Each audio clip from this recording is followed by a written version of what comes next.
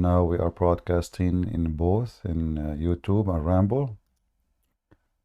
Let us see Ramble. Okay, look like we are on. Very good. How is the sound there? I'm watching in YouTube and Ramble. Please let me know if you have any problem. Sorry, I'm just making noise because my throat doesn't feel good. I think my food was too much salty. I have a very sensitive throat. Yeah. So today we are going, we have open topic actually about anything the Muslim they can bring to us. And if you notice in the previous few days, how the Muslims always they have an attack on Christianity, and their attack is very silly and very stupid. Like why God he have a private part. So they don't remember that Jesus, he came as a man, yes, but yet that one you call him a man, he is just a man, he can resurrect people from death. How come they don't remember that? Can your God, who is not a man, as you claim, can he do what Jesus can do? So Muhammadan, they focus always in silly stuff and they try to downgrade and disrespect Jesus. When a Muhammadan he says to you that they believe in Jesus, they are a bunch of liars. The Messiah name for Muhammad is just a step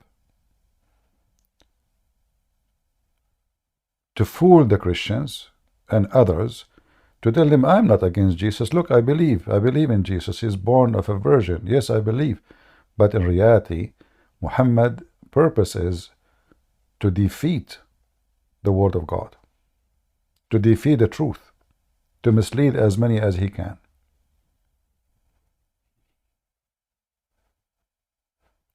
The Muhammadan, they remember only that the Messiah was a man, but they don't remember that this man until now is alive. They don't remember that this man is the only one is born, yet he have no father from a human race. They remember only that he appeared like a man, but they don't remember that he have a command. Even their prophet, he said that the Messiah, he command the dust, the sand, to brought Noah from the grave. Noah, the son of Adam, and Noah came in front of the Messiah.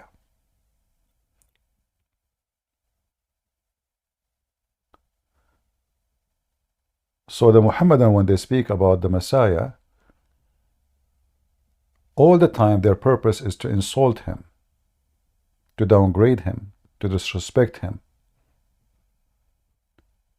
According to the Muslims, the Messiah was a big failure. Yes, because he could not do anything. His book was corrupted. The followers are gone. He accomplished nothing. And who is the one who accomplished everything? Muhammad, for sure. I mean, come on. He have a very huge number of wives. That alone is an accomplishment. He is the one who married children. That alone is a victory for God. Who beside Muhammad can do those things? Sleep with all his wives in one night without even washing. Without washing. According to the Muslim, Muhammad, he had sex, or he used to have sex with all his wives. They say in certain time they were, like they are 13, but in certain time, like the maximum, they were 11. So imagine the Muslims are proud about a sex maniac who go and have sex with 16 women according to them, without even washing. So this is Muhammad, the one who Muslims, they say, he is a prophet of Allah.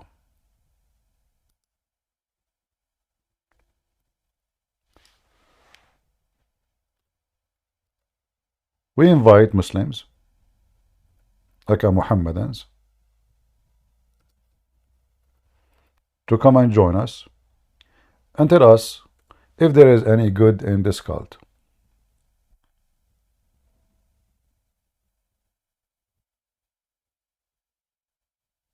Any Muhammadan?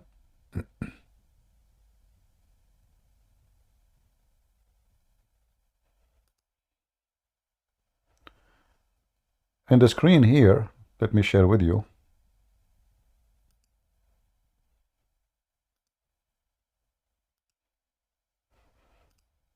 I hope it's coming to you clear. It says, it was narrated from Anas that the Messenger of Allah used to go around all his wives and he performed one wash. I mean, even pigs would not do that. This is the recipe for sexual disease transmission.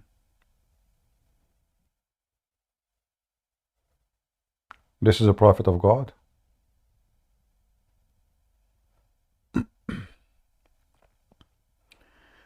Do we have any Muhammadan would like to join us?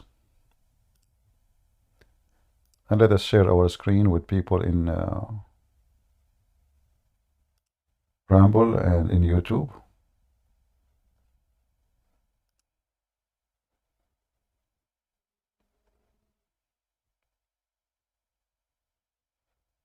Any Muhammadan? Islam is love? That's a good one. Well, I'm going to use your name, my friend. Mr. Islam is love. Is that a joke or you mean it?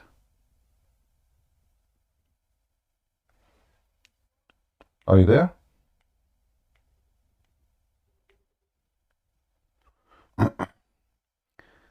Let me switch my speaker. Oh, he's gone. Islam is love. Oh. Maybe he need to take some medication before he can talk. The medication of love. I mean, Islam is love, what you can say. Who can argue about that? I mean, come on. We have to be realistic here.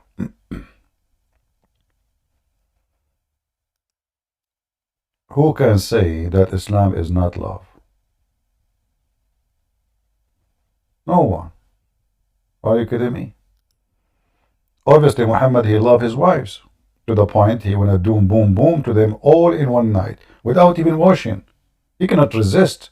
He loved them all. And he loved the wives of his own son too. And he loved the wives of every Muslim. I mean, he's full of love. Any Muhammadan?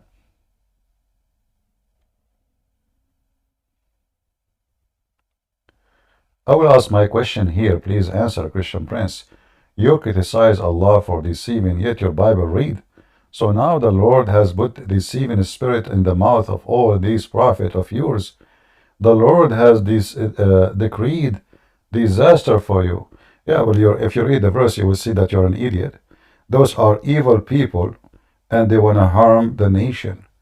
So this is a deception, deceiving them in the way they will be failing. It's like you plan to kill me, you plan to destroy me. So God, he fooled them, and he says, okay, you wanna hurt my nation, you wanna hurt my people, go.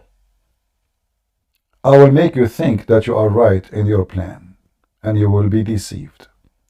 So first of all, they deceive themselves. Secondly, God is fighting their deception. What, do you want God to give them a GPS to find the person they want to kill as an example?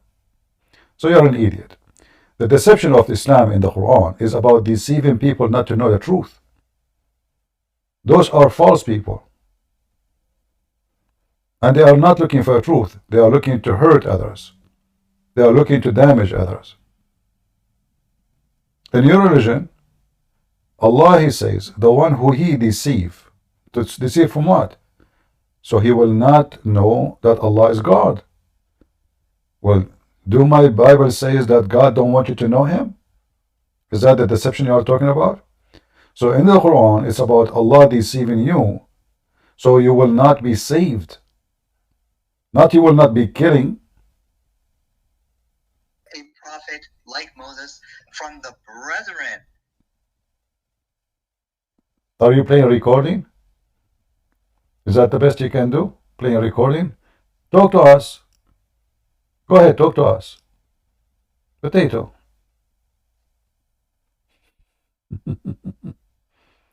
Muhammad is from the brother of the Jews? Why he's the brother of Musa? Somebody told you that he's a Jew? The Muslim, they go and they are looking, this is what happened to someone. He is a whore. He cannot find honor in his house, so he tried to attach himself to the house of somebody else. If Muhammad has honor, the Muslims will not look for his honor in different place. You look for honor only if you have none in your house. As simple as that. Suddenly Muhammad is the prophet who will be raised from their brothers. Muhammad is the brother of the Jews. He's the brother of Musa. And Muhammad was raised for the Jews. Is that why the Quran came in Arabic? Because the Jews, they speak Arabic and they are Arab? Isn't it the stupid Quran says Allah never sent a messenger except in the language of his people? And this verse alone is enough to prove Muhammad cannot be a messenger to anyone save the Arab, if he is. But even that is invalid.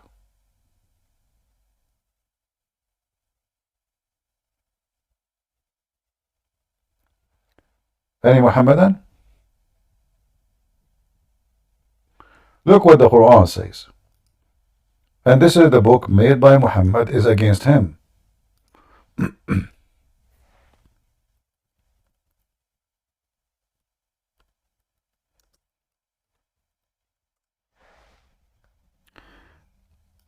In chapter 14, verse number 4, it says that we never send a messenger except in the language of his people, to make things clear for them. Do you see it? So if that verse given to Moses, well, that means the one who will come to them, he have to be one of them and he speak the language of them. As your Quran saying. Was Muhammad a person who speak Urdu? So how he is the messenger for those who speak Urdu? How Muhammad is a messenger for those poor Muslims in Pakistan and India? The Quran is so clear. Allah never sent, and he sent this message to Muhammad, which means Muhammad is included.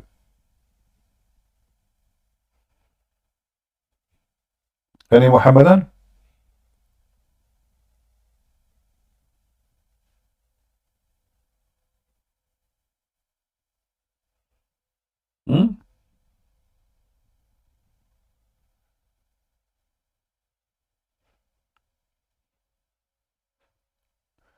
And here you notice Muhammad always, in order to make himself legitimate, he insert everywhere. He insert the name of Moses, he insert the name of Isa.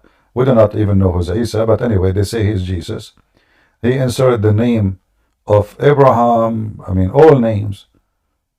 How come Muhammad don't believe in what they believe?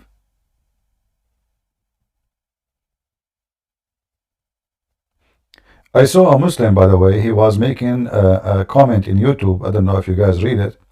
Long article. So he was defending what, if you remember the Muslim who left Islam just 2 days ago. So this Abdul, if you saw the comment, he was saying that when the sun set in a murky water, simply what Zulqarnain witnessed is a nice scenery. It is the view of the sun when it's set.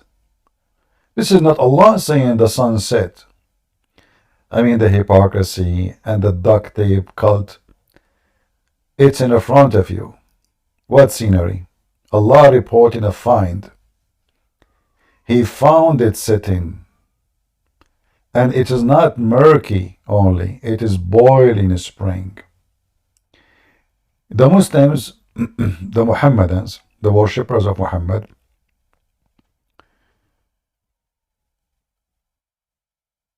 they will do anything. You're lying, CP. You're a liar.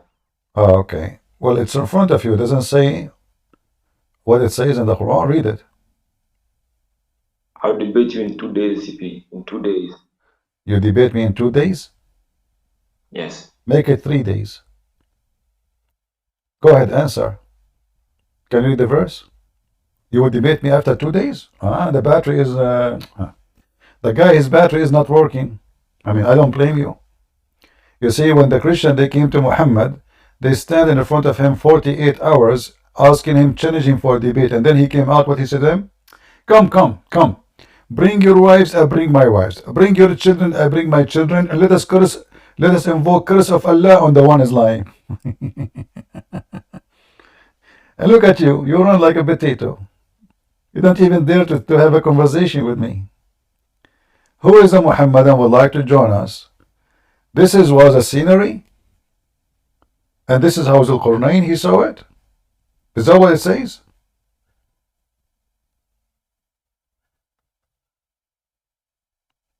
Any Muhammadan? Mayday, Mayday. And when you read the translation, by the way, every translation of every Muhammadan bring you a new Quran. It's like you are going to different religion. It's not like it's the same book. No. Every translation is different translation. Look here. Look at this one. This is the same verse. Enter when he reached the sitting place of the sun. He found it sitting in a spring of a black, muddy, between the bracket or hot water.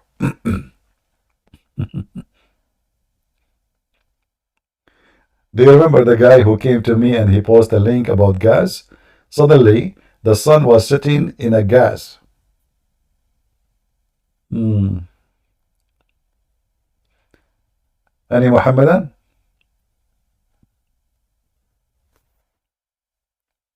Mayday, Mayday. So their God is funny. His look is funny. His attribute is weird and stupid. He don't have a spirit. He forget. He sit on a chair. He have a shin. He put his foot in hell. He have 2 hands in the right side. He have 5 fingers. He have 2 eyes. And you don't eat. And he don't have penis, yet they call him he. And when they ask Allah if he have sons or not, he says, how I can have a son if I don't have a girlfriend? He did not say, how I can have a son, yet I don't have a penis. He just said, how I can have a son, but I don't have a girlfriend. But this is an answer for someone, he's just a man. This cannot be from God. That an answer can be for someone like me. You ask me, do you have kids? I say, no, I'm not married. Sorry, I have to get married. I cannot have a son by my own. How Allah he answers such an answer? Is that an answer of God? Who is a Muhammadan would like to join us? So Allah may reward him an extra virgins in the heaven, and he will be enjoying them non-stop. I forgot to drink my coffee, guys. You see, I make my coffee, I put it in my left side. This is the benefit of having left hand, Allah, see? If now my hands, both of them in the right side, and my coffee in the left side, how I'm going to grab my coffee? Allah cannot do that. I can. Allah have only 2 right hands. He don't have left hands. Now, I will drink my coffee.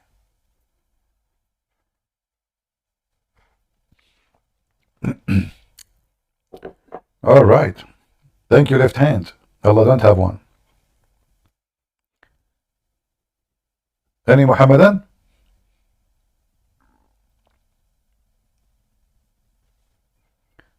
Who is a Muslim would like to join us and convert me to Islam? I like to convert. To be honest with you, I like the versions. You know the first thing I will do if I go to the heaven of Allah? I will ask Allah for a bathtub. Allah will ask me why. And then I will say, I want shampoo. He said, but why? In heaven, you don't get dirty. You don't sweat. It doesn't matter how much you have sex. I will say to him, you don't understand. I want a bathtub, shampoo, and then I will put those virgins one by one inside the bathtub to see if they lost their virginity. If there's any bubbles coming up, I will return it for you. You said virgins, they have to be virgin. I don't take your words for granted. I don't even trust you. Isn't it the Quran says if Allah wanted to have a partner, a wife or a son, He will take it from us? So what we do now, like how we know what Allah is doing right now with those virgins? He cheat. He can even, make them virgin again. So we have to examine them. LP3, go ahead. Oh, good evening. Go ahead. I was debating with some Muslims, All right. and I had they brought up a resource, Fareed Response. Have you ever heard of him? Yeah, he's a little girl. Yeah, what about her?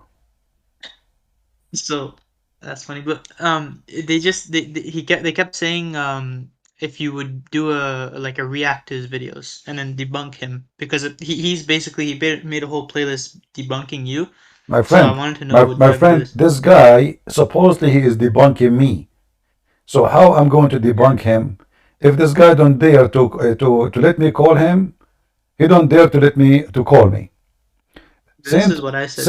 Same time. If you go watch any of his videos, this guy is an idiot. All what he say, this hadith is not authentic. It doesn't say that, CP.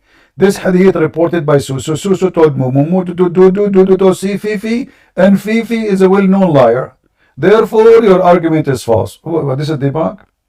You cannot debunk that. We have that. We have the hadith. It says authentic in their website. Same time, a person who can debunk me, shouldn't he be? Why he is hesitating to debate me? He can record the debate. He can be proud about it because he will debunk me, but because he is so much intimidated, he knew he's no match. So anyone can refute anyone talking to himself. I can refute myself too. But do he dare? I offer him to call him. I called Mimi Hijab, he hung up on me 7 times. The cow was son of Mata. And he was there. Fifi himself. So I am the one who called them. I am the one who challenged them. They don't dare to talk to me. How come those Muslims, they are willing to debate with anyone except Christian Prince? They talk to anybody. But I'm the only one. They are willing to debate me only face to face. Do you know why? Because this is an excuse. They knew I go nowhere. They knew I don't open my camera. They knew I'm not looking for publicity. So, okay, this is the excuse, and we know that he will not do it, so we make it impossible. Otherwise, they will be so happy to come and debate me if they knew they can win a debate. And not only that, I said, I will debate you on your channel. It's not him calling me. I will call him. Do he dare? He will not dare. And that is telling you who is the one afraid. Right? Yeah, I mean, this is what I told them in the server. I said, why don't you go ask Fahid to join the server and then debate him? He's live every day. But they tell them if they dare. This Fifi have a Skype. If they dare, give me his Skype and I will call him right now. Right now, anytime. Yeah, I know. This is what I said, but they responded with they were so convinced by what Fahid said, and they my friend, I don't know, let me show you. I made a video. Hold on. I made a video. Fifi and Mimi Hijab post a video, and the one who is speaking is Fifi, but Mohammed Hijab introduced the video. In the video, Fifi, she said, she posted this hadith. I will put it for you on the screen, so we can laugh together. And supposedly they are refuting apostate prophet. And Fifi, he said, and the video is there, the one I made and the one he made. Muhammad, he was going out of the mosque, and he said to Abu Dhar, do you know where the sun goes? He said yes. Sorry, the guy, he said no, Allah and his prophet knows best. So he told him that the sun goes every day and sit under Allah's throne and ask for permission. And Fifi, the one they are talking about, he can refute me. He said to Apostate Prophet, he was not talking to me at that time, he said, yes, this hadith is sahih, and this hadith refute you. So, according to Fifi, the sun goes every day I'm just trying to find the hadith, the exact hadith, so we can love. And this hadith alone is enough to destroy all of Islam, and he agree about it. And this is the same guy, Fifi, by the way. You can search right now. She said it's okay. It's looked like in the Quran it says it's okay to be a pimp. The video is there, and he was reading it, explained. So this guy can debate me, but he will not dare. This was Fifi that said this? Yeah, actually, this is the hadith. Fifi, she said that this hadith is sahih, and the video is there, and even posted in the channel of Mimi Hijab until now. Until now, I made a video about it. You can find my response and his, and his argument against the Prophet. And he said, yes, this hadith is sahih, but this hadith alone, the stupid idiot, he was trying to fix the story of the sun set in murky water. So he ran from that one. He approved this one. By approving this one, and he's right, by the way, this is sahih, this is authentic, absolutely. I mean, this is al-Bukhari. And he said, yes, this hadith debunk you, crush you.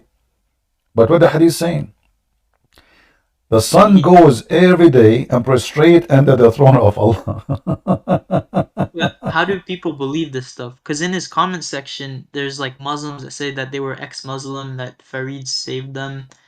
Yeah. No, this is all. And then there is a guy, his name is what? I forgot his name. Fifi, she made a video, she said that this guy, there's a friend of that guy, and he took his name, and he is not the one, this guy, he did not leave Islam. Look like there's only one guy in Pakistan, he have the same name. So Farid, he wanna like expose a Christian prince. How this guy left Islam? So he wrote a guy, and he have a name. I forgot the name. What the name, guys? Anyone remember the name? I forgot the name. It's like a Pakistani name. So, and he said, this is him. I did not leave Islam, but are you the only one who have this name? It's the first name. Like the guy did not mention his last name. He did not mention where he lived. But they are so desperate, trying to explain why people leave Islam left and right in my channel. Anyway. Okay. I'll try my best to get some of them on here. Anyone he says to you, he can debunk me, tell them, give us his Discord, we will invite him, or give us his Skype, I will call him. Yes, sir. Anytime. It doesn't matter who.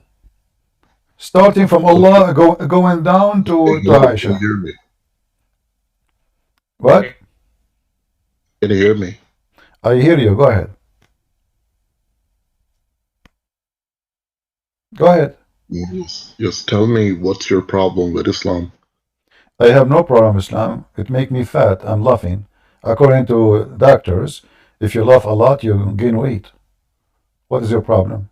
Do you have a problem with Islam yourself? Huh? What's your problem? Do you have a problem with the shin of Allah yourself? He's gone. I'm not the one who have a problem with Islam. It's you Muslims. This is why none of you want to follow Islam. Name for me one Muslim, he follows Islam. Even Taliban, they are not. Even Taliban. Well, if you keep coming and leaving, we will block you. So this is the last time. We will invite you to talk. One more time you do the same game, I will block you from the server. Christian that follows Christianity. Name for me who follow Christian. I follow Christianity. I follow Islam. You don't. Do you use the 3 rocks to clean your ass? Do you worship 3 gods? I don't worship 3 gods. We don't have 3 gods. Do you? You're not a Christian. Who is the stupid? He told you we have 3 gods. Who is the stupid that told you we clean 3 rocks? Your prophet. Your prophet in the hadith, he used 3 rocks to clean his ass. Do you want me to show you a reference? Well, Huh? Bible says you have 3 gods too. Even your Quran say we have 1 God, you idiot. The Quran says don't say Trinity who become 1. The Quran says that. Obviously you're not a Muslim. You see, you don't even know what your Quran is saying. If you know your Quran and you know what your Quran teaching, you will not say this statement. You will not say Christian believe in 3 God, because even the Quran say clearly, don't say Trinity who is 1. Don't say that. So the stupid you, how you say we have three God when your Quran agree that the Christian believe in three who they are one God? You are a fake Muslim. No, I'm not. Okay, well, as long you are a true Muslim, can you explain to me how the sun set in murky water?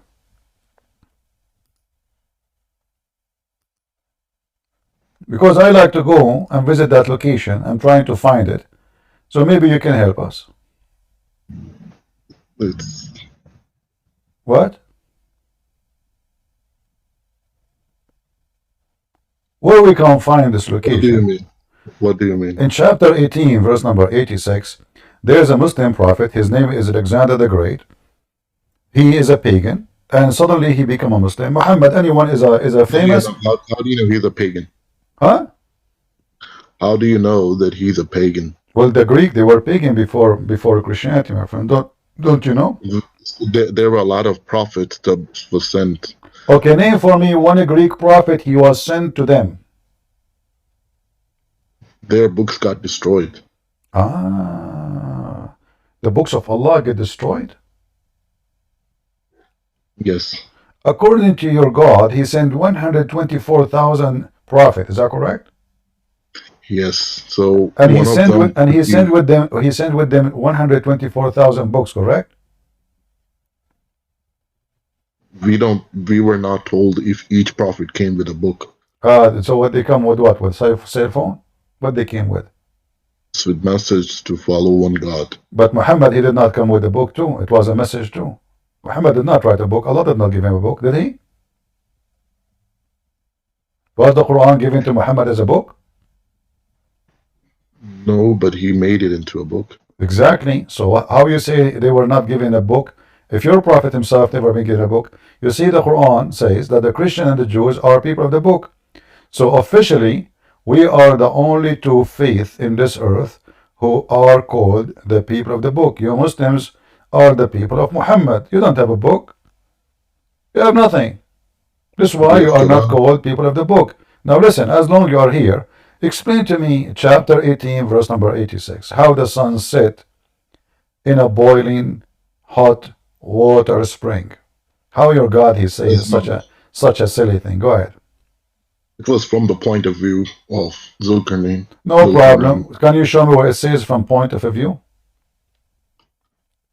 If you read it, it says. Where? Show me. If you can show me the point of view, I will shave my beard. You have no beard. How you know I don't have a beard? I've seen your photos. Those are false photos, my friend. If Muslim they have my photos, do you think I will go on camera right now? Potatoes, they are potatoes. They put photos everybody. So now answer. Until we reached the sitting place of the sun, he found it sitting in a spring of a black, muddy, or hot water. How he found that from his point of view, as you said. Is that possible? Is that possible to see such a thing? From the point of view of the person watching, yeah. The spring of water is small. How the point of view will happen this way? So I am standing in front of a spring of water. Wait, I have the answer. Give me one moment. Okay.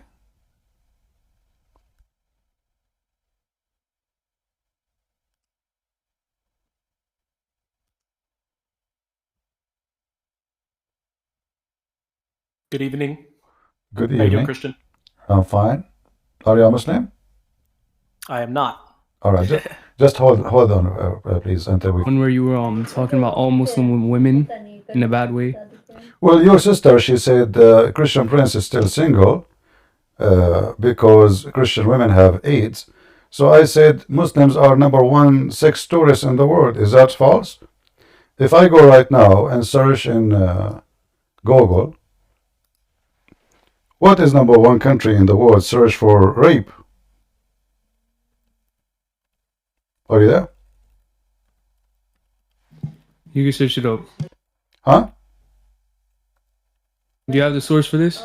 Sure. A second. Here we go.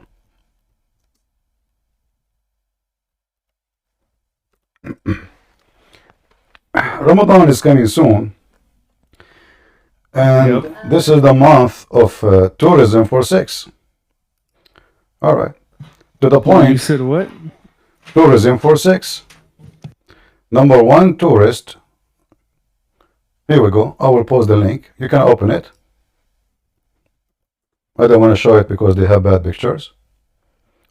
Can you tell me what it says? Can you read? Yeah, I'm looking at it. All right. Bro, you sent me Fox News. Doesn't matter. This is Google. Google This search. is literally Go- liberal. Google. No, West my media. friend. Of course, they're gonna be, no, they've been doing this this is the whole not time. all. Listen. Number two. You Muslims are number one who goes from Islamic countries, Saudi Arabia, etc. And you go for a sex tourist. Number one in the world. Everybody knows. In the top of that, your sister accusing me saying that Christian women are having AIDS. So how come your sister, and not only that, your sister, she said that Jesus himself, he was having sex with his mother. The filthy Mimi Hijab, he cut that video. So you are following a coward instead of he be upset from filthy women. She is a Muslim supposedly. How you defend a Muslim woman? She is saying that Jesus, he was playing with his mother boob. Do you accept that yourself? I don't really have any comment on that, but No. How come you don't have comment? How come you have comment about what I said, but you don't have a comment about what she said? Because you're a hypocrite. You Muslim, you claim that you follow Jesus and you defend Jesus, and your sister, she said, and this is why I was upset. Okay, she was probably wrong in that. Yeah, she was wrong in that. No, what do you mean she's wrong? So why Mimi Hijab, he cut the video, and he said, and then I said to her, I can play the video for you. People will die laughing. Wait, I have an audio that I want you to hear. It's the same one from the video. Same one from the video. I have an audio, I can play the whole video for you. You Muslim, you cut the video. Wait, do you remember this? Do you remember this part? Idiots! You can't even speak Arabic! You can't even read your own mother tongue, boy! You're nothing, boy! Why you muted him? Listen. The one who do not know Arabic is him. We are dying laughing at Mimi Hijab. He is the same. Listen. If I don't speak Arabic, how come he did not allow me to debate him? Why he hang up on me? Do you know? Is that true? Is that true?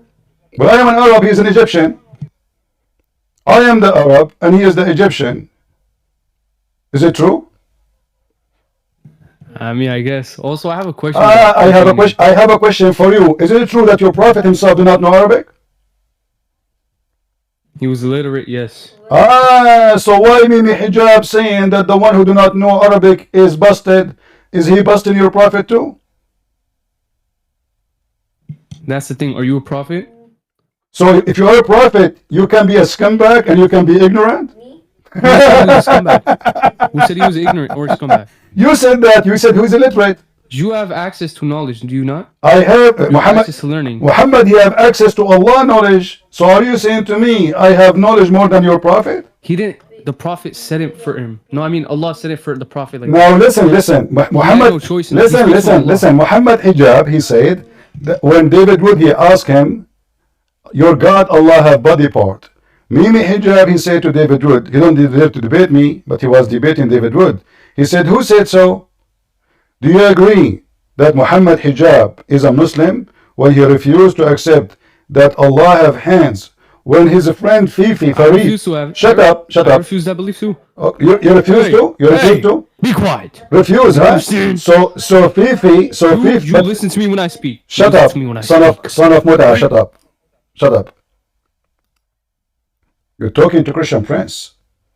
You see, I'm the one who called Mimi Hijab, and he got so much intimidated like a dog. 6 Muslims sitting and they could not debate me. Hang up on him. A bunch of dogs. I'm your master. Your God, Allah, fear me. Fifi, and the video is there, she said, yes, Allah have hands. He was debating a Muslim Shia. He said, why we are Qur'an's kuffar if the Quran says, yes, Allah have hands?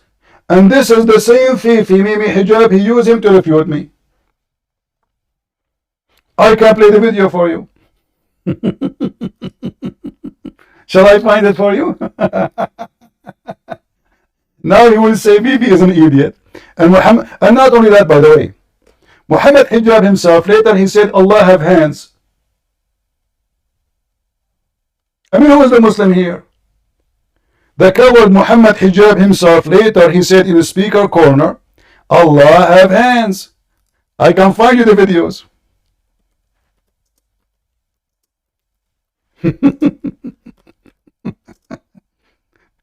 So in the debate he denied. Did you say really that? God have body part? Let us watch and laugh.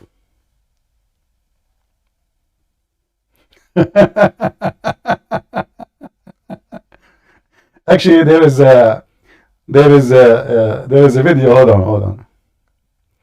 Let me be sure that this is the one we are talking about.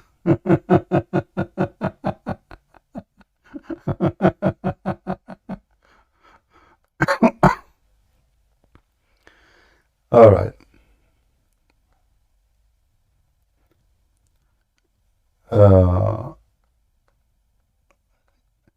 There's tons of videos of Mimi Hijab saying that, but I want to be sure which one. I don't want to play the whole videos. I want to play short, something short. Yeah. Let us see this one. Hold on.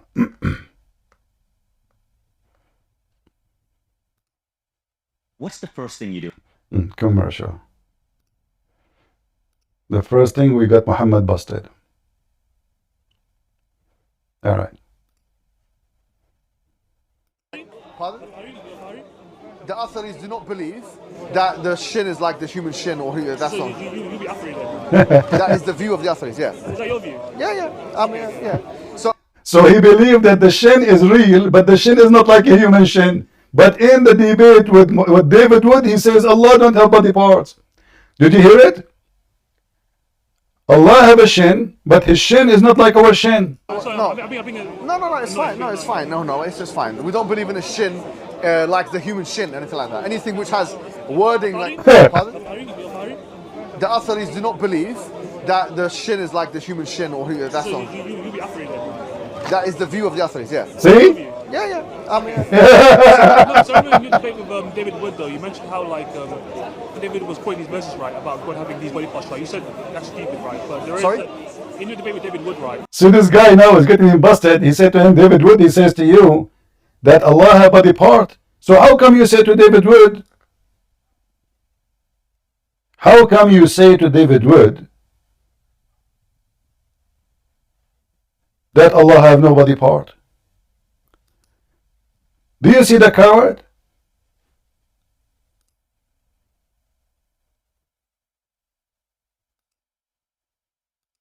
Listen to the video. Watch it and laugh.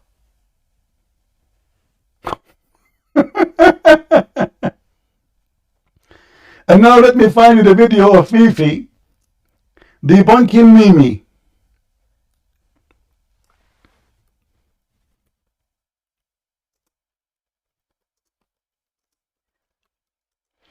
So Mimi, he refused Mimi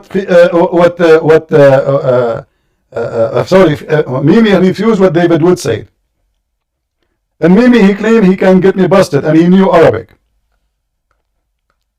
And the Muslim, they say Christian Prince do not know Arabic. So I don't know which is my language.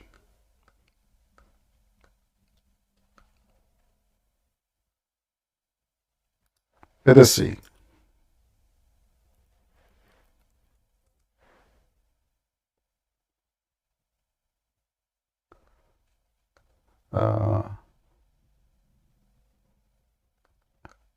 I'm looking for the hadith so we can play it and laugh. He was debating a Shia guy.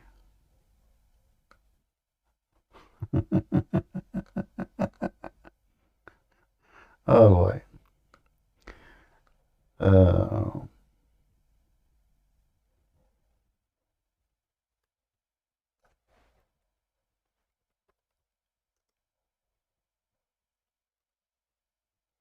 I think it's called Sunni Exposed something. Let us see.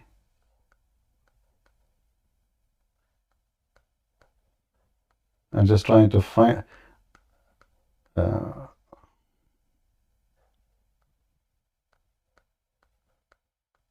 Let us see if we can find it.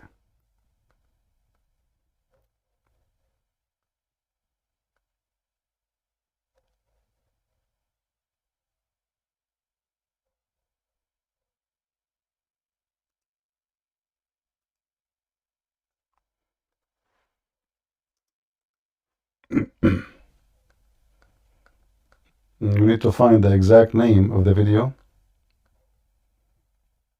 And the funny, I found it by mistake. I was looking for any video speaking about Allah have hands. And I come with this, and Fifi was trying to convince a Muslim Shia that yes, the Quran says so. So how he call us? Allah says He created Adam by my 2 hands. So Allah, He have hands. Let us see.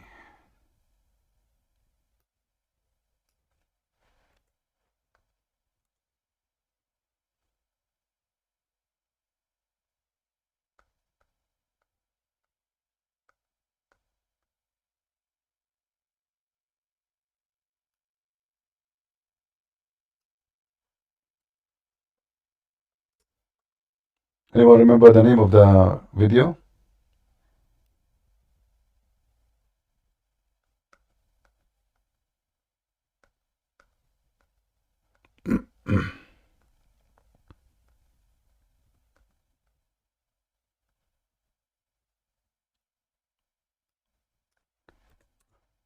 Let us try again.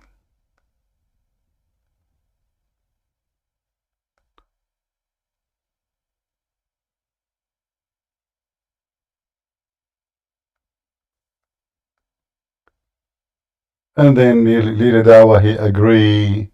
In the beginning, all of them, they were resisting. And then all they collapsed. They took off their panties. Let us see.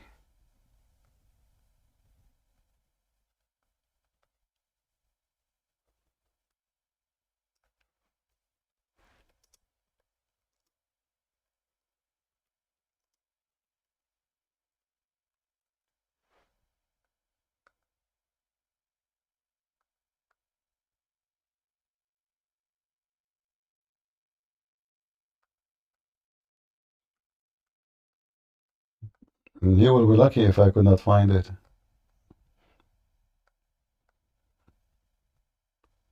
Let us see.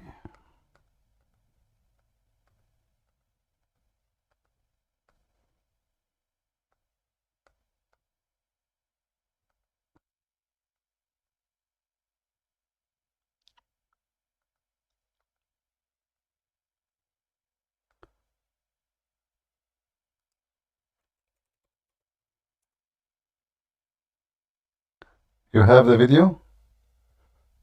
Well, if you have it, send it. Post it.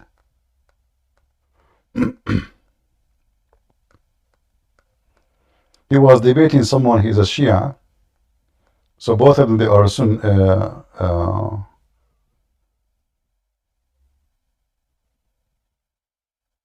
This is the one. You are right. This is the title. Exactly. This is the title.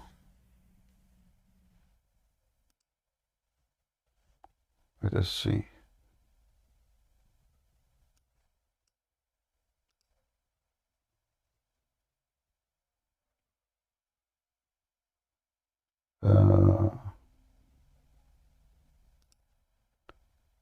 Let's see if I can copy it.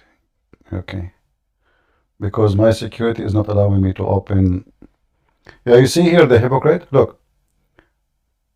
In the debate, the cowards, he said, who said so? But when they are debating with Muslims, Muslim debating Muslims, what they say? That yes, Allah have hands. Thank you for posting this video. Let me play it.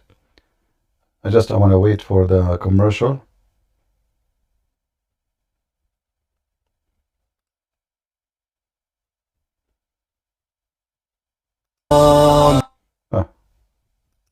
Okay, let us play.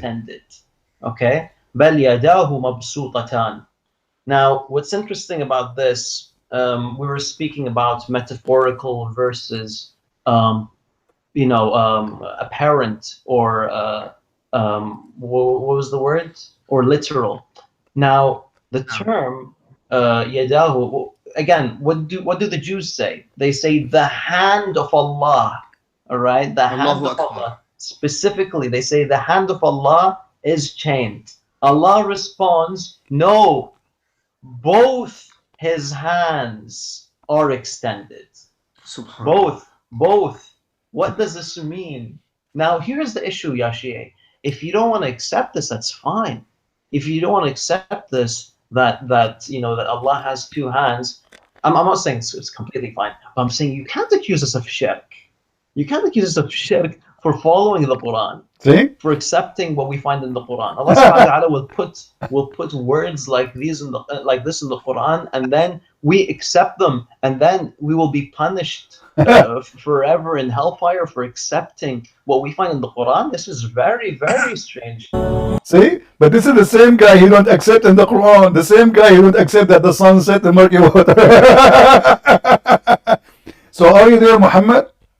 This is your Fifi, and this is your Mimi, and both of them, they agree that Allah have hands. So I will let you talk, behave yourself, don't scream, and don't call names, otherwise I will insult your prophet. So don't bring insult to your prophet, or insult your God. Isn't it the Quran says to you, don't insult them so they will not insult you back, insulting your God? Why you are not following the Quran? Shame on you. So now I prayed for you, Mimi and Fifi, both of them, they believe Allah has hands. You said you don't believe in that. So what kind of religion this religion is? Every one of you have his own religion. Go ahead, Muhammad. Assalamu alaikum. You said Assalamu alaikum and then you curse us. Why you say Assalamu alaikum and then you curse us? That you're right. My bad. I apologize for that. Alright, so did you hear belief? So what do you think about what Farid and Mimi Hijab they said? Both of them, they agree Allah have hands. I haven't really heard of Farid or whatever. What do you mean? I was playing the video right now. No, I know, but I've never like seen him, you know what I mean? Okay, but I just and I played for you Muhammad Hijab too. Both of them, they agree Allah have hands. Allah have. Okay. The thing is, there's like denominations in Islam where like they have different beliefs and different understandings, right? But you see, you said to me that Muhammad Hijab, he knew Arabic very well. And you claim, okay, you claim that I am the one who don't speak with Arabic. When I am the Arab, this guy is an Egyptian. He's an African, he's an Arab.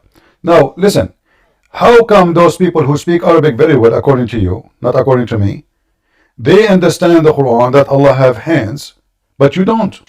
What is the problem? He knows how to pronounce it. I don't know if he understands it or not. His what? He knows how to pronounce the Arabic. I don't know if he understands. No, he do not know. Muhammad Hijab, he was pronouncing the old verses wrong. Go watch his video. He was reciting the Quran to Patterson. Even Patterson, he was laughing. He don't know what he's talking about. Even though he practiced it, so he can recite it for him, but yet he cannot. And I have a challenge for Mimi Hijab.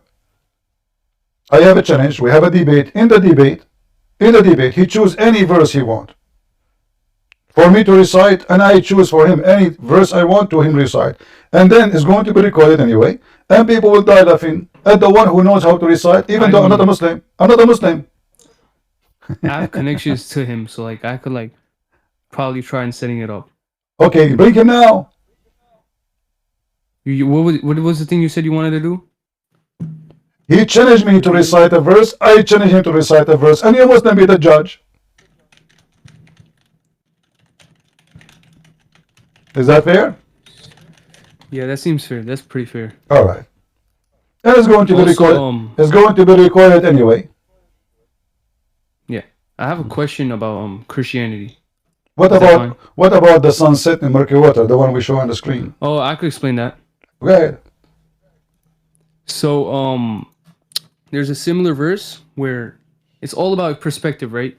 No. Where is the word perspective? Where is the word perspective? The way we look at things. No.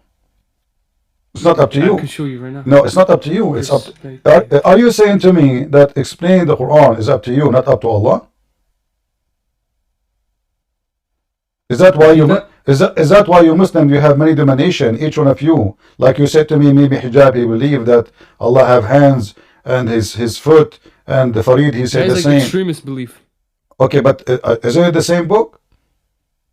Yes, there's different understandings of it. Isn't it the same words? So are you saying to me that Allah could not explain himself very well to the point he made Muslims very confused? This is a test, by the way. So what kind of test is that? I mean, if all of you are you saying to me the Salafi will go to hell? Yeah. No. So what? This is not a test then. If They believe in Allah and the Rasul, Uh-huh. it's the Shahada. Okay. It's the Shahada. That means anyone who believes in that, they go to heaven. That means your statement of this is a test is a failure, because a test is, either you succeed, you go to heaven, or you fail, you go to hell. So this is not a test, you are going to heaven anyway, right? So this is a failure. So are you saying to me now that Allah could not explain to him in a clear Arabic, to the point each one of you, he think about the same verse, the same word, the same sentence, the same letters differently? You did get me there, but I didn't mean it like for all of them. I meant it for like some of them. It doesn't matter some or not. Either the Quran is a clear book. Isn't it the Quran keeps saying that this is a Quran فَصَّلْنَاهُ تَفْصِيلًا? We made it in the clear details. How it is in the clear details, yet you Muslims cannot understand any details about it. Either this book is in clear details or it's not. And if Allah, He is the best of writers, how come Allah, He make Muslim more confused about simple things like what the sun said? Should we even be talking about it? No, this is not. Look, it says it was made to appear by Dhul Quranain. My friend, if you can show me. You have tafsir of the tafsir of the ayah?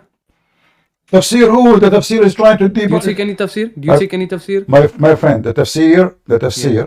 If I say I take tafsir. Yeah. Do you accept tafsir? Yes. Okay. So you accept the tafsir of that book. You promise me. Which means if I show you from that book any tafsir, you will not say no. Do you promise? It depends on what tafsir it is. See? No. Either you say I said accept tafsir, but I didn't say that I accept all is tafsir. No. I said you name for me a tafsir. You name for me a tafsir. And tafsir have to be from someone who's a scholar, not those people today making an article, correct? Okay. All right. Who is the tafsir you want? You have Ibn Kathir. Alright, do you accept Ibn Kathir? Yes. Do you promise me that any tafsir I show you from Ibn Kathir, you accept? Yes. Alright. Guys, he accept Ibn Kathir, and you promise, you swear by Allah, that whatever Ibn Kathir he say, you accept and you don't regret. You will not change your mind. I mean, if it's like daif, then... A second ago I said to you, you see, when I insist now, you are scared. Either you accept Ibn Kathir to explain the Quran. Like that, you bring up doubt. When you say like that, you bring up doubt. Listen. Either Ibn Kathir is a qualified and you take what he say for granted, or he is not. So do you take what Ibn Kathir says for granted? Are they infallible? Are they infallible? So why you are quoting for me someone infallible? It depends, because I could go back and how that can be depend? Authentic. Listen, first of all, Ibn Kathir, he did not quote anything. Go read Ibn Kathir, he did not quote a single hadith saying that this is wrong, this is not what the Quran is saying. In fact, I can get Ibn Kathir busted in 2 seconds. Here we go. Who knows the Quran better than Mohammed? Read with me. Can you read this hadith? Yeah, go ahead. Alright. Look at it in the screen. Okay. Is that your prophet saying, or this is Ibn Kathir? Who is your prophet? I was sitting behind the messenger of Allah who was riding a donkey while the sun was setting. He asked, do you know where this sets? I replied, Allah and His Apostle knows best. He said it sets in a spring of warm water. That's what it appears. Where he says appear, the guy, he don't have ocean there. He live in Mecca. Alright, you know what? So you know have the ayah 1886? My friend, first of all, do you see the word ocean in the Quran, or you see the word spring? I could show you the tafsir right now. I can show you tafsir right now, and you will regret. Trust me. Don't go there. If you promise me in the front of everybody that you accept. I'm looking at a translation. No problem. I will accept translation, no problem. I'm saying to you, do you accept Ibn Kathir to explain the Quran? Yes or no? Yes. Okay. So if I show you the tafsir of Ibn Kathir for different verse, you accept? Yeah, sure. All right. Can you for me open, please, the Tafsir Ibn Kathir Okay. of chapter 86, verse number 7? 86, number 7. Uh-huh. 1 sec. 86.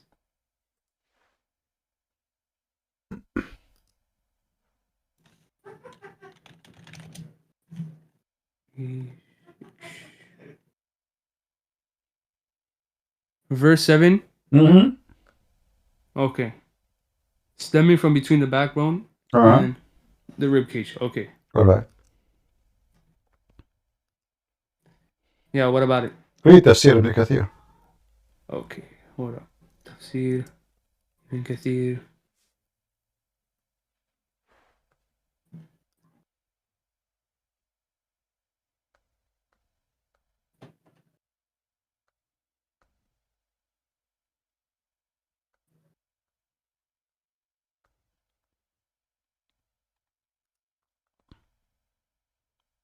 Are you on it? I'm waiting for you. Yeah, I'm reading it. Which one do you want I me to did read? not hear. I say to you, chapter 86, verse number Yeah, 7. I'm reading the tafsir. What part do you want me to read? Read explaining chapter 6 and 7. Verse number 6 and 7. 6 and 7. Uh-huh.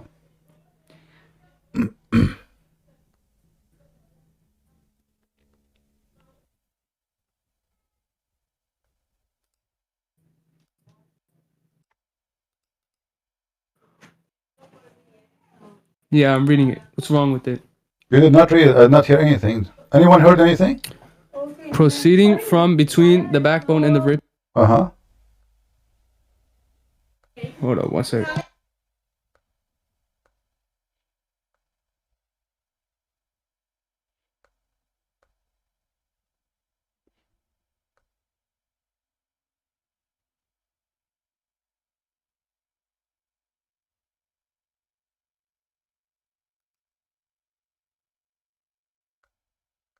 What happened?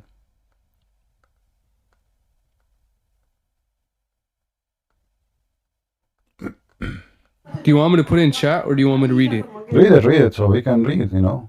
We need to read together. Okay, proceeding from between the backbone and the ribs, meaning the backbone or loins of the man and the ribs of the woman, which is referring to her chest. So do you agree with that? Sahib? Do you agree? Yes. You agree Yes. that It all comes down to perspective. what perspective? He just said medical. I was talking to this. Do you know who Daniel Hakikat is? yeah, this is the kid. He don't. I mean, you are the one who says to me, "Do you know how to read the Quran?" And you are asking me about a guy who does not know how to read his prophet name. My friend, listen. This is Ibn Kathir, the one you chose. So, do you believe that the man have a sperm coming from his backbone, and the woman she have a sperm coming from her ribs? Can I explain it? I thought Ibn Kathir explained it already. Okay, can I explain what he means so that it could simplify?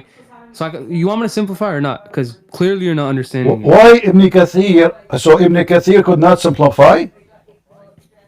That was, bro. The fact that you're not understanding it just shows proof. Well, here we go in front of you, showing the proof that you are not being honest with me. It says in front of me in the screen, and I'm showing everybody. It says here. Let us go down.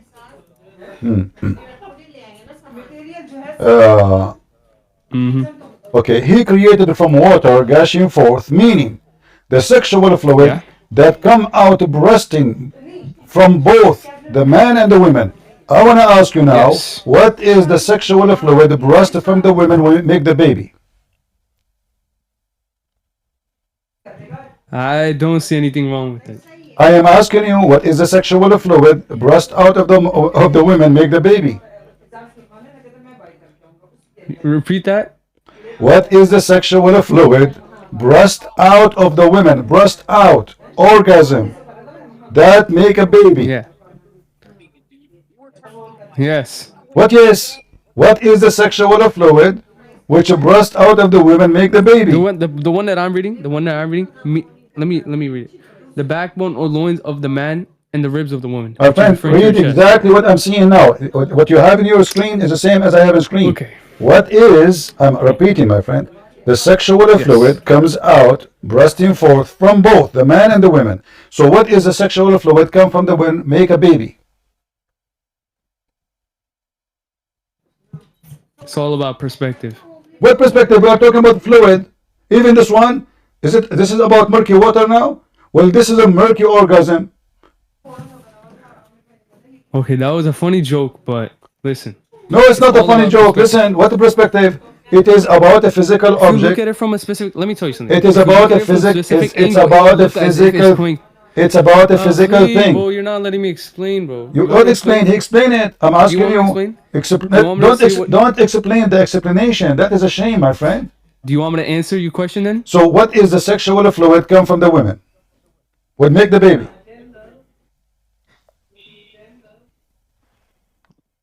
What? I don't get what you're asking me. It says there that women she gave sexual fluid make the baby. I'm asking you, what is that sexual fluid? I never heard of such a thing. Women, they have sexual fluid for sure, but have nothing to do with the baby. The egg is not a sexual fluid. The egg of the women is not a sexual fluid and is not a bursting forth outside. Okay, and what does this have to do with anything? Well, this is me, and the Quran is wrong, and Allah is wrong, and you accept the negative. Look at the last line. Look at the last line. What? Does it say specifically that the child was born from those specific fluids? Or does this read it? Read it. It says yes, it says the child proceeded from both of them by permission of Allah. And what is that? Sexual fluid. Where does it say that? It says that in front of you in the screen. I'm showing it. The sexual fluid, meaning, okay, he created from a water gushing forth. You see it? Meaning the sexual fluid that comes out bursting forth from the man and the women. So he's created you from what? From the sexual fluid, which coming from where? From the man and the women. Read the Arabic real quick. يخرج من بين الصلب والترائب. Idiot! You can't even speak Arabic. You can't even read your own mother tongue. So now you try to escape? I will not let you escape. You can play this day for us from now until tomorrow. We are laughing at you, and you. Now who is the one who does not speak his mother tongue? It's you. Read the last line. Listen. Did maybe Hijab? He said to me, my mother tongue. Did he say that to me? What? Did we Hijab, the video you played, he said to me, you do not know how to speak your mother tongue? So this is my mother tongue, you sons of Muta. He just said that you don't know. No, I know, and I read any verse for you right now. I just did. You asked me to read it fast for me. I did. So now tell me, what kind of God he say women, they have sexual fluid, come from outside of them, and that make the baby. And you are the one who said I accepted Ibn Kathir. Read the last line. Read the last line, no problem. Just read it. Tell me what is the sexual fluid. Read the last line and I'll explain.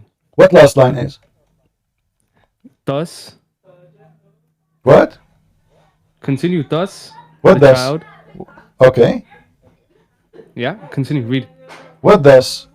I want you. You're gonna contradict yourself. Thus the child proceeded from both of them by permission of Allah. So yeah. So now the woman, she have sexual fluid, and the man have sexual fluid. The women have orgasm. It's coming out. It says burst out of the man and the women. Burst Where does it say that? Where does it say that? It's in the front of you. It says sexual fluid that comes out bursting forth from the man and the women. Do you see the word bursting forth? Where does it say that that specific fluid creates the baby? Where does it say that? Okay, it's in the front of you. It says meaning he created it from water gushing forth. This is the Quran. It's in the front of you. Meaning he is explaining the Quran. He is created from water gushing forth. خلق من ماء دافق يخرج من بين الصلب والترائب. Meaning the sexual fluid that comes out bursting forth from the man and the women. You said what? Tara'ib? At-tara'ib. You came and read your own At-tara'ib. Shut up, son of Muta. Go. You are just a kid like your prophet. Send me a man to talk to me. All of you are a bunch of kids like Aisha. Next. Who is a Muslim? Let us see. Who was here first? The guy with the white beard or the one with the green? Which one? Okay. I hope you are not going to use a bad language, otherwise you will be insulted and your prophet will be insulted. Go ahead.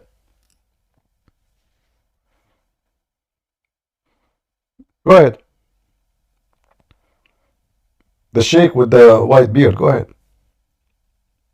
Okay, so what were you discussing, by the way? What?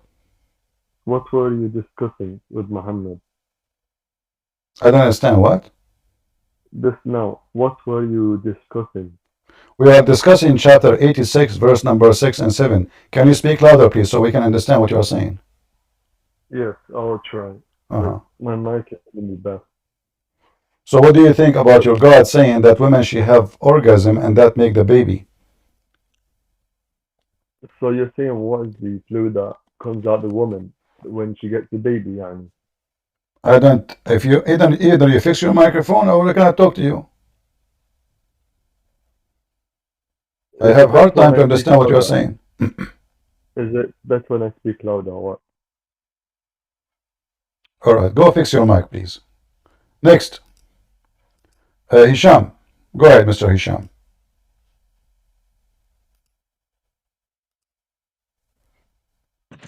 Okay, thank you. All right, so what tara'ib? What does it mean? Tara'ib, not tara'ib. Tara'ib. What tara'ib? Okay, what does it mean? Tara'ib is the women's chest. Literally a word used for the women's chest, and it is the ribs. It's the upper side of the ribs where the necklace is. Okay, good. I just want to make sure you know what you're saying. Okay, so can you explain where it says that makes the baby exactly? Tell me where. It's in the front of. It's in the front of you. How is it in front of me? I want you to It point says, it out exactly. Thus, Point it it says, What thus, point it? it says, thus the child proceeded from both of them. It's about making the child. Wallahi, bro, you must not know Arabic. Where does it say it's made from the woman? It says that, and not only that, and not only that. You can't read Arabic. Wallah, you can't read Arabic. And not only that, listen. Read it. And not only that, Wallah, bro, your prophet, even Ibn Kathir, he is quoting your prophet. Look at the clown Muhammad. He says, the backbone of the man and the ribs of the woman. And then he is quoting, it is the fluid, is yellow and fine in texture. The child will not be born except from both of them, i.e. their sexual fluid. Do you see it? Okay, now explain where it says the woman too. You idiot! It doesn't say woman. It doesn't say woman. It says that. Read carefully with me. Okay. So explain that the fluid comes from the woman. Read, tell me okay. how the fluid comes from the woman. You tell me. It's your God saying, not you me. Tell me. So, you're the one that knows Arabic. Meaning, read, potato. Read. It says meaning the sexual fluid that comes out, bursting forth from the man and the women. You keep saying to me, well, it says women. It says from the man and the women. Go ahead. Scream more. The sexual fluid that comes out bursting forth the man and the woman, thus the child is produced from both of them by the permission of Allah. This is okay. Now the verse under. Now where does it say that it's the woman? The same. Oh my God! The top verse says it, not the bottom. Oh Allah, bro, you can't read. You're stupid. You're stupid. You're stupid. You're stupid. You're stupid. How am I stupid? Just to show you that you are a donkey. Just to show you that you're an idiot. Listen. This is why you're scared of Mohammed Hijab. Go read it. Read it. Go. Wallah, I'm gonna turn. Wallah. Right now. Okay, my friend, it's recorded. It's recorded. Okay, can you read it yourself? Can you read it yourself? Do you want me to read the Arabic? Yeah. Okay, second verse, right? يخرج من بين الصلب والترائب. الصلب? Is that what Arabic says? الصلب? Let me teach you. يخرج من Shut up, you don't know Arabic. Oh my dear. Shut up, let me read it for you. Let me read it for potato. Let me read for you. Read it, Your Majesty. Listen. Read it, Your Majesty. خلق من ماء دافق يخرج من بين الصلب والترائب إنه على رجعه لقادر يوم تبتلي السرائر فما له من قوة ولا ناصر والسماء ذات الرجع والأرض ذات الصدى إنه لقول فصل. You idiot. I am the master of Arabic and you guys Allah do not know. Read English. Listen. Read the English. Wallah, you are finished, bro. Wallah. You can't even read the Arabic, you can't read the English. You can pronounce it, but you don't understand the Arabic. How is this? I'm reading English now. Yeah, go on. Read the English and read the Arabic and compare it. It's where does it say that it's from? In Arabic, point it out where it says it's from the Guys, woman. our Friday is fun. Honestly, I love this day. This is a nice day. Yeah, Fun. I'm loving So this too. listen. I'm So loving okay. this too, So man. let us. I'm loving it. Okay, let us go back to zero. Mr. Arabic, listen. Okay, let's start from step one. Does Okay? it say that it's a sexual fluid coming from the man and the women? Does it say that or not? No, it says it's a sexual fluid from a man and a woman, but it doesn't say that the fluid of the woman has come from the back. What back? Where does it specify that? No, the man. You're idiot. That the man fluid. Oh, no. Specify. Point it out. Go on. Point It it is out. the man. It's the man back and the women ribs. Are you okay? Read. No, I'm not. Are you? Hold on. Ikra, read. Well, this is what it says in front of us. Here we go. It says here. Oh my God. Read. Okay, can you read the screen? Can you read the screen for me? Can you read the screen for me? Okay, proceeding from between the backbone and the ribs, meaning the backbone or the lines of the man and the ribs of the woman. Now tell me where it says the back of the woman. I did not say the back of the woman. I said the ribs of the woman. Yes, you did. You said the back of the ribs of the woman. You said the back of the ribs of the woman. You said the back. Okay, it's time. Oh my God. It's time. Don't say oh my God. Say oh my testicles. Go, just get lost. We want an adult, mature person who we can have a conversation with. As you see, the Quran is stupid. The Muslims, they deny what they see in the front of them in their own eyes. It says the ribs of the women, where the women have orgasm from. This is why I say to men, those women, they fool us, man. They say they have a breast, but those are not breasts. Those are breast testicles. I'm telling you. Allah, He found how the women and the man make babies. Nobody ever found that before. It's a discovery. And this is Discovery Channel of Christian Prince. Sheikh, did you fix your microphone, my friend? Did you fix your microphone? I am trying. Okay, now let us see. Okay, what do you think about what we are reading, my friend? Go ahead. Can you hear me? I hear you, but it's not too much clear, but it's okay. Go ahead. I am connecting on my laptop now, on my different mic. All right, it's okay. So what do you think about what we are showing in the screen? Can you see it? Oh yes. Simply, I want to just present what I follow, the method I follow. So of course, Ibn Kathir is not a tafsir which I take from. Come I don't understand what. I don't take from that tafsir, Ibn Kathir. You don't accept Ibn Kathir. So in the Muslims, it's like it's like a restaurant. Everyone his own. They have his own book. Everyone he accept this. He don't accept that. Do you accept the Quran? Oh yes, of course. Okay, the Quran says that. It's not Ibn Kathir. The Quran says من بين الصلب والترائب.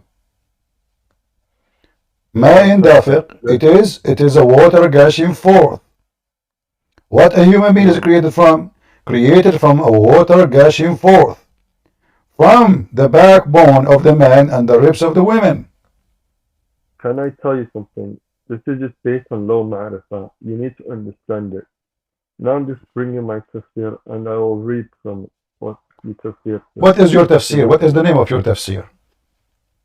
Oh, we have many. We have like scholarly. What is your tafsir? Give me the name of your tafsir. What is the one? What is the one you like yourself? Majma' al-Bayan. You are a Shia? Or Tafsir Mizan. Yeah. Oh, you are a Shia. Okay. Why you don't say you are a Shia? Okay. All right. So what tafsir Shia say about that? Go ahead. I will get it now. I am reading. Tell me. Yallah. Is there anyone else to discuss with? Because I am still logging onto my laptop. I have hard time to understand what you are saying. What? Sorry, never mind. So this is chapter 86. 86. What ayah? Ayah 7. 6 and 7. 6 and 7. Okay.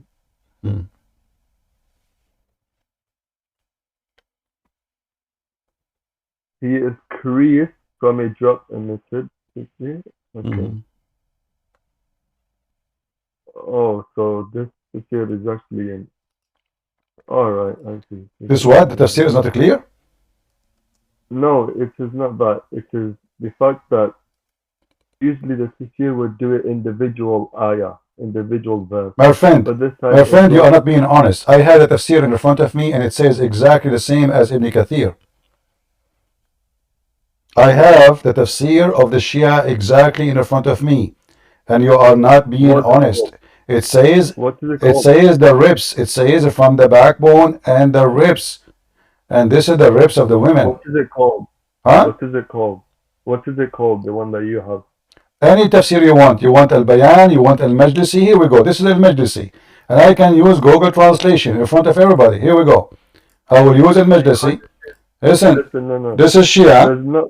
You are the one who mentioned it to me, and this is your Shia, and this is your Shia library, Bihar al-Anwar, Al-Allam al-Majlisi, volume number 57, page number 230. Do you know Arabic? It's in front of you. It says here, read with me carefully.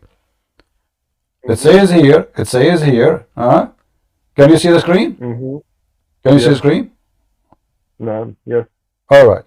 So here it says, طرائب المرأة عظام صدرها حيث تكون القلادة.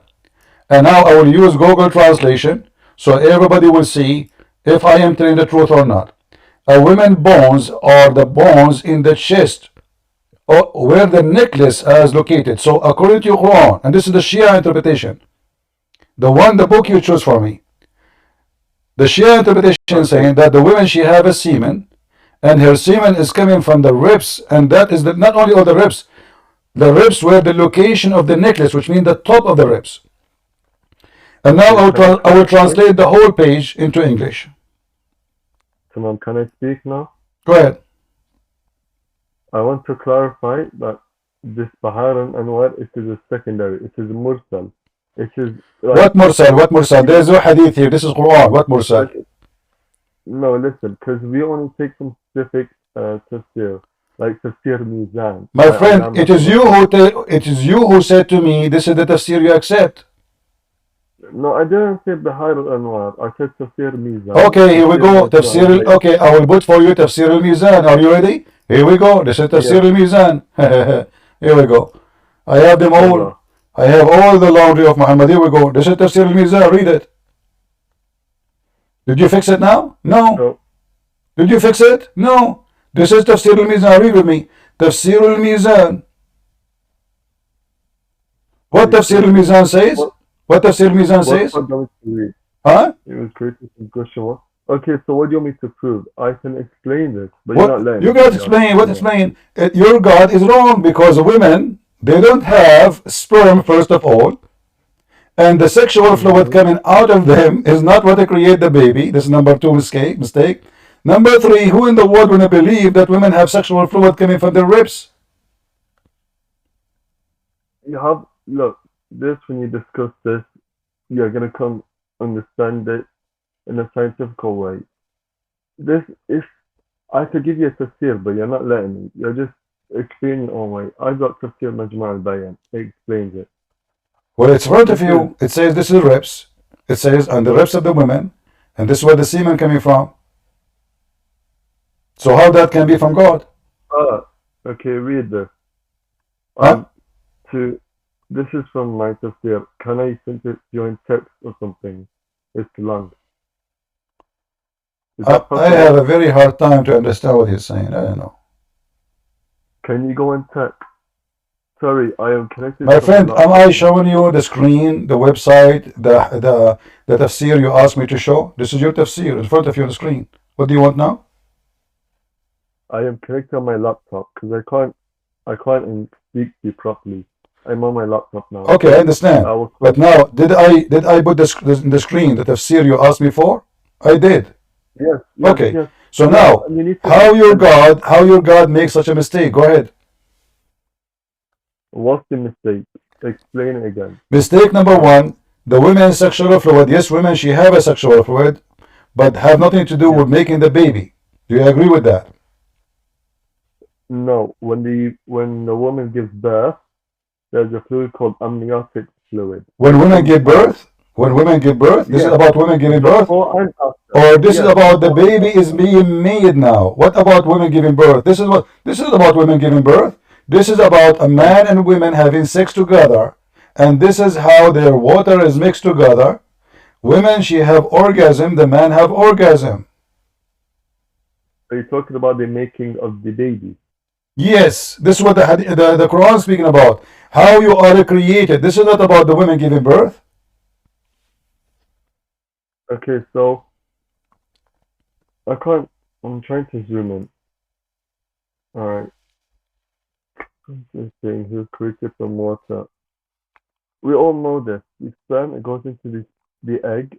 It's all a liquid first. It comes out as a liquid into the woman. It says ma in dafiq. It come out of the body. Out of the body. This is not a water staying inside the body. This is an orgasm. Okay, what are you trying to prove from the amniotic fluid? That's what comes out from the woman. Women, your prophet explained that. He said the women sexual fluid is thin and yellow. And when a woman she see it, she should wash. So obviously this is something she see in the vagina. Not something inside her stay there. This is not an egg. It's just a water. This is why it's called water. Yes, this is natural. Of course, everyone knows about this. It's called amniotic fluid.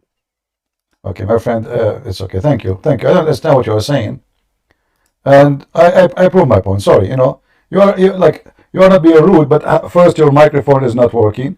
Secondly, the interpretation in front of me get Islam busted. Everybody knows that women. Fluid have nothing to do with the baby. What women fluid? And we're talking about the women coming out. Flood of gushing forth fluid. This is the orgasm. That's why it says gushing forth. It's not only coming out.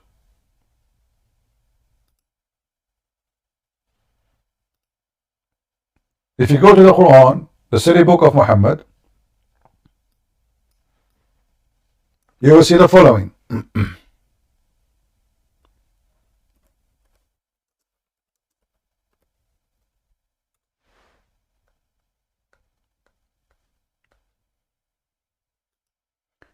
That this water is not only a water, it's gushing forth outside. And in Arabic it says يَخْرُجُ. It's coming out. But from where to where? Coming out from the backbone to outside of the body of the man, and coming out of the ribs of the women to outside the body of the women.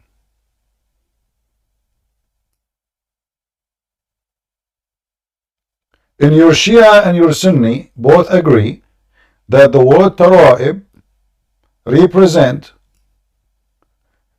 specific ribs of the women, not all the ribs. The location of the necklace. The location of what? Of the necklace. So this is the top bones of the ribs, not the whole ribs, not all the chest. It is the ribs itself. It is the location of the necklace. And I show you that from your own Islamic website. Let me put it for again in the screen. And we will use Google translation again. Because Muslims are illiterate in their own Islamic religion books. We go down here. You will see here it says, Al-Razi said, a woman's ribs are the bones of her chest, where the necklace is. Do you see it? This is what Tara'ib mean. It's not just a word mean ribs. It is specifically the location of the necklace, which is the top of the ribs. How that can be from God? Islam is love. He changed his picture. A second ago he was African. Now he is a he's a Middle Eastern. Okay, Islam is love. Did you fix your microphone?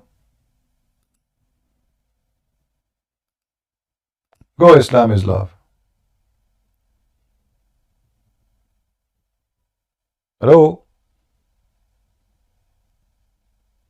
Yeah. Can you hear me? Yeah, I hear you. Go ahead. What do you want to say to us? Yeah, I got the proof. Hold on. All right. Prove what? I give you a chance to look for the reference, right? Sun, okay. He found it, or it appeared to him that the sun was setting in murky water, although known also as dark water, dark murky water. And this location, Ibn Kathir has said this location is in the Black Sea, because the Black Sea is actually, why is it called Black Sea? Because the water there is kind of like black, or like murky, not black, but like, it appears dark. The water appears dark. So فلما بلغ مغرب الشمس, it says in the Quran that when Dhul-Qarnayn reached the setting of the sun. Hello, everybody. Hello. Wait. Okay, the time was set. Hello. So, my friend, you are playing the video of who? The audio of who? Muslim warrior. Okay. So he said, I heard him saying Black Sea. Is that correct? Yes. The Black Sea is a black? It appears black. That's what he said. It appeared to who? Who is the donkey? He said to you that the Black Sea appeared to be black. Since when? It's a sea like every sea. So it's just because I can post the link. Listen. So if the Black Sea so the Red Sea is called the Red Sea, is that because it's red? Black Sea appears black. The Red Sea is called the Red Sea. Is that because it's red? No, that's different. Okay, so what the Black Sea? Black Sea, there's nothing, it's called the Black Sea, and doesn't appear like a Black Sea. In the same time, the Quran says it's a spring of water. Does the Quran say the word sea? He's talking about the tafsir of Ibn I don't Kathir. care, I'm asking you. Did the Quran say the word sea, or say the spring of water?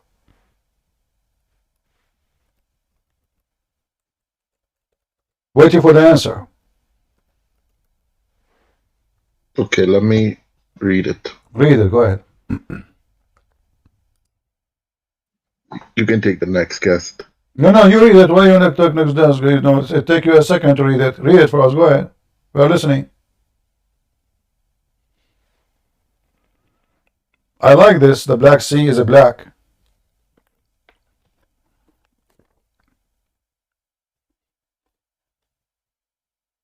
The Indian Sea is Indian. What do you see inside the sea? Indian people. Like you dive in the sea, there's Indian. I dive in the Indian Ocean. What I saw? Curry. Spicy food. You know? If you search it on Google, you will see it's actually black. Oh, really? The Black Sea is a black, actually? Yes, the water looks black. Okay, my friend, take a hike. Same time, is it the Quran said it's spring? So are you saying to me, you stupid God, he want to say the word sea, but instead he said spring of water? Spring is a small tiny jacuzzi. He said spring. Okay, let me read. Give me one moment. All right, take one moment.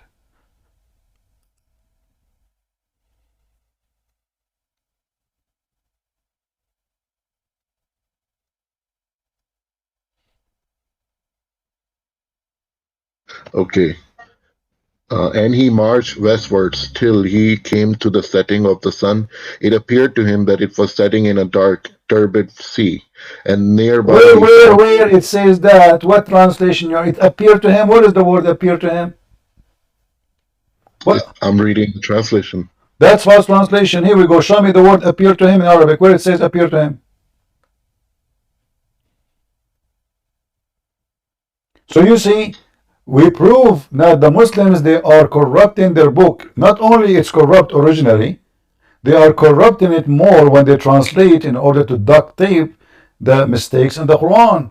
So here in Arabic it says حتى إذا بلغ مغرب الشمس وجدها تغرب في عين حمية ووجد عندها قوما قلنا يا ذو القرنين إما أن تعذب وإما أن تتخذ فيهم حسنا. So where is the word he found appear to him? Where?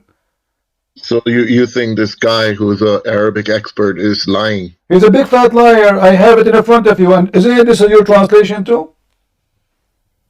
It's Muhammad Asad. He's a liar. Muhammad Asad is an Arab? I thought he's a Pakistani. He's an Arabic scholar. What? A Pakistani is an Arabic scholar? Okay. Yeah, he has a. Okay, hold on. He has a. Muhammad Hilali and Muhammad Khan from Pakistan, are they Arabic scholar too? No, so I'll read it. So he is actually, he was a Jew. He converted to Islam. He don't even know Arabic. First of all, I don't think what you are saying is true. Secondly, who cares who is this guy? The Arabic font is in front of us. You can copy this and you can post word by word in Google. Word by word. Don't post sentence because Google might take any of the translation automatically and use it. So copy word by word and see where you can find the word appearance. You will never find it or appear to him. It's a lie. Because the Google translation is the modern Arabic, the Quranic one is the Fusha. Okay, my friend, take a hike. I'm not here to waste my time. I don't lie. It's in front of you. And I'm using Muslim translation too. All those are Muslim translation. Not a single one of them, he said what you said. Do you see them? All of them are Muslim translation. Where it says it appeared to him. How come all the Muslims, they are eating the word appear? Why they take it off? I can keep changing translation one after one. Muhammad Biktal, Yusuf Ali, where is the word appear? So don't be stupid. So all of you Muslims agree to take the word appear to him. And this is Muhammad Asad, the one you said, he is the one, you are reading his translation. Let me show it to you. So we can laugh at him. And march westward, where it says westward. Where? It says he marched until he reached the sitting place of the sun. When he came to the sitting of the sun, that's false. He did not say that. It appeared to him, that's false. He did not say that. It was sitting in the dark. It doesn't say that. Nowhere it says the word dark. It's not even close. And then he says, Turbid sea, where is the word sea? So the whole translation is a corrupt translation. Every single word in this translation is a fraud. You change the translation, and I will use only Muslims, you will find that the Quran changed 100 degrees. Why Muslims they do that? Because Islam is a religion of fake people. Yusuf Ali, when he reached the sitting of the sun, he found it sitting in the spring of murky water. Let us see different Abdul. Abu Dida is a German. Wahidun Khan, what his name is Wahiduddin? What kind of a name? This is supposed to be an Arabic name? No problem, let us go with it. Until we reached the sitting of the sun, he found it sitting in a spring of murky water. Okay?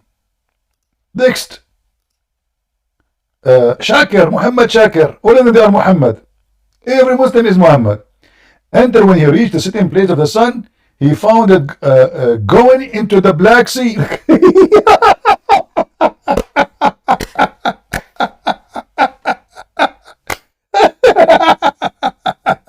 He found it going into the Black Sea.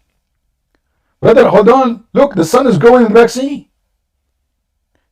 You know, as I know that the sun set in the west, the Qur'an must be was in Russia, in Crimea.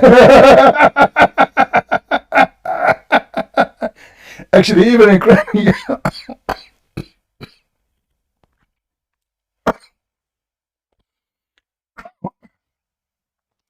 Let me mute my microphone because I need to cough heavily.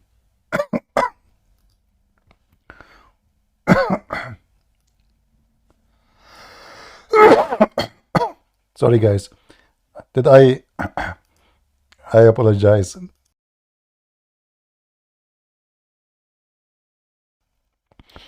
All right, I will unmute myself here. Sorry if I did blow your mind with my cough. I had to laugh. I have to cough. Sorry. I can't even breathe, man. What a stupid, corrupt religion. The followers of it are so much insane. Adding words is not exist in their book just to fix the stupidity of Allah. This is Sahih International. Until when he reached the sitting of the sun, he found it as if, look, he went into it, guys. As Allah, he forgot to put the word as if. I mean, Allah, he's busy. Do you know how many phone calls Allah receives every day? He forgot to put as if.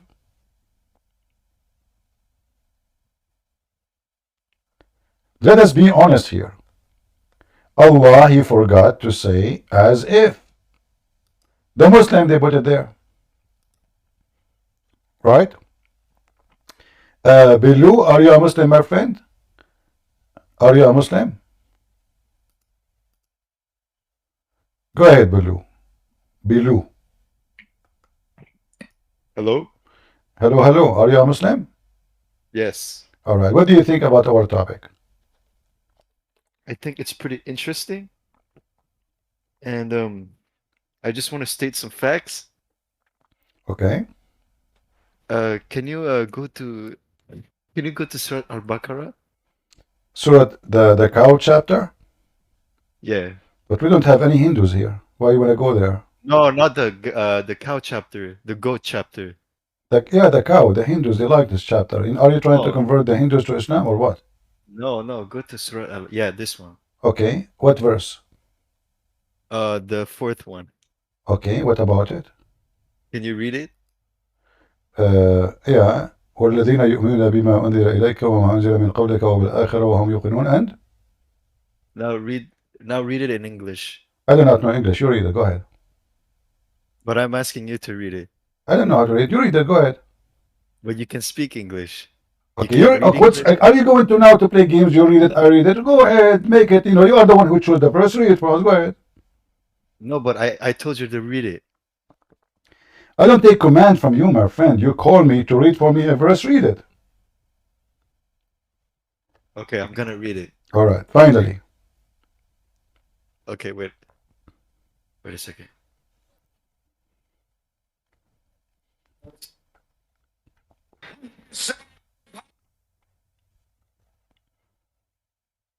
What happened?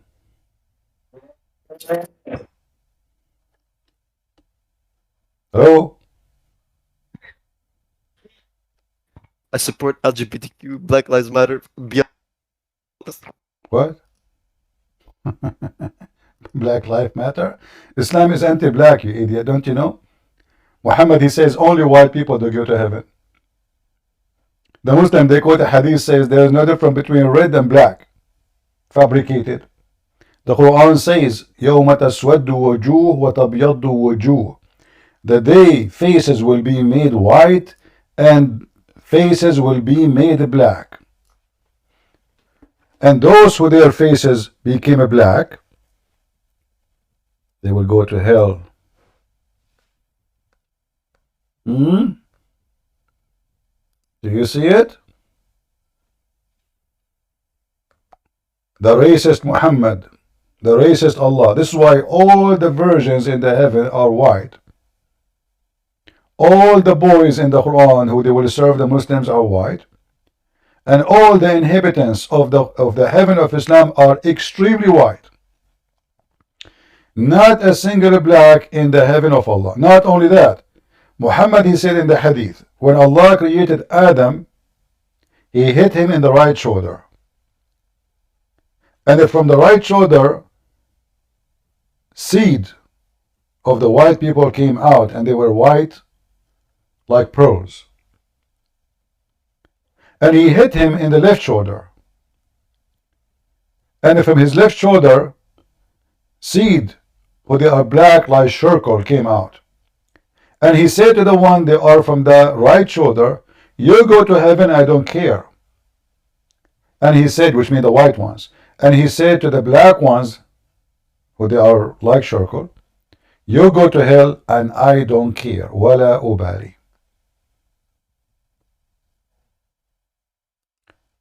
Mr. S, go ahead, my friend. Sorry, we made you wait for long. Go ahead. Oh no, it's fine. I'm just listening.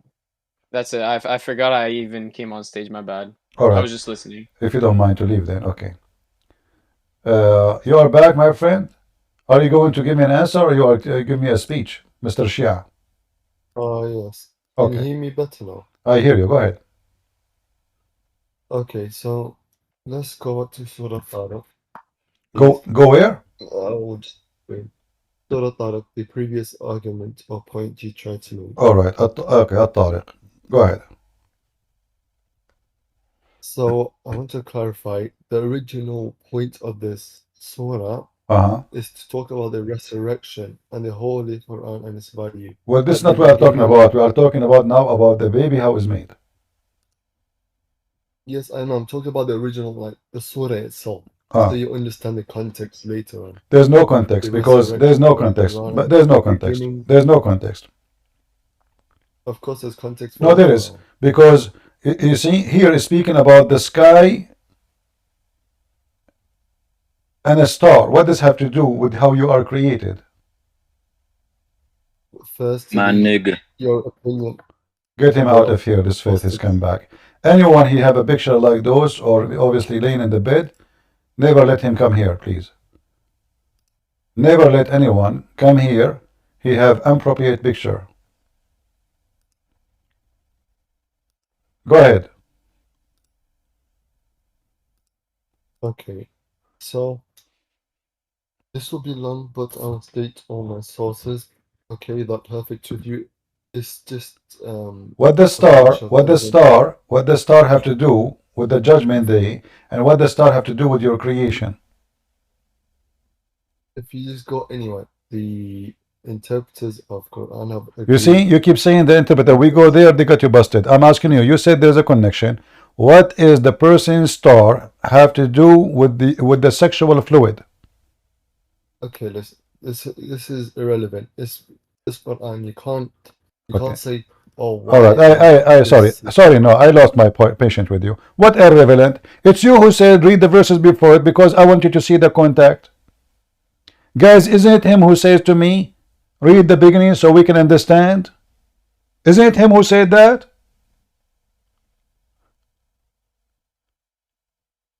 What is the connection with the star and your penis and your vagina?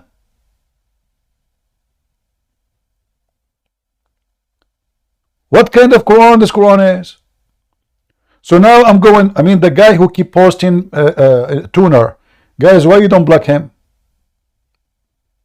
What is tuner for?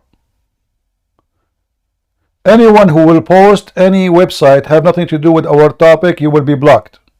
I'm warning you.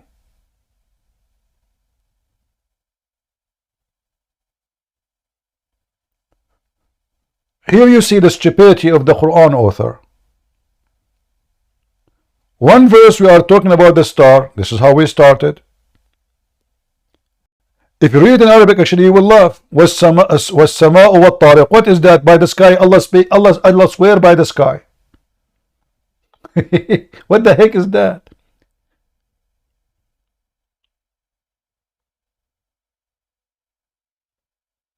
And do you know what Tariq? Well, this is a very well-known star. The Muslim, the Arab, they use it for centuries to go in the desert. It is the person star. Okay, thank you for telling us.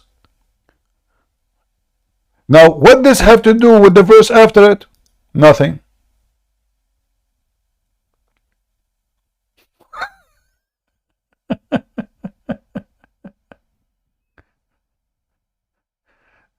Do you see the stupidity?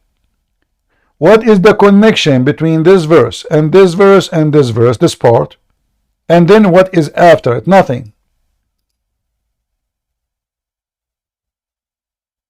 So I'm going to give you the mic for the last time. Can you tell me, please? Don't make me lose my patient. What is the connection between talking about this star and your penis and her vagina? Go ahead. Okay. It is talking about the original creation. Is the original creation? Is the original creation have to do with the original creation of what? The star? Yes, yes. I mean, it talks about the humans. No. Hold on. What is the connection between this star and sexual fluid? Does it have to have a connection? What does Tariq mean? We translate it. Yallah.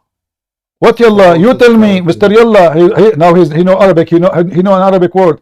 Tell me what is the connection between. It's you who asked me to read the beginning of the chapter. It's your fault. So now you're in trouble.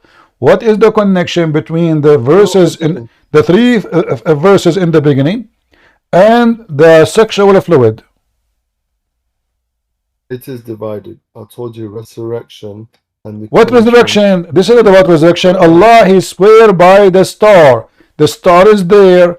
Nothing happened to the star. Do you know what is the person? Do you know what is a Tariq? It is the person star. Thank you very much. It's over. Now he jumped to a different topic. Okay, let's go to the point that you were talking about before. Okay. What? You're on the same page. Let's talk about the topic that you were talking about before. Okay, so he's created from a fluid, ejected. Do you see the word ejected? Yes. Okay, so what is the ejected fluid? What is the ejected fluid? Come from the women, make the baby. Okay, and I just give to see for like this specific 5 ayahs because it builds up and you'll get deeper understanding. Okay. So give me the answer, my friend. Don't give me a speech. I like to get the answer. I'm talking to you about this topic for it became boring, my friend. So what is ejected? What is ejected? What is ejected? Ejected means it's out of the body. What is that thing is ejected out of the body in the form of a water will make the baby? Simply this. It's a long answer. I'll just explain it because it'll give the context. No, give me the summary first, and then you explain it. What is ejected? Give me what is ejected. Is created from a fluid ejected. This is what I mean. You can't just focus on one ayah and reject the whole surah. My friend, we are rejecting nothing. You read the whole surah. Okay, give me the summary. What is the ejected? Make the baby. So I'll go straight.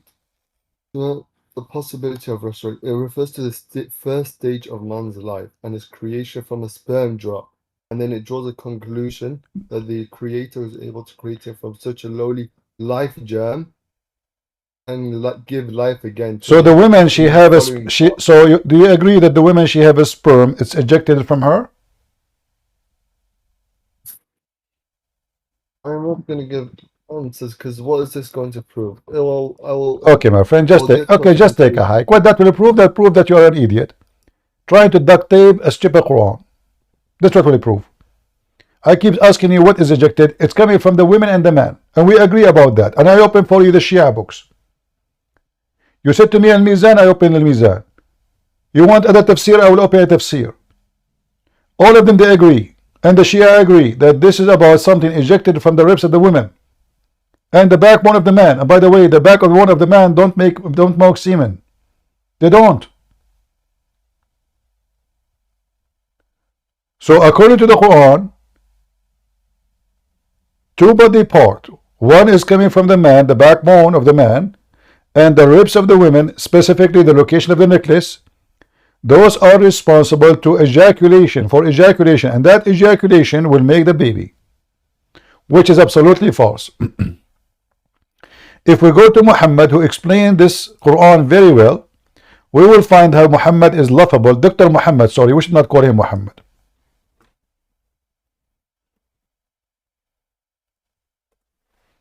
So Dr. Muhammad, he said that when Allah, He created the baby, how the baby is created, Muhammad, he teach us.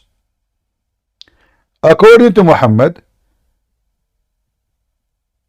the baby is collected in a form of a sperm for 40 days. How many? You see, all those hadith are authentic.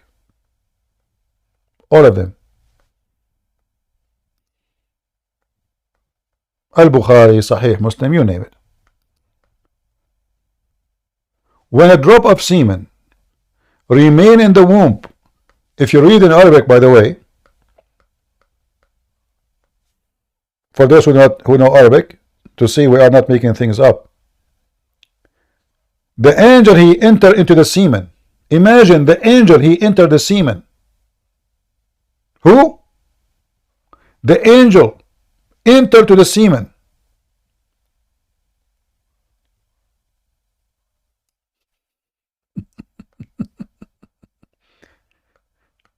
And the semen stay there as a semen, a drop of semen, not only one drop. You know, drop, it's millions, billions. Depend in the person, the male. You know, some male, their one drop of semen maybe will have, I don't know, a couple of million, 1 million. I'm not a doctor. So a drop of semen will stay in the mother womb for 40 days or 45. Dr. Mohammed, other hadith. Here it is in the mother belly. Where? In the belly. Literally in the belly. I don't know why it's not zooming. Where we go?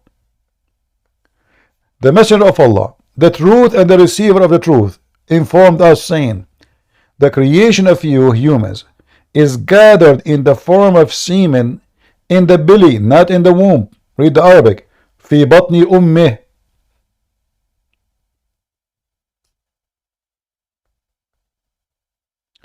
So he is collected in the form of a semen in your mother for 40 days.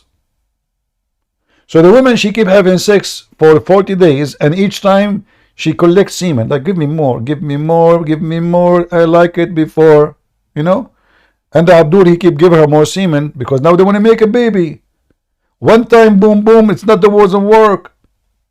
40 days, brother. She's collecting. Then it become a clinging thing.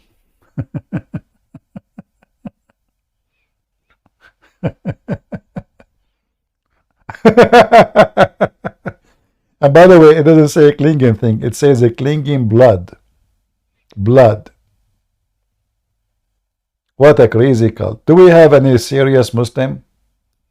He can join us and say something real. Any Muhammadan?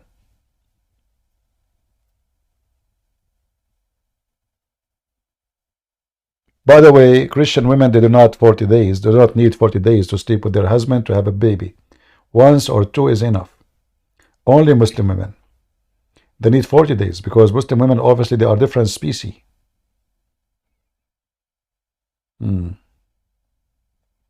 It says leech-like substance. Okay, you know what, Mr. Islam is love. If you can show me the word like substance, I will shave my beard. Can you? Can you join us and show us where it says like substance? I like substance. Oh boy, like, it's like, guys, they keep adding like, as if, appear, he thought, you know. What the heck? In the Quran it says like, or it is a alaqa.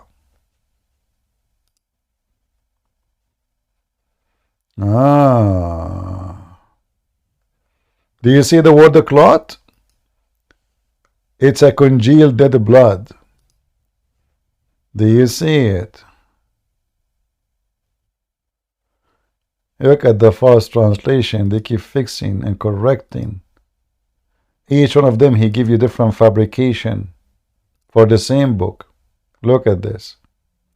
Then we made the nutfa into a clot between two brackets, a piece of thick dead blood. Then we made the dead blood a little lump of flesh. Amazing miracle.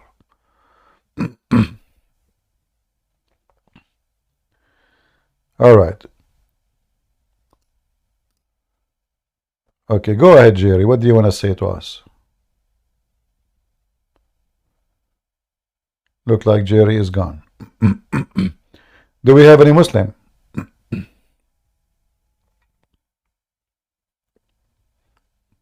Any Muhammadan? Mayday, Mayday.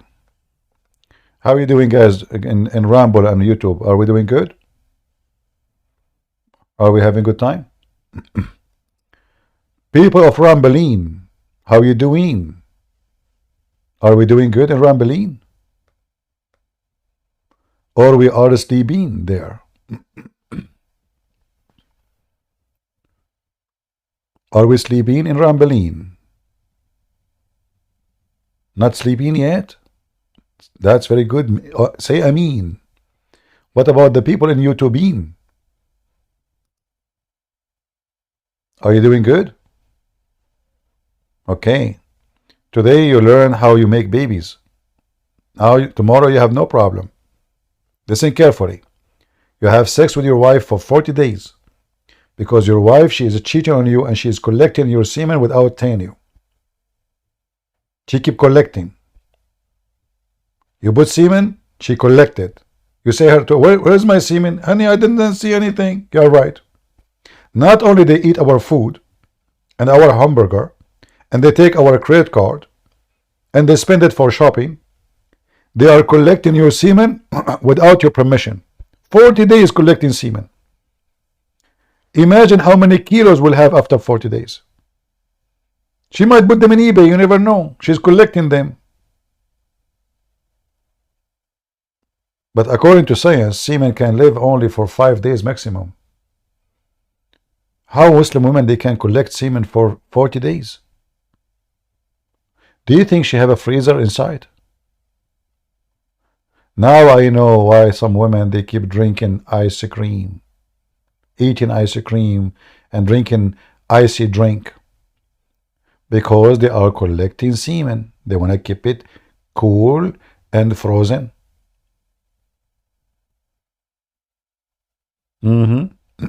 It's obvious.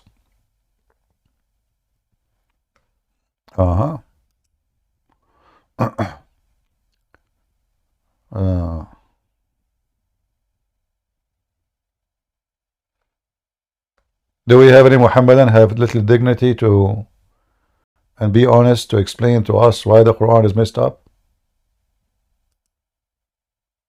Anyone? Yeah, otherwise explain to me why women they keep asking for ice cream. Do you have explanation? No. Obviously they are collecting semen and they want to keep it alive for 40 days.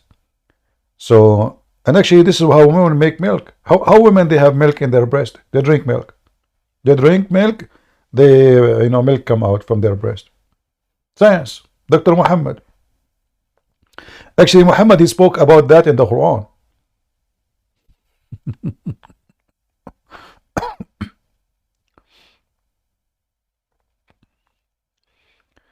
But I like the Black Sea thing.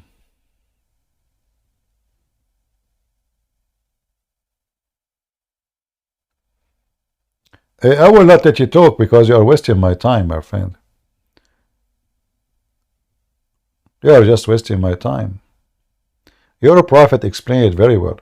You asked me to show you the Shia interpretation. I show it to you, and then you reject. You don't want to talk about it no more.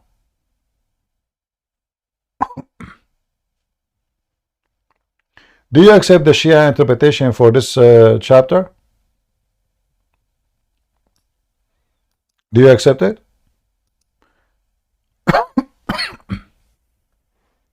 If I show it to you, you will cry.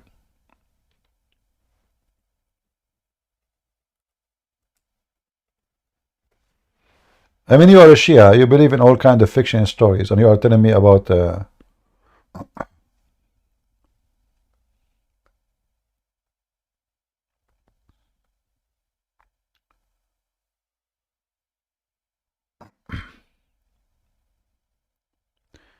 any Muhammadan?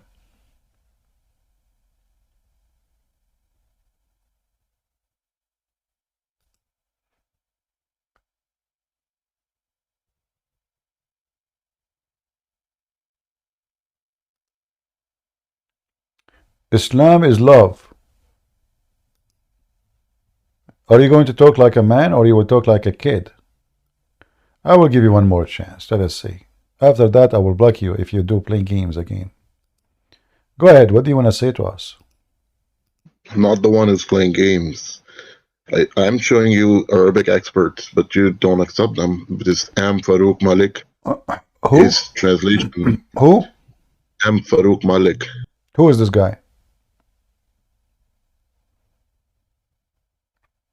Who is this guy? The one who do not know how to say his name. No, he has a book on Amazon. Hold on.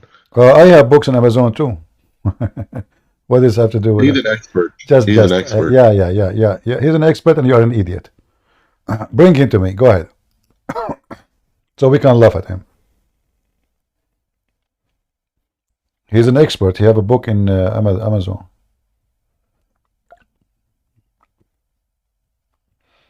People are selling books on Amazon about cooking. So anyone can make a book and sell it in Amazon. He's an expert. Well, I have your Islamic interpretation. I have your Prophet interpretation. Shall I show you? Look like Muhammad is not expert. Is that your Prophet saying that? How the baby is made? And not only that. Look what your Prophet has said. A filthy woman, she offered herself later to Muhammad to sleep with her.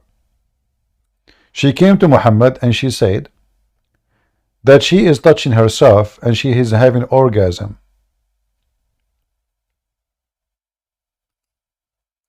Read what your Dr. Muhammad he said. Is Dr. Muhammad an expert or is not?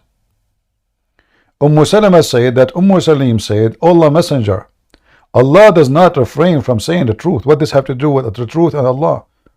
Well, it's her vagina, it's wet. Is it obligatory for a woman to take a bath after she got nocturnal discharge? The wife of Muhammad, and he said yes.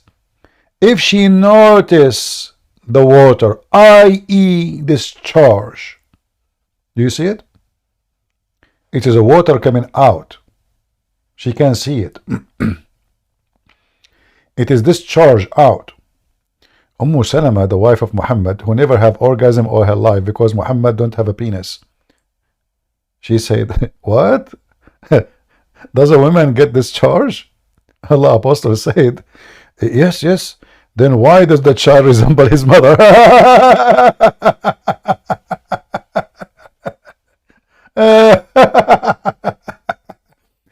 How in the world Dr. Muhammad he knew this? Seriously. So the Dr. Muhammad, he was able to find out why the baby resembled his mother because the mother she have discharge. Are you serious? How long, Dr. Muhammad, it took you to come to this conclusion? O Prophet of Allah. Oh, a lot of time. A lot of time. I showed them their Prophet's statement. They told me a guy, he's expert and he have a book in Amazon. That's a good one. Look like we are going to replace Muhammad soon by Amazon. I mean, the high-tech tycoon, they are taking over everything. Amazon, Prophet Amazon, peace be upon him. Who want to listen to Muhammad? Nobody. I showed them what Muhammad said. They say to me, Amazon. How Muhammad discovered this? Seriously. Who is a Muslim would like to join us and tell us how Muhammad noticed that the women discharge is the reason for the baby to look like his mother? What if she did not have orgasm? The baby would not look like her?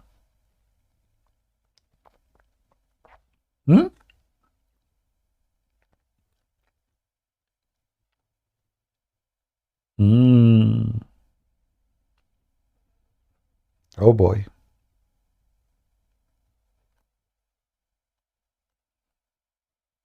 That's deep. That's very deep.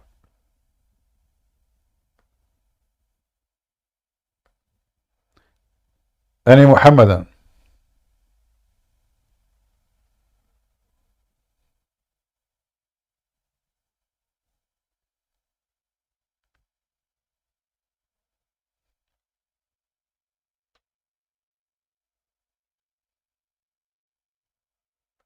Anyone?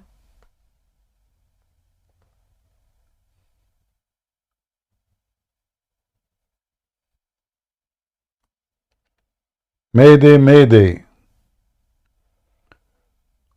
Do we have admin in the chat? I see people posting non-stop.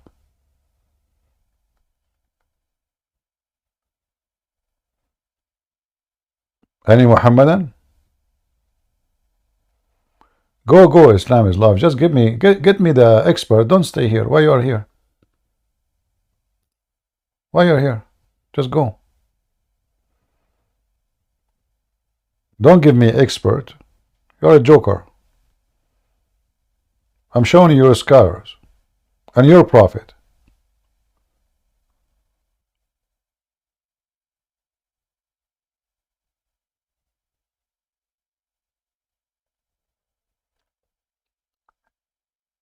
Do we have any Muhammadan he dare to come and tell us what kind of a prophet he says such a silly statement? Is it true that the women ejaculation is responsible for the baby look?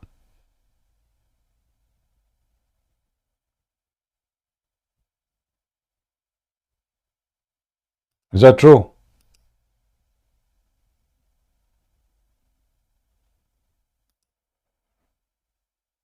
Mayday, Mayday. Anyone?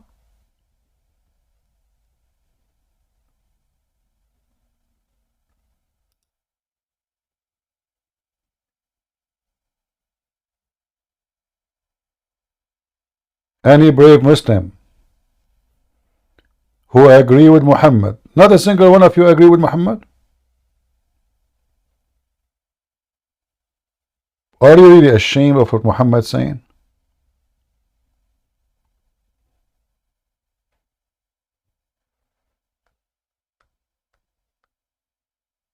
I want one Muslim who agree with Muhammad's statement. If there is any agree.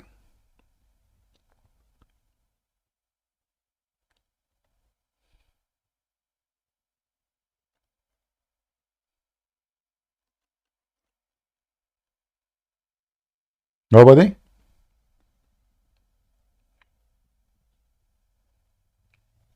So what we notice today, one Muslim, he say Allah have hands. The other Muslim says Allah don't have hands. Other Muslim says no, Allah have hands. Other Muslim, he says, you know what, I'm not either Sunni like them, I'm Shia. So Sunni themselves don't agree with Allah body part. They deny him one day, they recognize him the other day. They are confused about how Allah look like. They are confused if Allah have an ass or not. Allah have hands, but his hands is not like us. Who care? He have hands. They are confused about the gender of Allah. They know nothing about Allah. Allah know nothing about them. He do not know how the baby is made. Allah don't remember which one he created first, the stars or the mountains.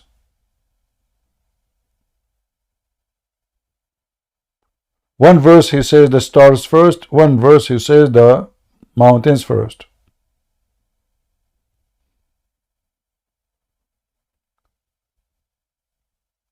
This God, he have all his information messed up. He do not know how the baby is made. And as you see, Muhammad, he claimed he received knowledge from his God.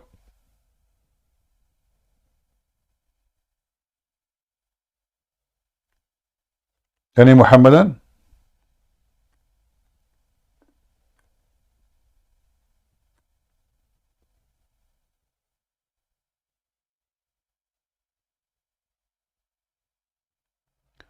I need to slow down at the rate of apostasy. You will run out of customers. Oh, don't worry, there's a lot of customers, you know. There's many, they are listening right now, but they don't dare to come.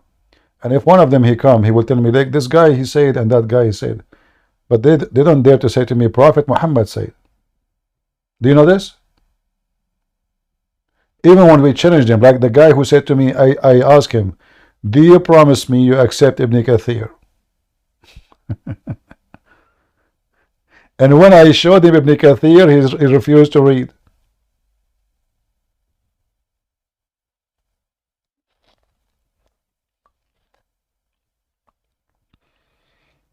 Anyone?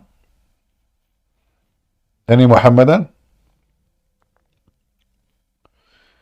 Well, in TikTok, if I go there, they will block me in 2 minutes. I posted 3 videos only. I did not even go live or anything. And you right away, TikTok delete my videos.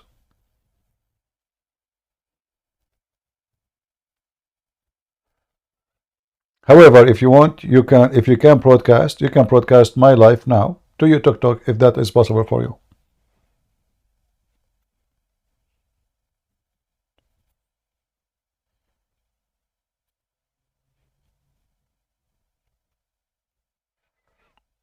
Anyone?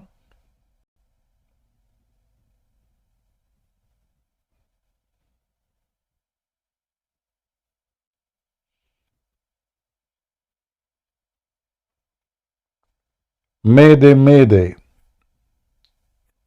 Who there? Islam love, you are coming back. What's wrong with you, man? Didn't you have enough? What do you want to say to us? You want to tell me there is a guy in Amazon? I show you what your scholars say, what your prophets say, and you tell me Amazon? Go ahead. Actually, I found from your own sources that if the woman ejects the fluid first, it's a baby. Okay, show me my own sources. Okay, but your mods don't allow me to post a link. I don't want a link. Show me the sources. How do I show you, man? What do you mean? What do you mean my sources? If when you say sources, you say the Bible. Is that the Bible? Talmud. Talmud is the book of Shaitan, you idiot. Your prophet is copying from them. Talmud is my book, my sources now. You're an idiot. Okay.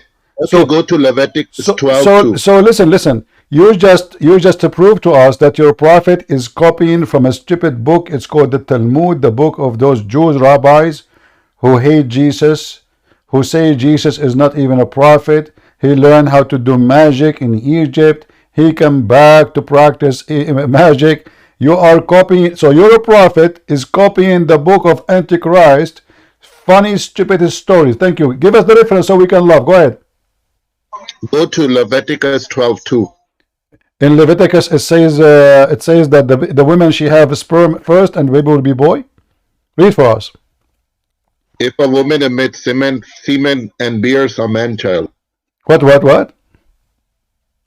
If a woman emits semen, bears a man child. So?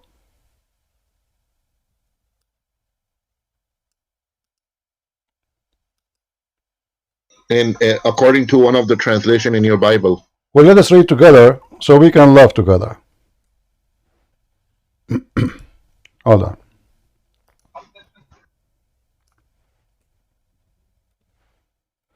What do you understand from this verse?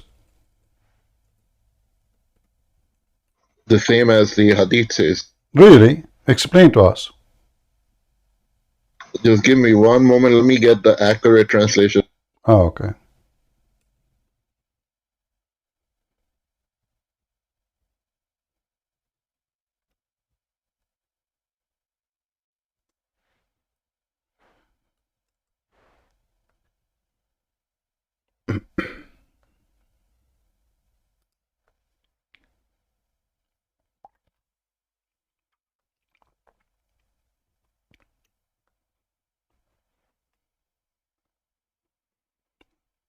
Where do you go?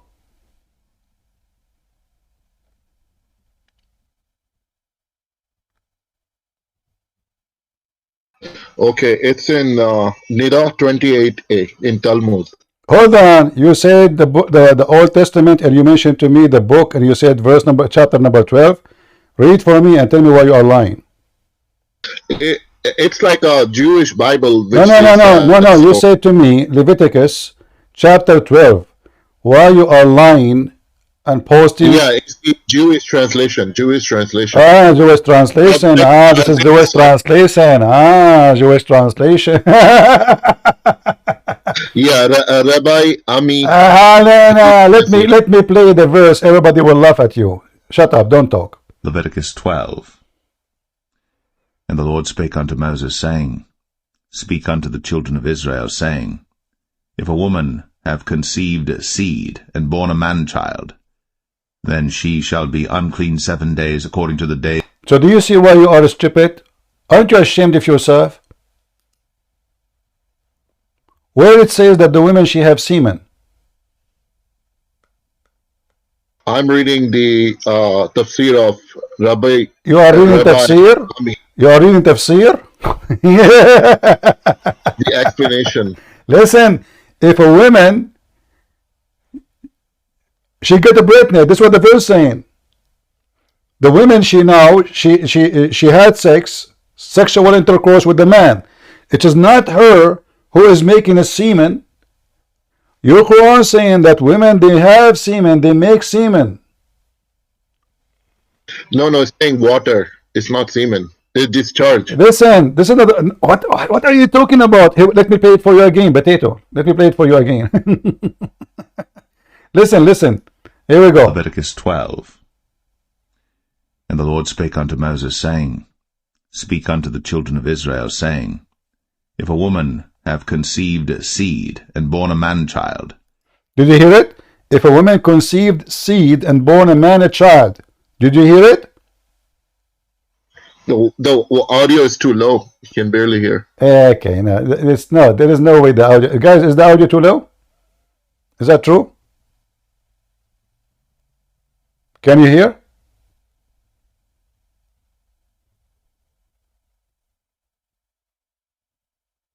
Oh, it's a little low? Okay, no problem. Hold on.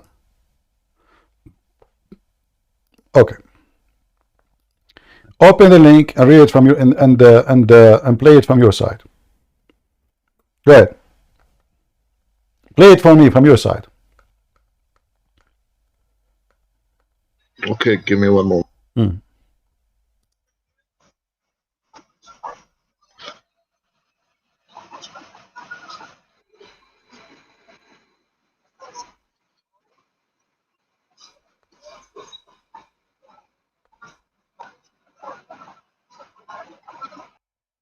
Go. So what it means? You just shut up, man. Just go, silly stupid. I don't have time for stupidity. Sorry. If a woman she get a pregnant and she deliver a baby, she is unclean, which means she have to go through a period of time where she can be clean from the birth, giving birth. You're an idiot. Mr. A, go ahead. Can you hear me, Mr. CP? I hear you. Go ahead. I already talked to you on Skype. I am the one who left Islam last year. Can you remember me? Sorry, my brother. There's too many left Islam speaking to me, so I don't remember. Oh, no problem. I just wanted to thank you for your work, etc. I don't want to stay long. All right, thank you very much. Can you remind me of yourself, like why you left Islam? It was the topic about Aisha and Mohammed, and I gave you some hadiths. All right. And I'm the Turkish guy. Oh, okay. Well, I have many Turkish that left Islam. So, it's yes, hard to of course, because there are a lot of hadiths which say yes, Muslims should fight against the Turks. And I have some friends who can read and understand Arabic. The Arab text even says not fight, kill. Yeah, actually, Muhammad, by the way, he don't know even that the Turkish will become Muslim. So look what he said in the hadith. He said, "Utrukut Turk ma tarakukum." Don't stay away from the Turkish because he believed that they are Gog and Magog. Yes, because we Turks had a different religion. It was a Tengrism.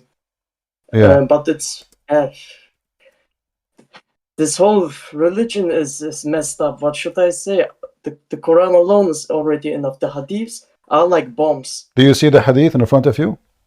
He said, let the Abyssinians alone as long they let you alone, and let the Turks alone as long they leave you alone. Muhammad never thought for a second that the Turkish will become Muslims. In fact, he described them. He described them as not even as a human. He claimed that they are weird in the look. They have flat faces, you know, and they let me see.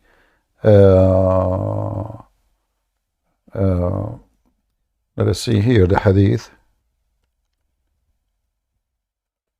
I think it says Kal Majan. Is it from Al-Bukhari or Muslim? I think we will find it in Al-Bukhari. Okay. Let's see. Here we go.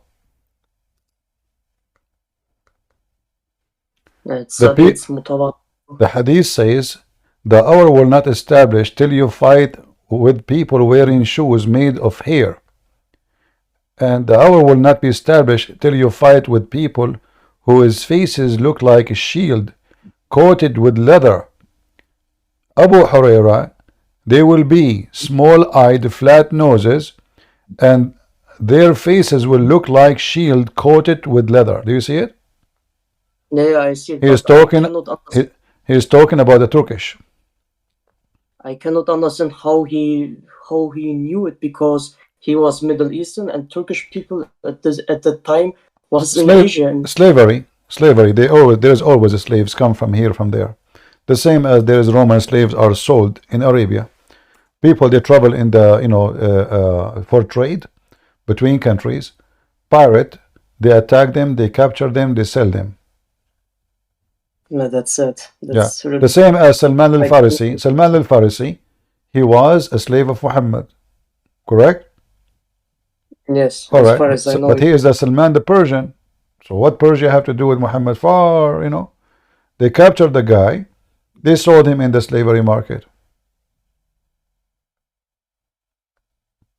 All of those, speaking about the Turkish, the Asians specifically, making fun of their look. Remember, the Turkish at that time, they were just a pure Asian. They are not like now mixed with the European after they invade the land of the Greek, right? The land of the Greek, it was during the Ottoman Empire in the 13th Yeah, century. this is why now they are totally mixed. If you go now to Turkey, you will see blondies and etc. But those are not really the Turkish. The problem is, I also did a DNA test on me, and it says that I have 60% Turkish descendants in Turkey, okay, but also 26% Greek roots. See? And 10%, how should I say it, Kazakh. Let's say just Kazakh roots. I am also mixed. Yeah. See here. Yeah. See here, it says clearly who are they, and he is making fun of them. Look at this. Allah Messenger said, the hour will not establish until you fight with the Turks. People with the small eyes, red faces, and flat noses. Their faces will look like a shield coated with leather. The hour will not be established till you fight with people whose shoes are made of hair. And this is supposedly the sign of the hour. But as you see, this is absolutely the opposite from what happened. The Turkish, the Mongol, they came and they destroyed the Islamic State. And then when their king was convinced, they told him, if they will not rebel against you, those Muslims, just say, I'm a Muslim. He said, okay, I'm a Muslim. They advised him, convert to Islam, you will make them all obey you forever. They will die for you. He said, okay, I'm a Muslim, no problem. And this is how all of this came to exist. So Muhammad, he think that the Turk will stay non-Muslims until the day of judgment. Do you see how clear evident that Muhammad is a false prophet here? Yes, I can see. Because here he is predicting that the Turks will be until the day of judgment refusing Islam, and then you will fight them, which means they will be always your enemy. The problem is, I know these hadiths. I try to show these things to my friends because they are also Turkish. They didn't believe me, or they translated wrong. They say until the Turks do not find the Muslims, then the Muslims don't do anything. I say to them, no, you did not understand the hadith very well. They don't believe me. The hadith in front of us says it clearly. Enter you fight with the Turk. Yes. You know. But what should I say? Yeah. Can't help. Like the word, like now the hadith I showed you before doesn't say the word Turks, so it can be maybe he is like because I mentioned to you it's about the Turk, but it doesn't say they're the Turk. But I know this is about the Turk. But now there's no suspicion about who. It is clear this is about the Turkish. No, I don't have any doubt about it because it says with And the this is Turks. Al-Bukhari. Yes. Al-Bukhari, very authentic. They cannot say this is weak, this is rejected, all the garbage. No, you know? no, they cannot say that. Also in book and essay, it is also Sahih. I mean, this thing is also mutawatir. So I cannot say it is daif. Yeah, it's repeat hundreds of times. It's not like one, twice, you know, it's all over. You will find this everywhere. I mean, if I flip the page back, you will see how many times this hadith repeated. Look, all of this is the same. Look, this is all is the same. This is not one time, not twice, not five, not six, not seven. Like we are talking about hundreds of times. Yes. All of this is the same hadith. It is also not in the Sunnah hadith. It is also in Al-Kafi. It says the same. Shia and Sunni, all they agree. Yeah, the Turkish are the enemies of Islam, and actually I agree. You know, because if you notice what happened to the Islamic State as a caliphate, since the Turkish become involved, like if you go back in history and you check the state of Al-Abbasiyin. You mean the Seljuks? The Abbasiyin state in Iraq. Okay, yeah, the Abbasiyin, the caliphate at that time, especially at the end of the Abbasiyin, he involved in his ruling a lot of Turkish because he was having sex with Turkish women. So they brought to him women who they are like sex slaves from Turkey, and they are Turkish, not Greek women. And he bear children from them, and then those children, because they are the children of the caliphates, you know, or the rulers, so now they became leaders, and slowly they took over everything. The same as happened in Egypt. In Egypt, the king of Egypt, he was an Albanian. The Albanian came to Egypt as a missionary, you know, a gang. The caliphate, he brought them to kill anyone, you know, oppose him. He don't trust the Arab. They always plot against him. So he brought foreigner slaves from Albania. And later, they themselves, they became the kings. And they ruled Egypt for a long time. So this is what happened. The Turkish actually, like now Erdogan, he keep talking about Islam, right? But Erdogan is a Sufi. Is that correct? As far as I know, he is Sunni Muslim, but whether he is Sufi or not, Yeah, he's Sufi. I don't He's Sufi. Yeah, he's Sufi. Same as the leader of Chechenian. You know? So the Kadyrov, you mean, probably. Huh? Do you mean Chechen? Yeah, like Kadyrov.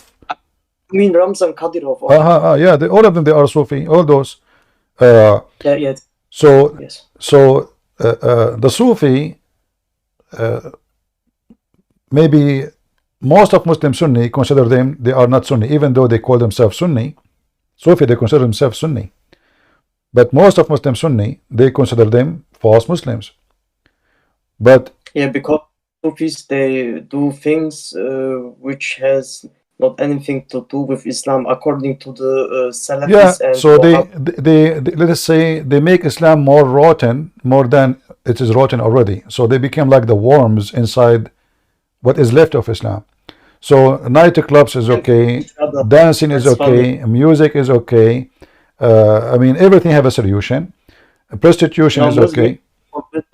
sorry that I interrupt you. Music is, as far as I know, forbidden according to Sahih al-Bukhari 5590. I know, So but they don't the Sufi, they cannot even pray without the music. Yes, that's true. And they dance and they jump like monkeys in the mosque, you know, and you know, crazy stuff. And they believe in spiritual leaders, you know. They kiss their hands and their feet, and you know, they are the same. Halal break. They are the same as the Shia. Actually, the Sufi are very close to the Shia. You know, they have a form of a spiritual leader, the Imam, and this Imam who he led them, he is the guideline for them. And Erdogan is part of this, like a Golin, the enemy of Erdogan. He was the Imam of Erdogan, and later the student of Erdogan himself. He was an Imam of a mosque, right? So he was a student of Golin, and then after he became a president, he wanted to get rid of his master, and he tried to kill him, and that's why Golin right now he is in America hiding from him. The problem is that this topic is a little bit complicated, and don't get me wrong, I don't want to say anything about it because I'm a little bit scared, so that I know. Okay, sorry. You can leave right now. It's okay. I understand. Okay. No, it's okay. No, it's okay. I don't want you to be in trouble. It's all right, my friend. It's okay. Here we go. I will mute. I will mute you. It's okay. It's okay. I understand. No, I understand. Yeah, I know. Maybe you live there. It's okay. So, but it's me who's talking about it, not you. But Sufi have nothing to do really with Islam. But Muslims, when you ask them, is Ramazan Qadarov is a Muslim? Yeah, they say we are proud of him, but this guy is absolutely have nothing to do with Muhammad. He don't follow anything Islamic except being a drug dealer.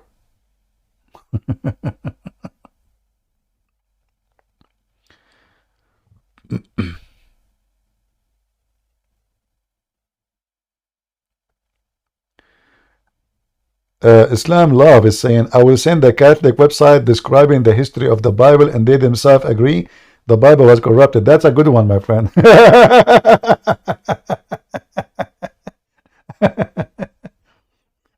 My friend, you can say as much you want, but I can get you busted in 2 seconds. Isn't it your stupid Quran says the book we have between our hands never been corrupted? And are you saying again that your stupid God could not protect his book? Isn't it the Bible supposedly sent by Allah? So look what the Muslims they say to us. And this is why we laugh at Muhammad and his followers. So they keep talking to us, Allah sent Isa. Allah he sent Isa, brother. Isa is a Muslim prophet. Okay. That maybe help Muslims for a second. But after 5 seconds they will cry. So look. According to the Quran, all of those the word in yellow you see in the screen and those verses is the word Injil, which is proven to us that Muhammad is a scumbag. Why? Because he is quoting the book of John specifically in a Greek. If Muhammad is a prophet of God and he sent the Isa, and the Muslims they say that Isa was sent to the children of Israel, why Allah calling the book of Isa Injil?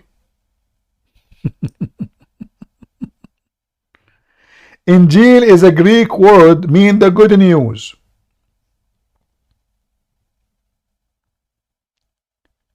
Why Allah is quoting a language to use it to call his book which he sent to Isa? I will tell you why. Because Muhammad do not know better. He heard the Christians saying Injil. So he say Injil. And then the stupid Muhammad, he claimed that Allah he sent the Quran believing in what is with us between our hand. You see here the Muslim translation they fabricate. It says here as an example, it says confirming what came before it. No, it doesn't say that. It says مُصَدِّقًا لِمَا بَيْنَ يَدَيْهِ, what is between his hands.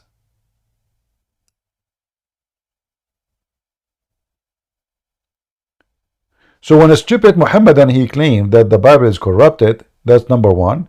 That means Allah cannot be God, because supposedly this is the book of Allah.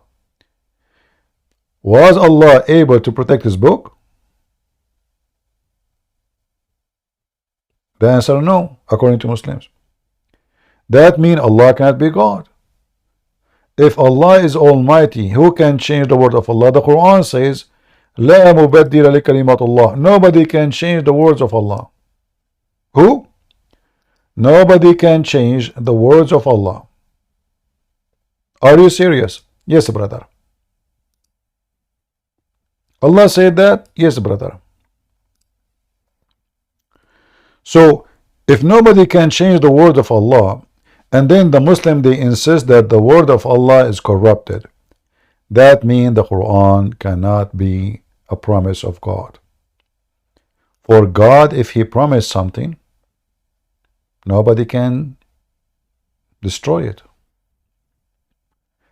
Either Christians and Jews can destroy the word of Allah, or they cannot. If they can, that means Allah can be destroyed too. So when the Muhammadan, they say that our book is changed, they are accusing their God, not our God. We don't believe in their God anyway. We don't believe in a book sent by Allah. So what they are saying to you, that they as Muslim, they believe that the book sent by Allah to a guy, his name is Isa, we do not know who is Isa, is corrupted. So what's my problem? In the top of that, the stupid Quran confirming the book is with us. And look how many verses. If I type the word musaddiqan, just the word musaddiqan, look what we see. Believing in what is with you. Now, do you see it? People, do you see it?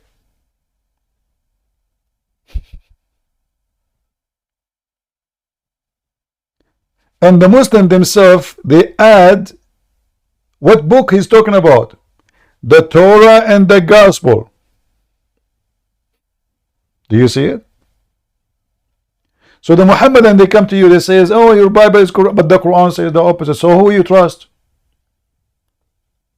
Same time, you idiot. Christianity spread around the earth before there's anything called connection like internet, etc. So Ethiopian, Indian, Greek, Syrian, Iraqi, Assyrian, Chaldean, Persian, it's around the world.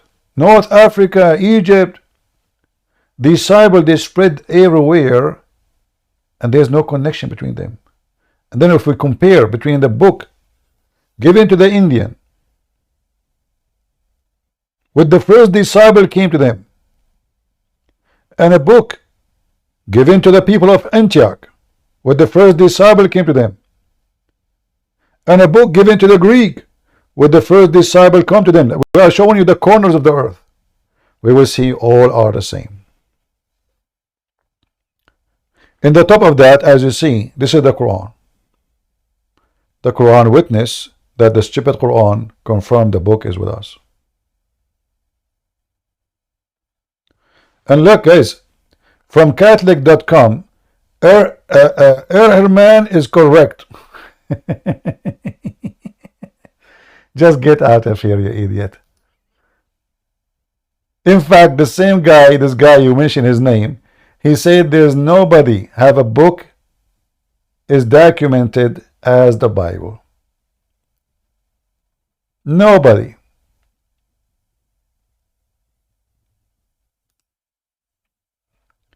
Mayday, mayday.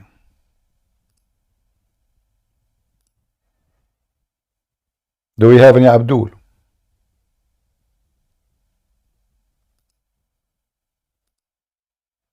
Any Muhammadan? Do you see the Quran confirming the Torah and the Injil, and those stupid Abdul, they keep saying to us, your book is corrupted? What's wrong with those people? They do not know how to. 600 years after Jesus.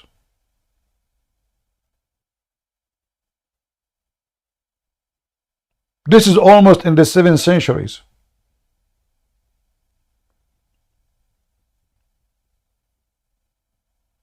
And this is the mouth of the devil itself, Muhammad. Confirm that our book never changed. So what the Muslim they say to us?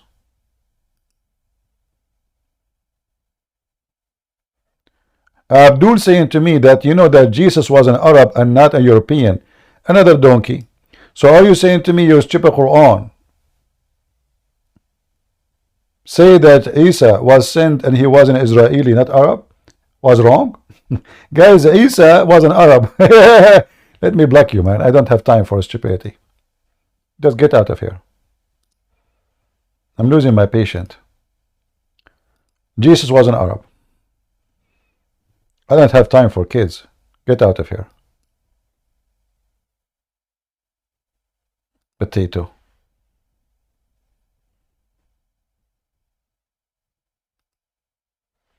They go even against their book. They make fun of their book just to make an argument.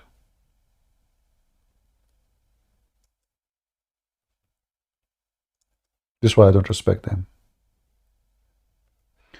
You know, if somebody want to defend his religion, at least he's honest, I say he is an honest person, you know. I mean, it's normal to defend your religion, no problem. But those people don't defend religion by telling the truth. The Quran says in chapter of Ali Imran, verse number 48, clearly that he was a messenger for the children of Israel. How in the world he's an Arab? How stupid this religion is.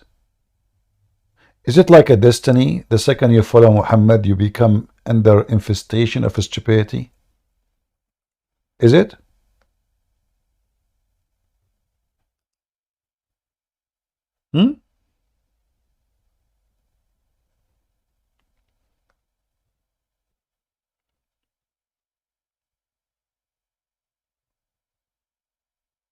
By the way, Trump is an Arab too. Zulqarnain is Arab. I heard Musa is an Arab.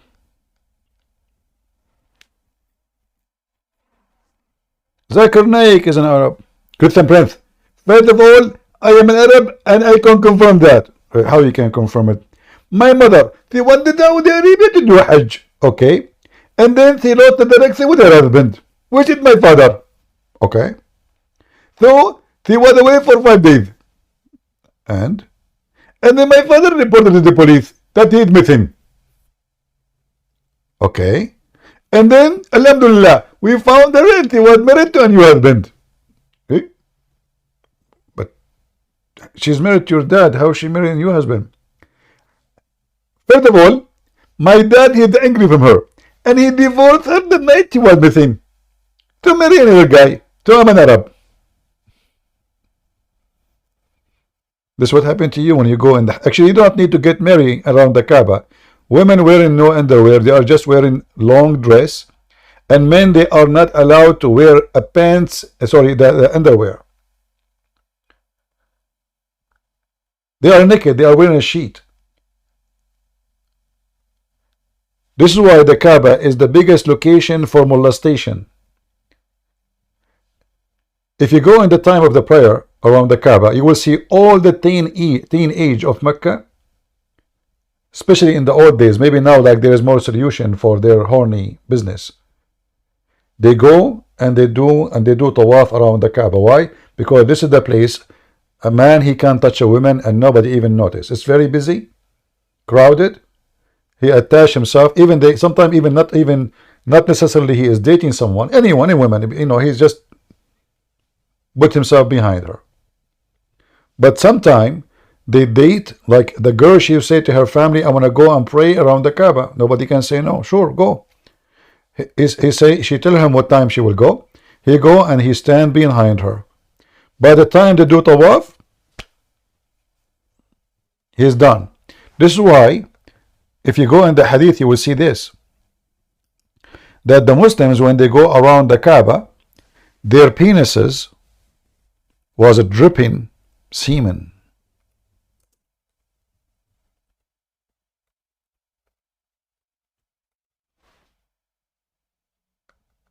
Do you see it? Read with me carefully.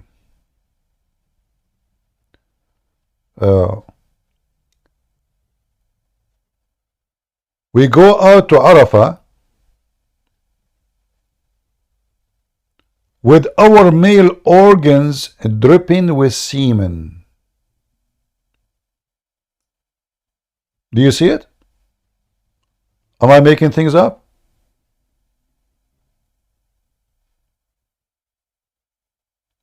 Why people who they are practicing a ritual religion act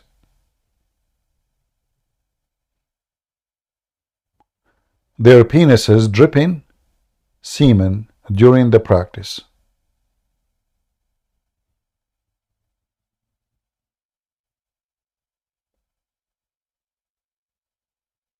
Any Muslim can tell me?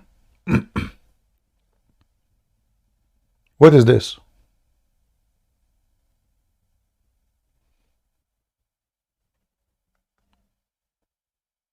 Any Muhammadan would like to join us? What is exactly the practice the Muslim they do which make a believer penis dripping semen while he is doing it?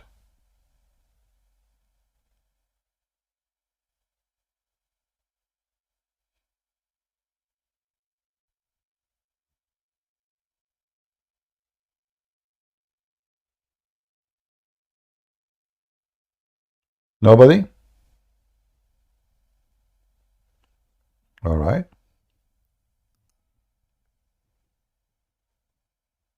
How is people in YouTube doing? Is the broadcast coming good for you? Are you enjoying Discord, guys? I think Discord is better than Skype. It's it's easier for communication. At least we don't have the ring like tararin, tararin. Right? First time I came to Discord, actually our sister here, Lisa, she invited me. She asked me to come here. And then I went in a chat room and everybody was talking. I said to myself, what I can do here? I mean, it's like a bathroom. I don't know who's talking. The voice is coming from everywhere. And I say, who's talking now? Me. Okay, who are you? Who? So I came here 2021, I think, first time. I stayed here for 5 or 10 minutes. And I said, never again. I mean, this is messed up. They did not explain to me that you can organize it, you can make a stage. No. I enter a chat room and everybody talking to me, Christian Prince, how are you doing, Christian Prince? I don't know. I felt like Mohammed, and suddenly all the Jibrils of the words are coming around me. I get scared. The room is dark, and I am young, and they are old. I said to myself, I better leave before what happened to Muhammad can happen to me. What happened to Muhammad? He got squeezed. I said, I better leave. This is squeezing room. Otherwise, I will be in the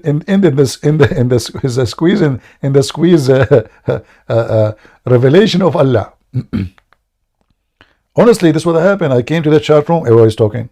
Who's talking? Okay, and they told me here is good. I said, what I can do here? Are you serious? How we can talk to people? I mean, everybody's talking at the same time. But this time, I don't know what actually made me come to Discord. I'm not. What is the reason I made me this time come? Yeah, I think I saw somebody receiving calls. So I said, let me how I can do that. I think I saw a video or something about Discord. So I went in Discord, and actually I found messages sent to me from 2021. One of them, she sent to me, "You're still single." I said, oh. The other one said to me, "Are you really Christian Prince?" The other one, I don't know, like from 2021, like 4 years ago.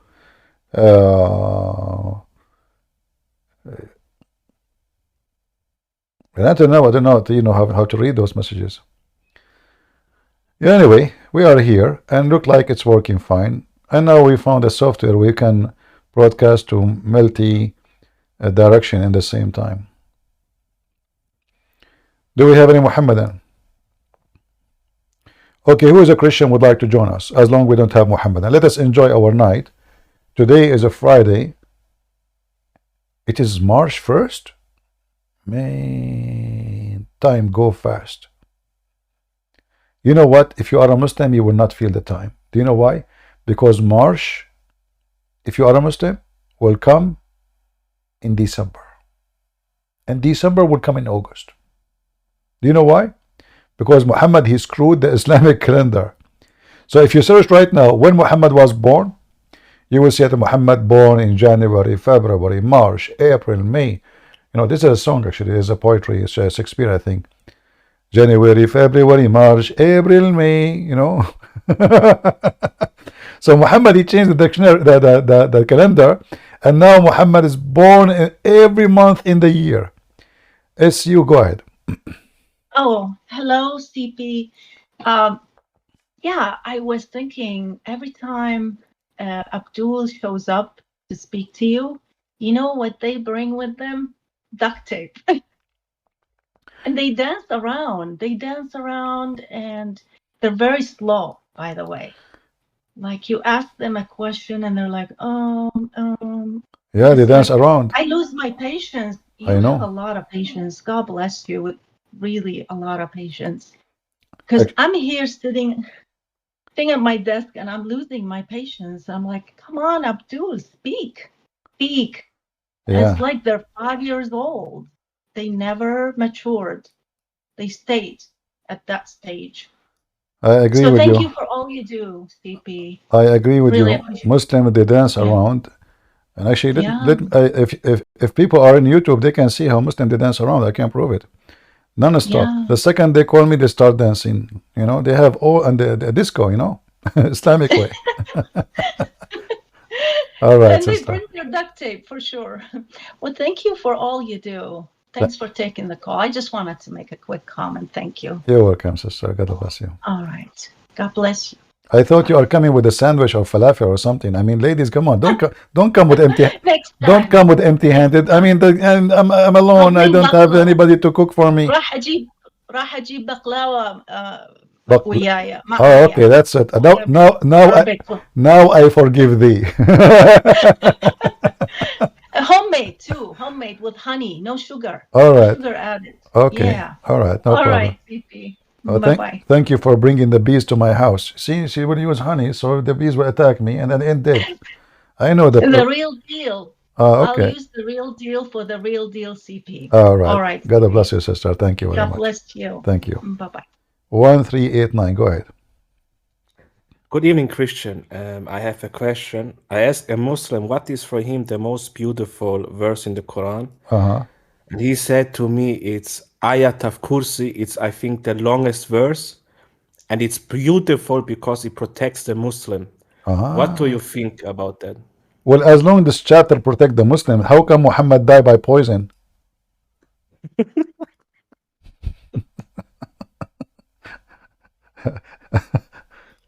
I don't know. I don't Sorry, know. my answers are so fast. You know, I don't know what to say.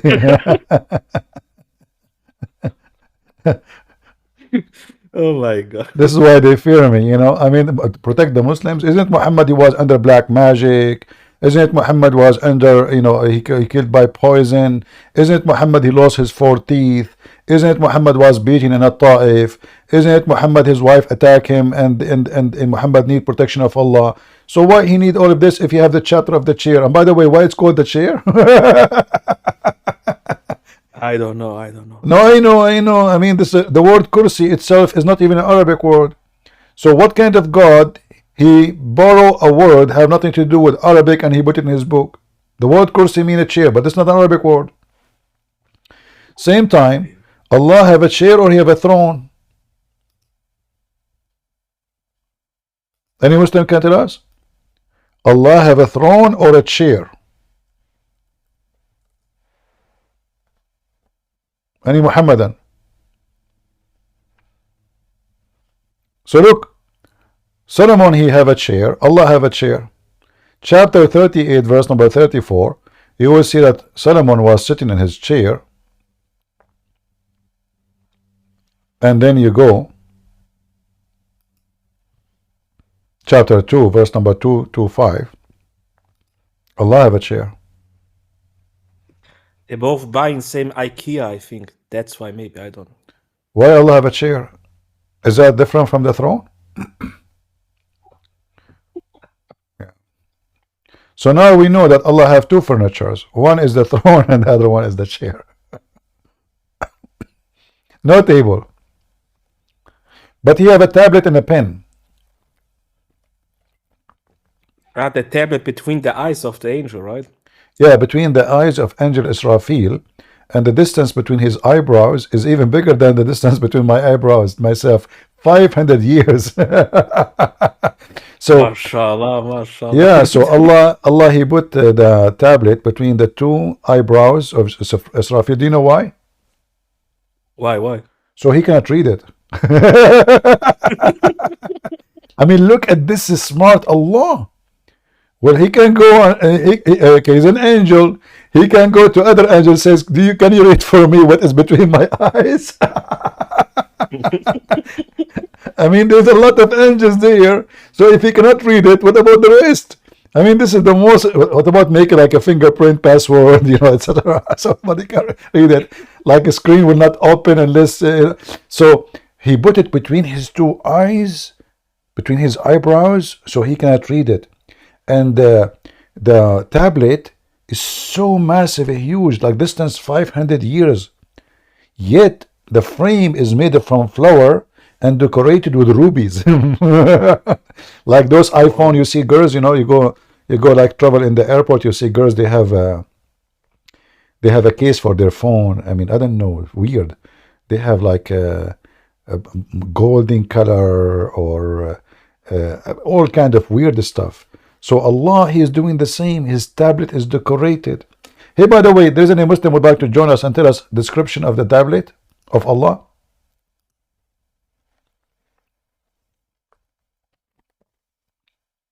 Any Muslim?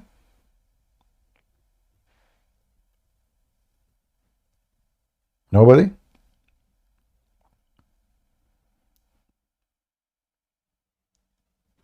They are shy today. Normally they come in and scream and talk, but when you hear, they're all shy. Yeah, it's okay. Well, and not only, by the way, like in the tablet, Allah, he wrote all the disasters. All the disaster, which means, let me explain that to you. Let us see who is the one we can you know Lisa, the admin here, her name is written there. I told you all the disasters. Lebanese Christian, his name is there too. Who else? SUJ, her name is written there. A Christian prince name is not written there. I'm not a disaster. No. Absolutely not, especially for Allah. So all your names are written there. All the disasters. It says clearly. I'm telling you, all the disasters is written there. I mean, this guy is. He have a chapter, a special chapter. Okay, today, Lisa, she is born in Indonesia, and she is a disaster. Her nickname is a volcano. Oh boy. Because we also have a question about the body of Muhammad when he died, because I think they said the prophet's body will never be taken from the earth or something. No. So he will always be here, But No, he's not taken. Muhammad. Not taken. The earth will not swallow it, and he will not decay. However, Muhammad, he says that when he do poo-poo, the earth is swallow his poo-poo, which is true. Let me see. Let me show you. Aisha, each time she go after him to the bathroom, she look for it. Where is his shit? I mean, the shit of the prophet. Where is the shit of the prophet? My husband. So she became suspicious that Zakir Naik is stealing the shit of the prophet and using it as a fertilizer for his tomato. So she told her husband, Aka Muhammad, hey Habibi, I go after you. I don't see your shit. I don't smell your fart. What's going on? So the Prophet, he explained to her because she's ignorant. He said, don't you know that Allah, he made the earth swallow whatever come from our asses as a prophet?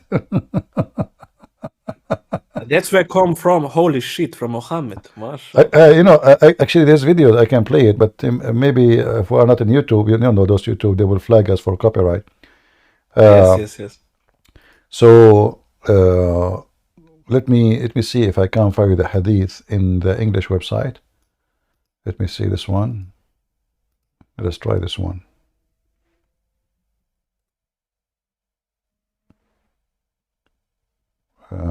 No, this is a different one.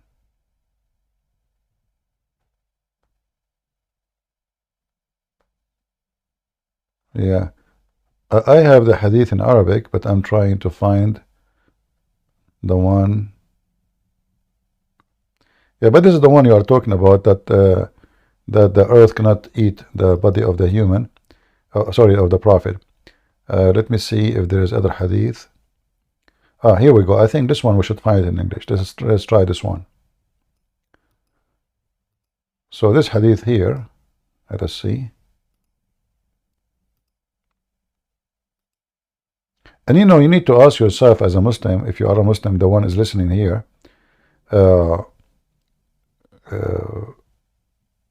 why the earth is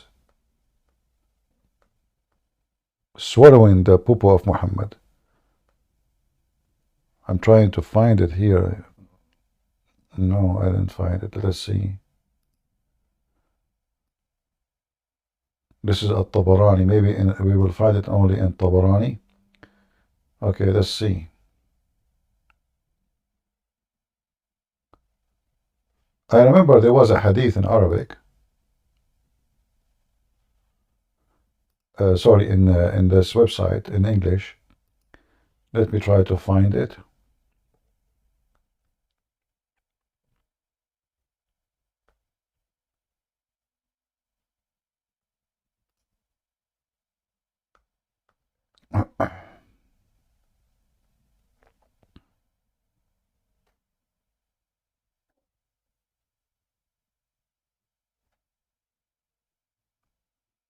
All right, this one is.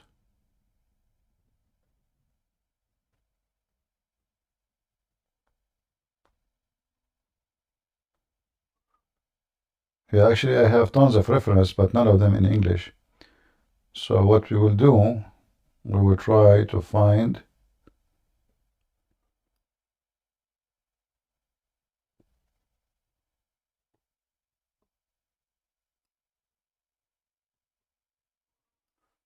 Let's see this one. Yeah, this is the issue. Like, you know, actually now it's a lot easier to show proofs. When I start exposing Islam, there was zero website in English about Islam. So anything I want to do, I have to translate myself, show Arabic, just Arabic on the screen. Like we don't have at that time Google Translation. You click at the page, you saw it. No, none of that.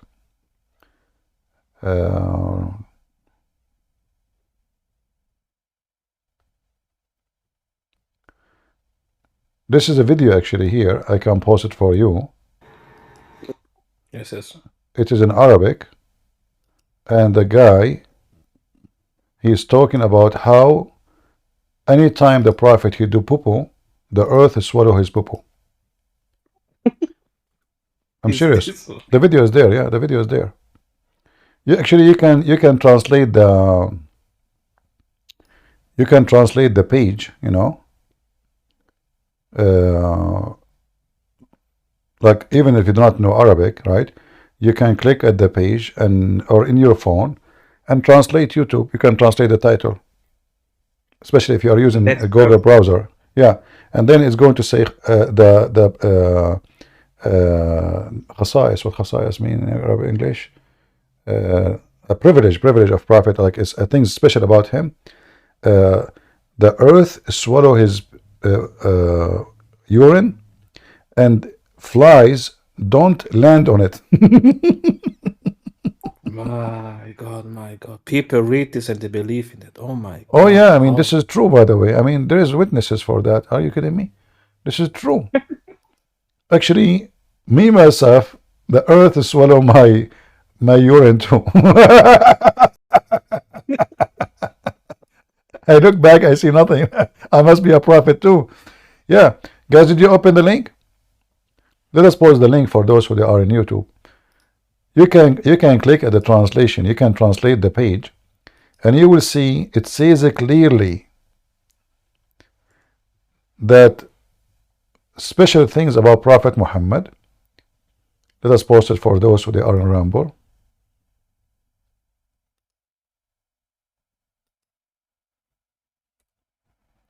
You can open the page, and you can use Google Translation to translate the title. So the privilege or the description of something special about Prophet Muhammad: earth always swallow his pee, and flies never land on it. But hold on, if the earth is swallowing it already, what the fly will lie on what? But say how he then die making pee-pee?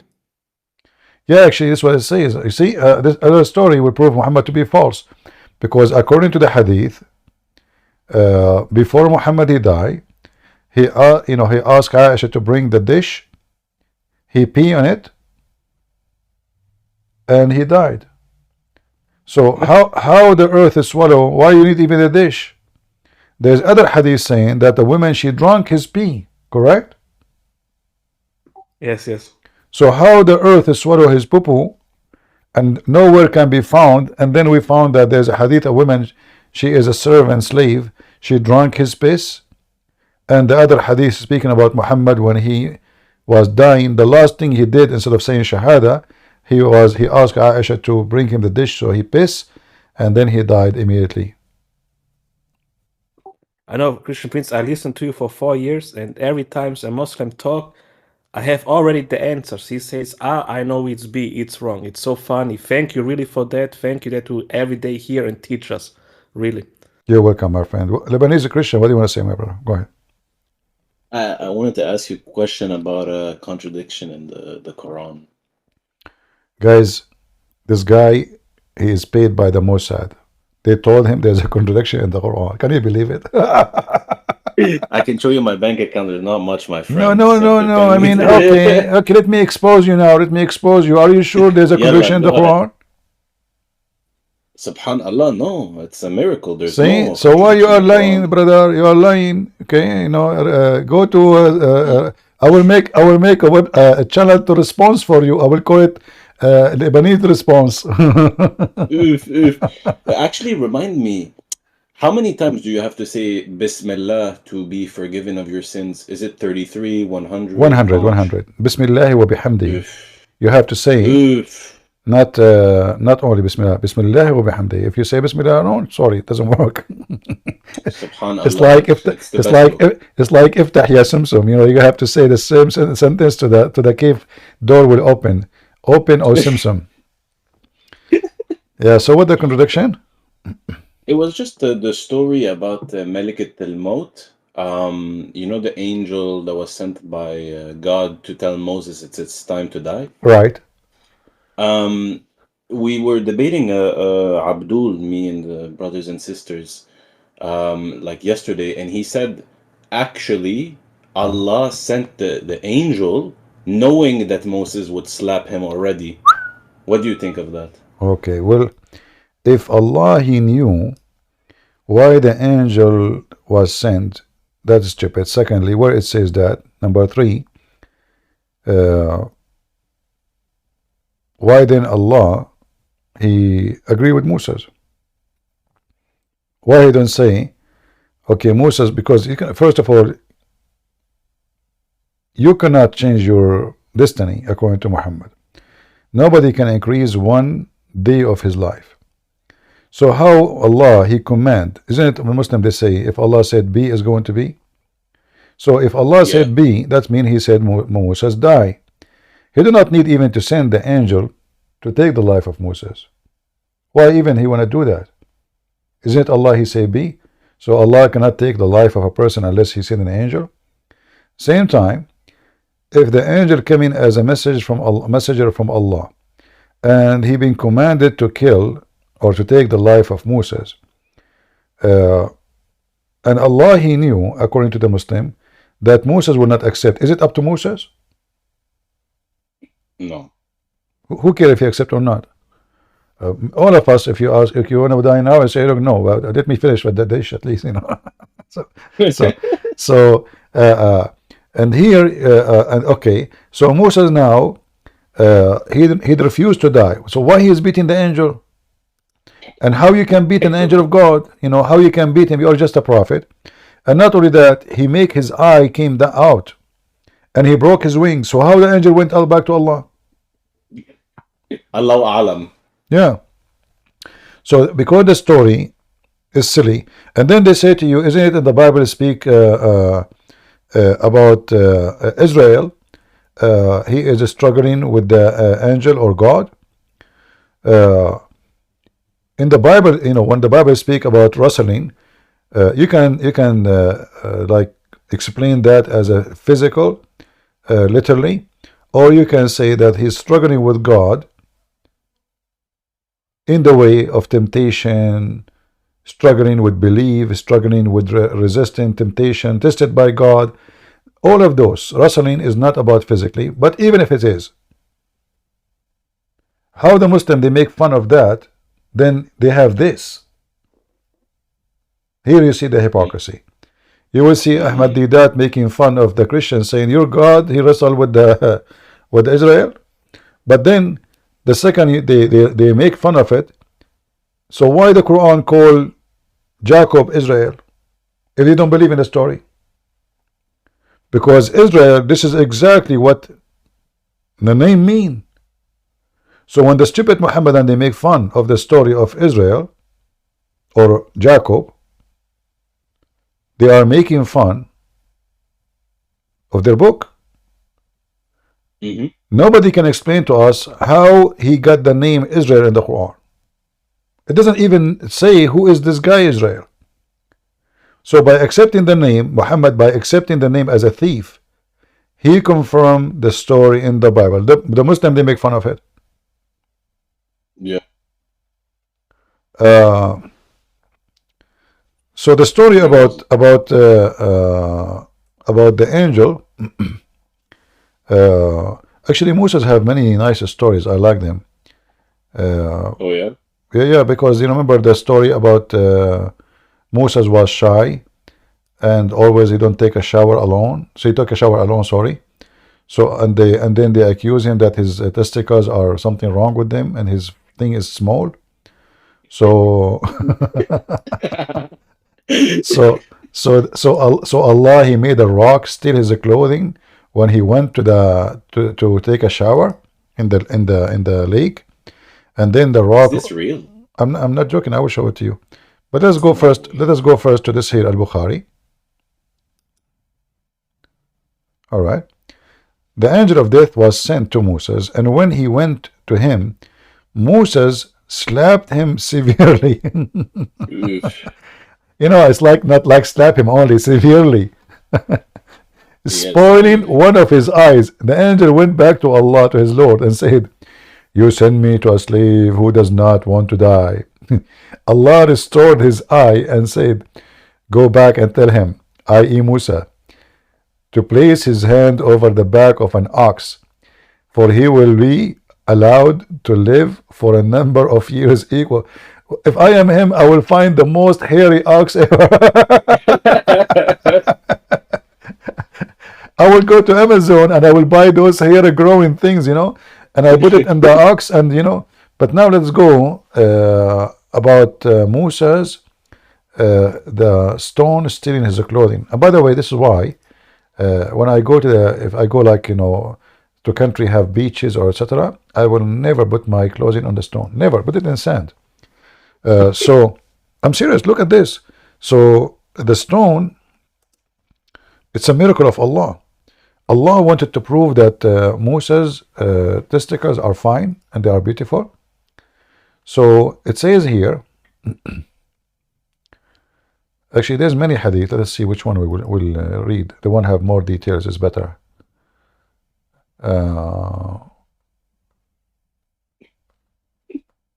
You see, all of those are authentic. They cannot say this is, this is very much repeated. Okay, this one is more detailed. Let us take this one. This is Al-Bukhari. It says here, Allah Messenger said, the Prophet Musa was a shy person, and he used to cover his body completely because of his extensive shyness. One of the children of Israel heard him by saying, he covered his body in this way only because he have some defect in his skin, either leprosy or scrotal hernia. I'm saying it correctly? I think I'm saying it wrong. You agree with me? It's okay. It's okay. All right. Or he has some other defect. Allah wished to clear Moses of what they said about him. Man, the gossip spread between the people of Israel. Prophet Moses has penis. Something wrong with it. Really? What do you have? You have a scrotal hernia. What the heck? He's a prophet of God and his testicles have what? Actually, I heard that one of his balls is not even there. What the heck? Who told you that? I heard that one of his wives, she hit him between his legs and she broke one. Not two. To be honest, I cannot say it's two. I heard only once. However, I heard that he is a prophet. This is why he have 3 balls. So he lost one. So now he have 2. Okay. So now Allah wanted to clear the reputation of Moses. So what he did, look at this. So Allah wished to clear Moses of what they said.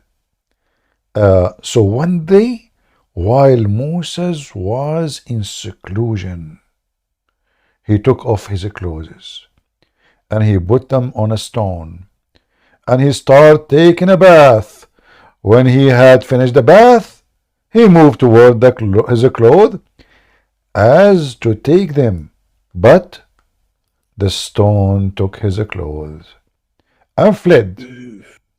Moses picked up his stick. He cannot move away without his stick. I mean, are you kidding me? This is Harry Potter.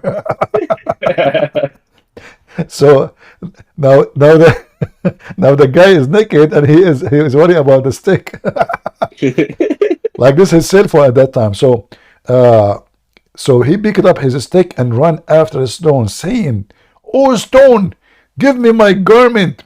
And here, Muslims, I want to ask you, shouldn't be Moses like astonished by the stone is running? Shouldn't he say like, what the heck, am I getting dizzy or what? Instead of he's chasing the stone. Like imagine I see a stone moving, I will be stunned. I will like, what? But look, There's no way this is serious. But at that time, we have to be honest, stones used to run all the time. That's why Moses was not surprised. They run, they steal clothing, they are arrested. They are illegal immigrant. They come to America from the borders. You can't find them. You can find a lot of them in Arizona or Texas. So, but the stone took his clothing and fled, and Moses picked up his stick and ran after the stone, saying, "O stone, give me my garment," till he reached the group of Bani Israel, and who saw him naked. Then they found him the best of Allah has created. So everybody, the women, everybody like, wow, look what Moses have. Allahu Akbar. This is the best. This is the best penis and testicles we ever saw. And this is the book of, and this is the prophet of God. And so Allah wanted to prove that his penis and his testicles are fine. There's no defect there, by making him what? Run naked, humiliating the guy. And not only that, the story is not over. Anything over? No, Moses have to punish the stone. So look, Allah cleared him of what they had accused him. The stone stopped there, and Moses took and put his garment and he start hitting the stone with a stick. And look, Muhammad's story is not even finished yet.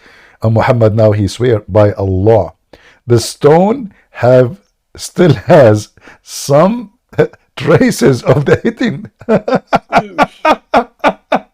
3 or 4 or 5. Look, Muhammad is not sure, to be honest with you. I mean, I have to be honest. Allahu Alam. I'm not sure how many mark left, but I say to you 3, maybe 4, maybe 5, maybe 6, maybe 7, maybe. But look, this Musa's man, his stone he is hitting the stone, and it leave marks.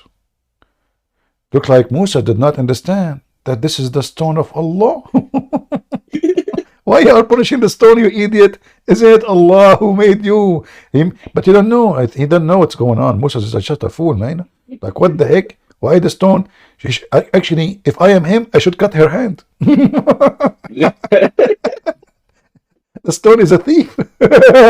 Is this a serious story? Like CP, is this like actually serious, or it's a cartoon? Oh yeah, no, it's in front of you. This is Al-Bukhari. This is the reference. They cannot say, yeah. And then they come and they speak about logic and they claim, I mean, look who is talking about logic.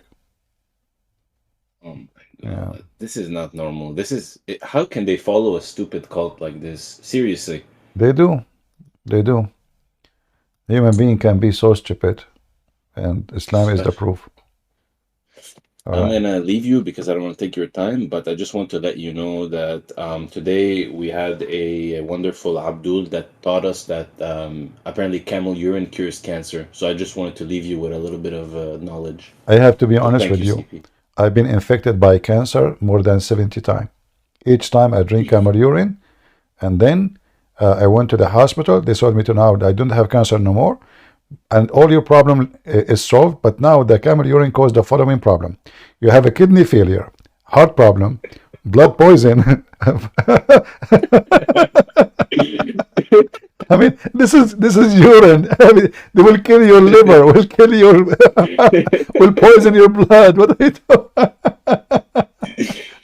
God bless you, CP. All right, take care, my brother. God bless. Actually, always I find even real medicine, real medicine, I found it astonishing how those companies, when they sell us medicine, how they fool us. You hear those medicine commercial in YouTube, they tell you how good this medicine. Like, let's say you have a pain in your knee, you have headache, whatever. I mean, and then the disclaimer: this medicine can cause heart attack, brain damage, blah blah blah, can cause death. Blah, blah, blah, blah, blah. So all of this can be caused by this so-called medicine to stop my knee pain. So now I solve my knee pain, and I will lose my vision. If you lose your vision, if you feel that you're losing vision, getting dizzy, heart problem, you might have heart attack, you might have a heart brain attack. I mean, all kind of filthy, crazy problems can happen to you.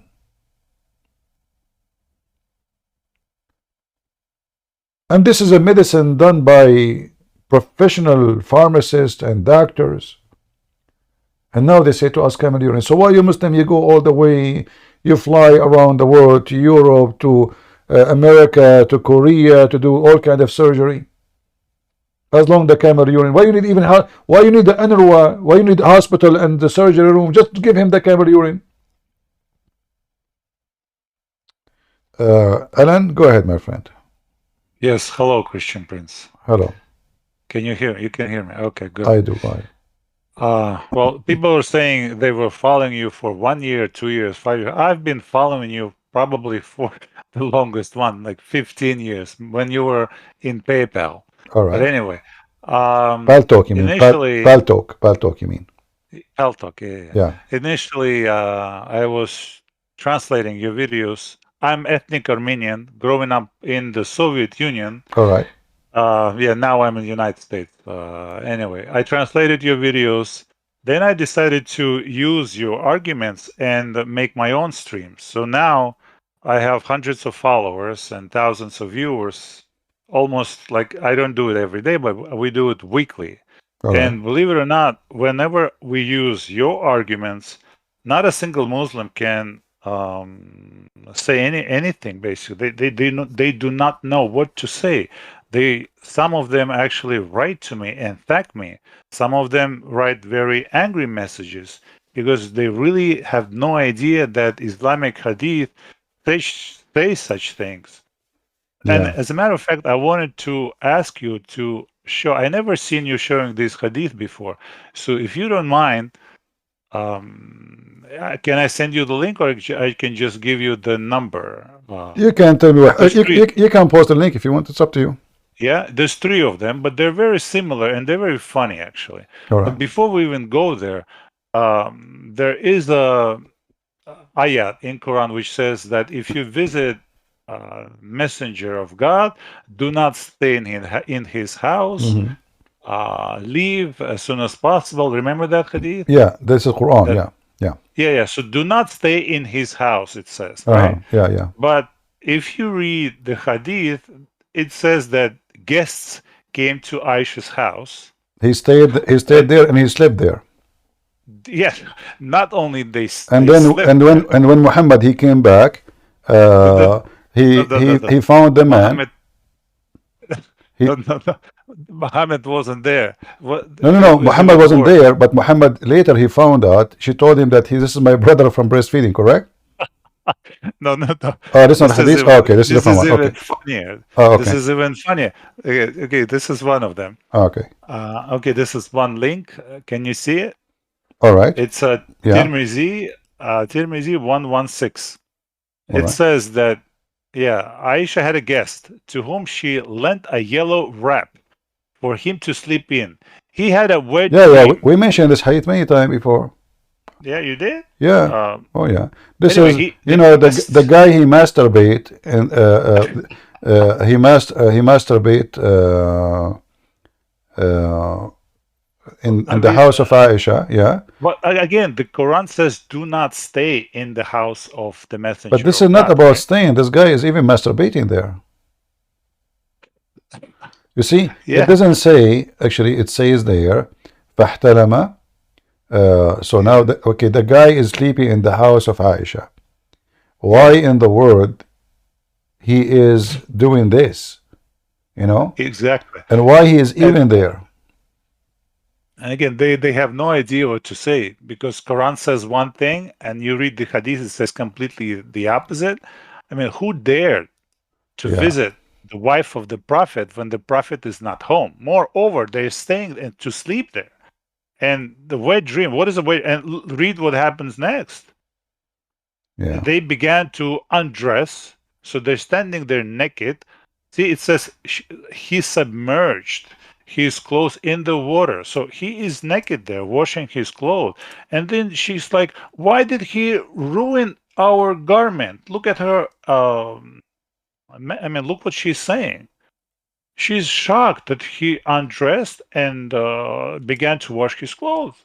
Yeah. And then she's like, why did she do it? He had to, all I did was scraping it off, meaning the dry semen. So she's giving him advice what to do. Imagine. It's not. She wasn't surprised that he stayed there. She is was expert. surprised that he. And this is telling you main thing that the house of Muhammad was not really respected. Men they come and masturbate inside the house. What is this? I mean, I'll give you another. Oh no! Let me give you this one. This one is the one you are mentioning is nothing. Look at this one. What is the hadith? Hold on. I don't remember you reading this actually. Oh no, this is an old hadith. You know, we mentioned it many times. I think it's in my book actually too. But there's more than one, and they're all all of them are the same. All of them they are the same. So, and they all visit Aisha, and same thing happened. They sleep overnight, and then they wash their semen, and it's like nothing. I mean, so same thing happened to every single one of them. There is the hadith where let us see. Yeah, but this is too funny. I mean, you visit. I mean, I ask Muslims, would you visit your friend when he's not home? It's like, yeah, why not? What's wrong with that? And masturbate, and masturbate too. Yeah. Would you stay there when he's not home? Would you let your wife have a guest when you're not home and have him I cannot sleep find in your house? And they talk about dignity and honesty and you know. I have the hadith in Arabic. I will use Google translation. Here it says that Muhammad, he came and he found a man alone in the house of Aisha. Alone, there's nobody. Let me spread the page a little bit so you guys, there's this. So I will use Google translation. Yeah. So you guys can read. So he came home and he found this man in his house, alone with her. So he got so angry. Muhammad got so angry. And you see here it says, I saw anger in his face. And he was and not, this is when she said he is my milk brother? Yeah, and not only he is there, he is sitting next to her. Yeah. They are alone in the house. The man sitting next to her alone. There's nobody in the house. She said, "Oh, Messenger of Allah, he is my brother through breastfeeding." Sure he is. And he's never seen him before. And exactly. How he is a brother from breastfeeding, but Muhammad never saw him. He never even saw him in town. He never saw him anywhere. Never saw him even close to her. He never met him. That's why he's angry. Who is this guy? A stranger. Suddenly he is a brother and he is a breastfeeding. And so now any man, he go to his house, he found his wife sitting next to a man alone in the house. She will say to him, "This is my brother, from breastfeeding." Unbelievable. I mean, unbelievable. I mean, when you read this hadith, you think, what were actually, we came to the idea that most of the authors of the hadith are Persians, weren't they? Like Bukhari. No, he is not the author really. Al-Bukhari is just collecting. Yeah. Okay, he is Persian, right? Yeah, but he is not the one. He is not the author. He is just collecting, supposedly. In fact, don't you think that Persians were like making jokes of the Arabs at that time? Al-Bukhari. This is too funny. Al-Bukhari book never exists, by the way. There's no book. It's called Exactly. So whoever wrote it, don't you think that they were making? No. Al-Bukhari did not. Al-Bukhari did not write books. Those are written by who claim to be the student of Al-Bukhari, and they are collecting what he said.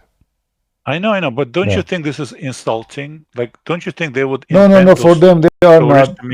For them, it's not. For them, they don't see any insult. In fact, all of those supposedly after filtration. If you go like the book of Ibn Ishaq, he's like they made it clear that any hadith does not be fit with the honor of the Prophet, we delete it. We took it away. So this is after the filtration. Yeah. So we do not know how many they are gone, how many they delete. Maybe tens of thousands. There's so many stupid and funny hadith. I mean, do you remember this one when Muhammad wanted to prohibit men having sex with their wives while they were breastfeeding, and he didn't know what to do.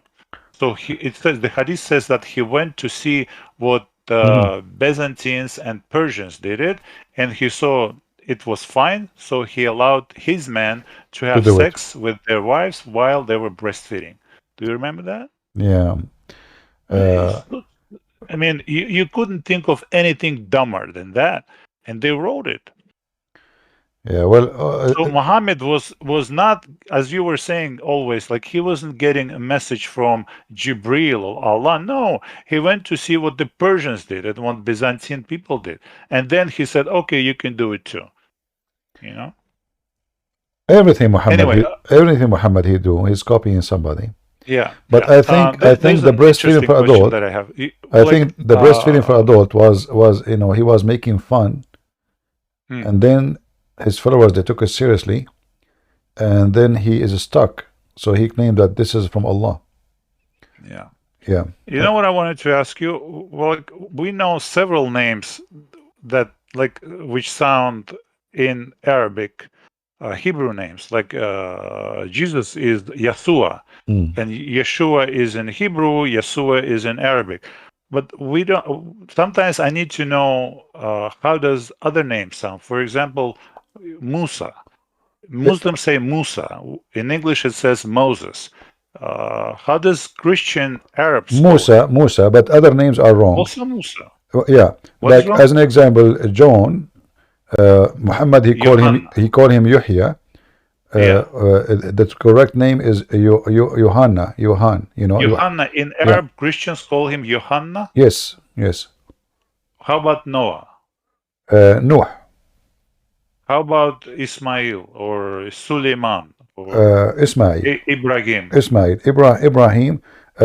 Ibrahim is a wrong name. You know, it's supposed to be Abraham, but you know, like there's a street language, and you have to go with it. If you say the name which nobody understands, then nobody will use it. Yeah. But Christians, Arab Christians, use very similar name to Muslims, or they sound different. Most of the names are different. Some of them they are the same. Like as an example, Israel is the same. You know, yeah. So there is many names. Also, how do you say Muhammad, by the way, he was copying the Arab Christian. It's not the opposite. However, when he copied the name of the Messiah, I could not really find a reason for him to come with this name Isa. But it is possible, but not for sure, that he is taking it from the Greek language Isos. You know, so but because nobody knows Isa. We don't know who's Isa. You know, there's no Isa. No Arab Christian ever heard this name before. We do not know who is this person. So Muhammad, he learned some words. As an example, Umran. In the Bible, there is no Umran. There's Umram. There's no Umran. Umram. Yeah. So Muhammad have it wrong. Some names are correct. Some names are wrong. However, any name Muhammad he took, he is copying somebody, regardless if it's wrong or right. Okay, one more question. How do you say Christian in Arabic? Masihi. Is it Masihi. Masihi or Masihiyun? No, a Christian is individual. I say Masihi. Masihi. And Christians, plural? Al-Masihiyyin or Al-Masihiyun. Masihiyyin is many. Masihiyin or Masihiyun? But it's best to say Al-Masihiyyin. Al-Masihiyyin. It's, you know, so there are many, too many. The Christians. Yes, yes. Masihi is one Christian. Masihiyyin is many.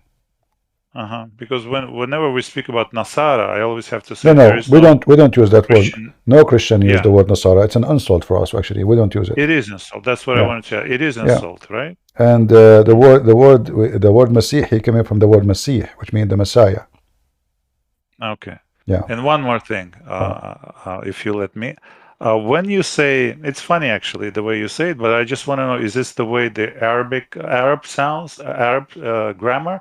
When you say Muhammad, he said, Aisha, she said, people, they said, you always use this pronoun after name, then you say Muhammad, he said, Aisha, she said. Is that the way you speak in Arabic? You translating like every word? You see, in Arabic, if you look at the screen, as an example, if you look at the screen in front of us, in Arabic, we put the word Sayyid before the name. But not after, you know? You understand my question, right? When you speak in English, you say, Aisha, she said. Why are you saying she said? When we understand it's a she. You don't have to say Aisha, she said. Well, in Arabic, in Arabic, the word qala, which means said, it's a male or female. So there is different word. It's not the same as English. So you have to say Aisha, if you want to translate accurately, because in Arabic, if you want to say she, you want to say she said, or you said said, you cannot just say said like English. You have to say to a female. She said qalat. So there is a ta at the end, qalat. That will make it for sure a female is talking. If it's a male, you say qala. There's no t. The t you add it at the end it's called ta'ut ta'nith, which means the ta of female. So if you go as an example in the Quran and I type the word qalat, you will see here is speaking about the ant. Why? Because ants in the Quran, in the Arabic language, is all insect. Yeah, namla. all insect, let us go to the verse right away. All insect in Arabic usually are females as word, not necessarily as gender, Yeah. So the second you say, like I say, nahla, namla. Namla by itself is a female. We don't have a male for the insect. We don't have a name as a male. So when you want to say the ant, she said, you have to say. This is what ant, she said. You always, in Arabic, this is how you say Right. ant, she said? Right. You have to say it this way. Interesting. Yeah. Okay. Yeah. This is why in Arabic is different. Said, it's about gender. Like you can make definition. Is it a male or a female by the word said itself? Yeah. So here you see it says قالت نملة.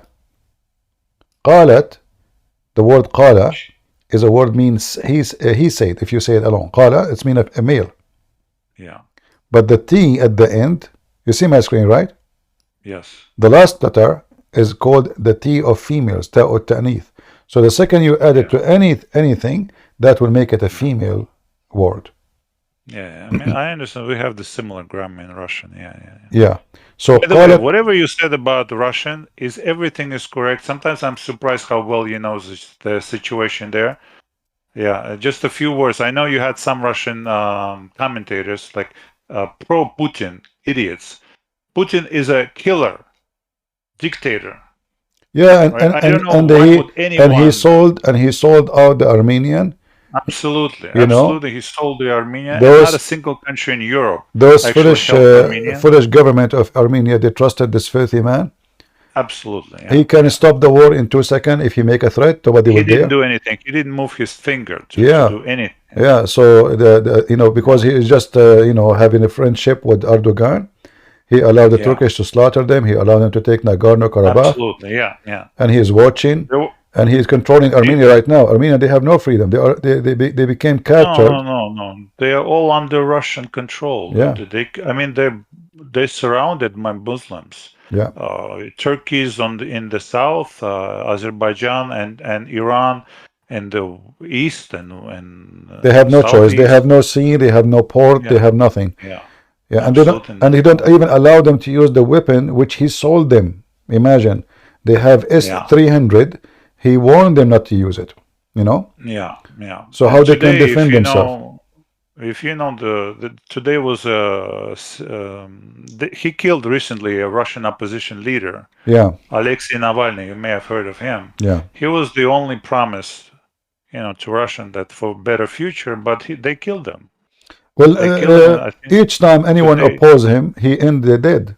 This is not the first one. Like even the guy who was his gang leader, like Wagner. Yes, Prigozhin. Yeah. He killed him. Yeah. Anyway, everybody knows him. It's not a secret, But I think, you see, it doesn't matter how long a dictator can stay. There is a time where he will collapse. It's just a matter of time. He will go. But Armenian, I pray for the Armenian to be smarter and to find their own way. And not to depend on others. They have to manufacture their own weapon. I know Armenian, they are very smart. I know Armenian. Like in the Middle East, if you want to go to a mechanic guy, go to the Armenian. They listen to the car engine. He don't even need to open he tell you what the problem. So I know. My father's Armenian. I know. Yeah. I know. So Armenian are very smart people. Actually, most of the Russian weapon is made by Armenian. No joking. The Seahoy itself. Mick. Do you know the plane Mick? Yeah. You know who made it? Mikoyan. Yeah. So how the Armenian making weapon to other countries, but they don't have their own drone. I don't know. I don't know what's wrong. Everybody have drones these days. So why they don't? How the Turkish became smarter. They trusted the Russians. That is the biggest mistake. Never trust your neighbor to protect you. You protect yourself. Yeah. Where I live, we have a very good police, but it doesn't mean I don't trust the police, but I don't trust that the police will be here when I need them. Nobody can defend me as I do myself. So I have guns, I have weapon, I have bullets. So if somebody attack me, I will make him shish kebab. When the police come, he's welcome. But I'm not going to wait until the police come. I will be dead. The police then, they come, they take pictures of you. They say this guy, he was shot in the head, and they put your picture in a file, and then we were looking for the one who did it. Thank you very much. So even if you live in a place where it is secure supposedly, you better arm yourself to defend yourself. We don't want people to be criminals. We don't want Armenians to kill their neighbors. But what's happening is the opposite. This nation is slaughtered through centuries, and the whole world is watching, and nobody care. Yeah. And there was an interesting thing the Armenians did. Remember the earthquake just a year ago in Turkey? Azerbaijan was blockading Armenians in Karabakh. You know, the Armenians were literally starving. And when earthquake happened in Turkey, what did the Armenian government do? They behaved like a Christian supposed to. You know, love your enemy. They are being stupid. This is not love. This is stupidity. No. They helped people in need in Turkey. They should not. They should not. They should not. That's stupid. Oh, it is stupid in a way, but also in a Christian No, way. no, this is not a Christian. You don't feed your enemy who is going to kill your kids tomorrow. That is stupid. Yeah, that's not. There are little kids dying there too. No problem. The Muslims, the Turkish are they have migrant around the world. They have millions in Europe. They can send support. You are the one who need, instead of sending your money to feed the enemy, go and buy weapon to defend yourself. The enemy is coming to you tomorrow. You know? Yeah. But obviously the president of Armenia is a donkey. Absolutely. Yeah. There's no question about it. Yeah. All right. All right. Okay, Thank you, my very friend. much, Thank Christian you. Prince. Yeah, I will call you again sometime if All you right. don't mind. If you like, you can post your channel so people they can join you if you want. Yes, please. I don't mind. Well, we rarely do it in English, but we had a priest from Nigeria once, but most of them are in Russian. All right. If anyone would like to join this brother in his channel, he have a channel. He's sometimes Yes, do in please. English, and if you I'll are an post- Armenian, you do it mostly in Armenia, right? Most in Russian. In Russian. Russian. Okay. If you speak Russian, you can join his channel. You can post your link. Thank you very much. You're welcome. Okay. LP3, go ahead. LP3. LP3. Are you there? LP3. All right. Who was here before? Salvation or Clay? Which one? Are you there, Clay? No. Can you hear me?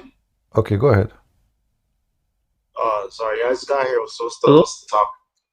Okay, hold on, Clay. LP, he came back. Go ahead, LP. Sorry, my mic I was suppressed. All right. I was in a DM with a Muslim. Mm-hmm. I don't know if they are still watching, but it was Wheelie. They were in the chat, and we were talking about 3350. You're familiar, right? 3350. Oh, what about it? Right. Okay, so I lost you. they use the word nikah, if I'm not mistaken. Does it use the word nikah? Uh-huh. Okay, so their translator was saying that word was translating to marriage, like he will marry her. But mine was saying that the Prophet wants to repudiate it, which means associate. No, neither one So is. I don't know which translator is correct. Neither one is true, because first of all, you see in Arabic it says yes, tankihuha. It's a continue, and it's a future thing. It's not something you do one, it's you do many times for the same person. Same time, the word nikah does not mean marry. It means physically the F word. So Muhammad said, when your wives they have their period, do with them everything except nikah. Okay, yeah. So if nikah mean marriage, I know that's found in a different verse, a little earlier than So that. obviously the word nikah, and this is what dictionary says, the word nikah in Arabic dictionary mean something going inside something else. So they say tanakahat al Azhar, that means the branches of the trees go inside each other. All right. So neither one is correct.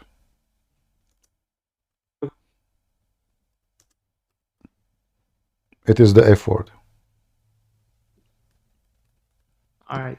Thank you. And is there a way I could find resources to like the Yeah, dictionary? I will show you the Because hadith. Give me a second. I'm certain this won't be the first Muslim that will respond to me that he or she is also saying that that's not the word they were talking about. They were talking about the yastinka. Yastankih, yeah, yastankih is the same Is as the nikah, yeah. pronunciation. Yastankih is the continue. This is why it says cannot. It's not about marriage. You see, it doesn't say the Prophet marry her. You know, the word Arabic. In Arabic, we have the word marriage. I mean, he can say that. You know, if this is, you know, he can say that word. I mean, we are not short of words in Arabic. Why he wanna use this word? So if we go here, let's see if I can find this hadith here. Do you see it in the front of you? I'm gonna send it in the chat. Hold on, because apparently this is not the right word, but I don't know what other word they're talking about. Wait, what's the argument? I sent it in Arabic in the chat. No, what point are you trying to make with this? Yeah, well, I didn't like the verse. Yeah. Like it's promoting, even if it's talking about marriage, it's promoting multiple wives. Anyway, and it just let me pause the link for you. You see my screen, or you don't see it? Yes, I see it. So what is the word intercourse there? It is nikah. The Muslim translation for intercourse, simply it is nikah. So he said, the Jews used not to eat with the women during her menstruation period. So the Prophet of Allah, he said, do everything else apart from nikah. Where is the marriage? Okay. They are their wives already, you know. So already, obviously, and here we go. This is the Arabic. It says here, you can compare between this word in the Quran and the word here. Isna'u kulla shay illa nikah. And this is reported in Muslim, Sahih Muslim too. So it's very authentic. Do everything except nikah. With who? With your wives. So they are already their wives. So if nikah mean marriage, well, are you going to marry your wife? You know? Yeah. And the same appear in the Quran, where it says if a Muslim woman, she divorced her husband 3 times, she have to do nikah to the new husband. She married him, but she have to sleep with him. So it says hatta tankah, until she, if. So what's the? I don't get the argument though. That's the problem. Chapter 2, verse number 230. All right.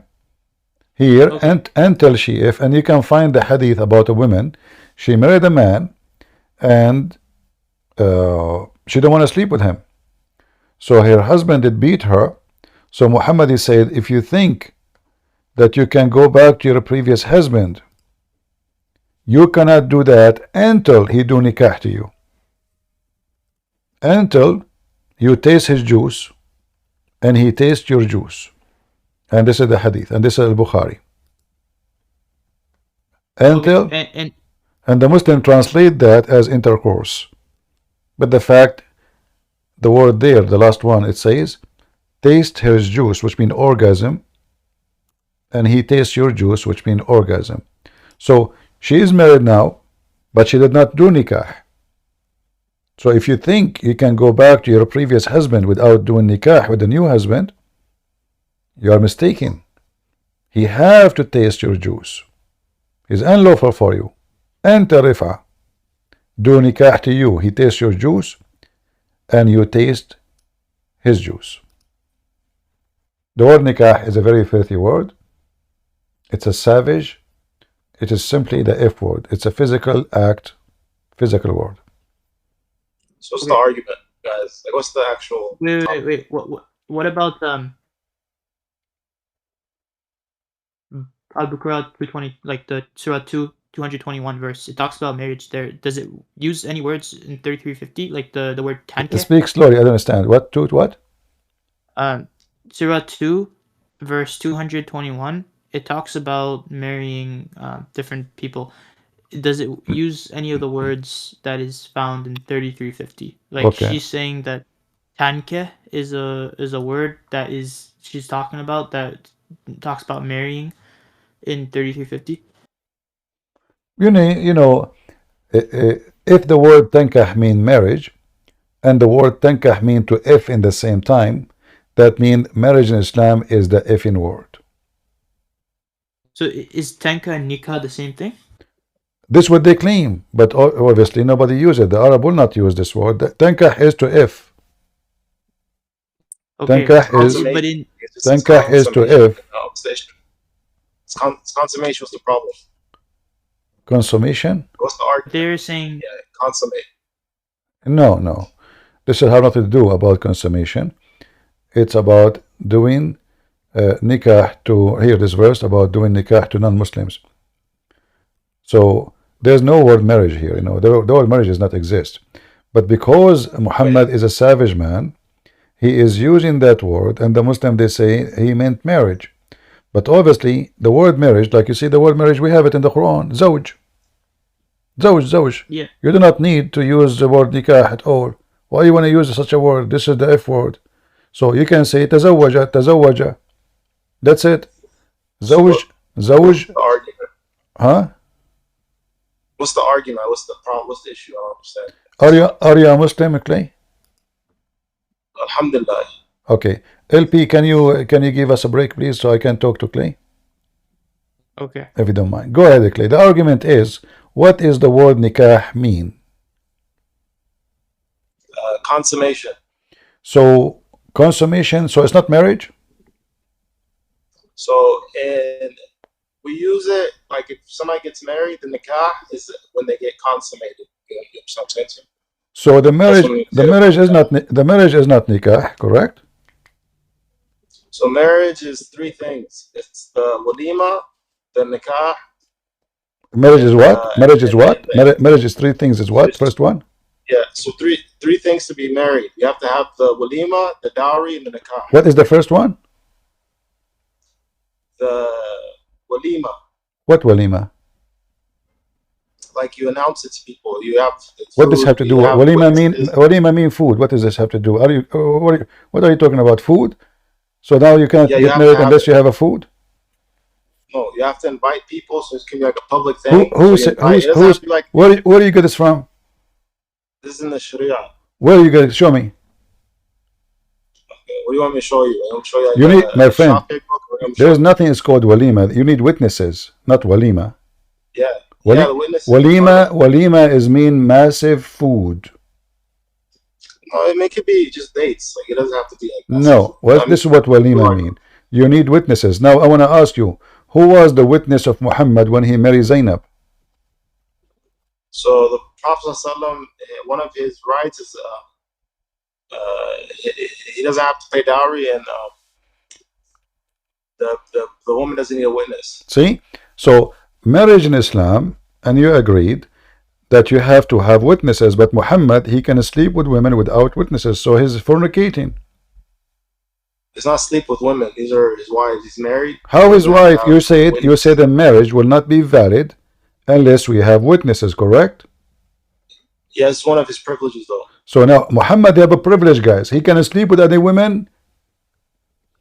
so if a Muslim, if other Muslim, he do have the same as Muhammad, he will be stoned. Is that correct?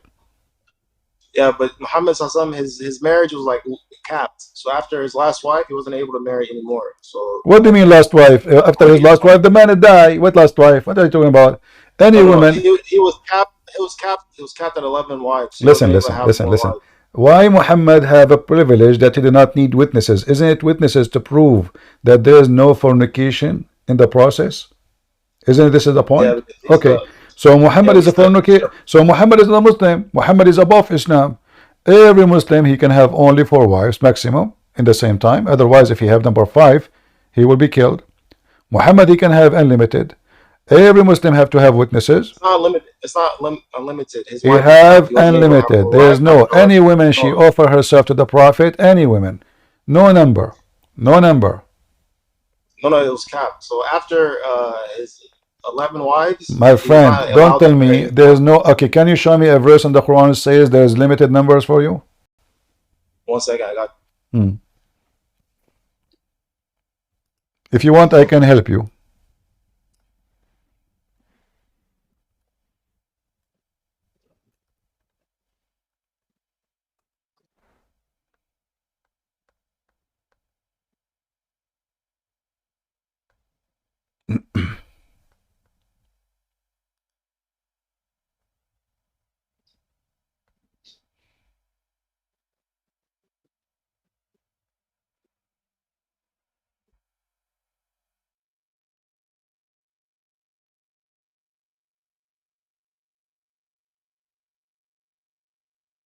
I can help you. You want to help my help?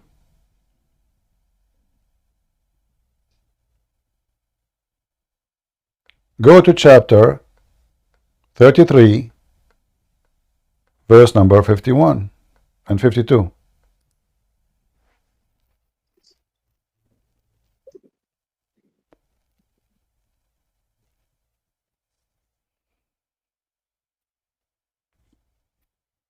Hello?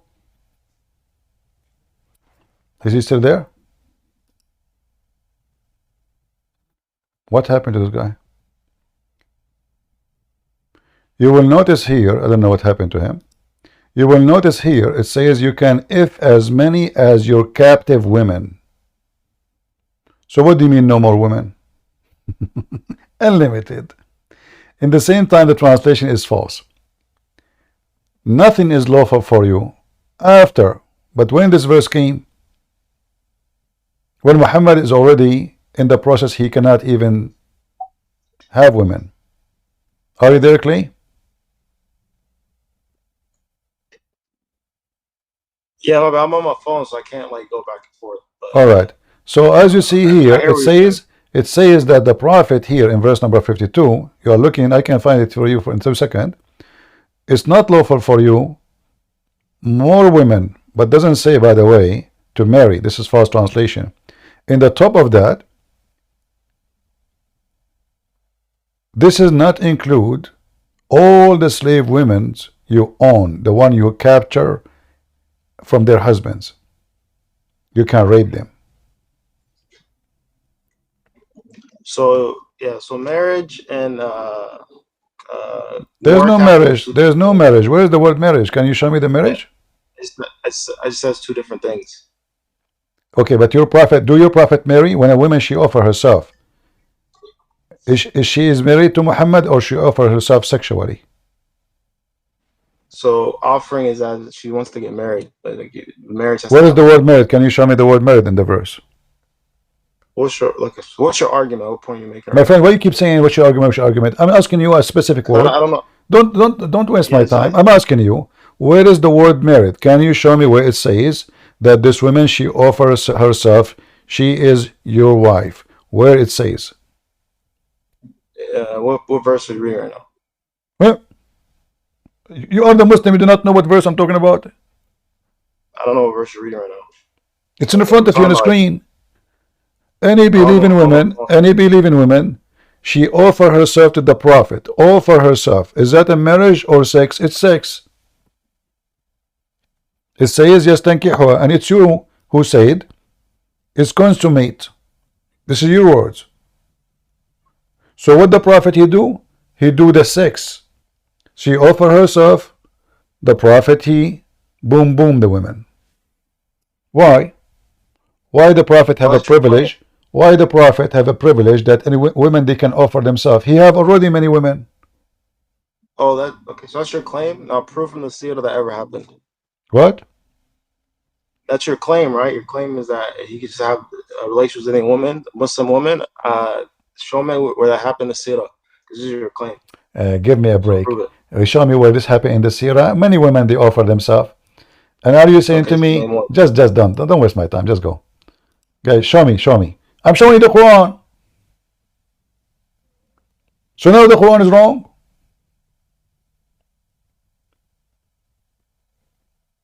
So are you saying to me, Allah, he told him, any woman she offer herself, but nobody offer himself? Or read the interpretation, you will see a long line. This is why the verse after it, when women they start coming to Muhammad, long line, and many of them they don't look good. Look what that Muhammad he made a new surah. Now he noticed that he's stupid. Old women, not good looking women, not pleasant women, all kind of women, they offer themselves. So what Muhammad did? So he said, Allah, he told me, oh you Muhammad, you can postpone the turn of whom will of them want to do boom boom to her, not marry her. You see, they put the word wives between bracket. Postpone upon wives? What wives? So those women, they start coming offering themselves. And Muhammad, he said, I will take you all. He made a mistake. He did not notice that the one who will come is the one who don't have a house, no one to support her. They are looking for security, because now if she sleep with him, she will have free food, free housing, and people will never dare to hurt her. So now, long line of women, most of them they are, widows and old, lining in top of Muhammad, in front of Muhammad's house. Muhammad, he opened the door like, what the heck is this? So now he want to find a solution. So Allah is ready, Quran is ready. You Muhammad, you can postpone the turn of whom you will if, and you may receive who you will, and whomsoever you desire of those whom you have assigned their turn temporarily.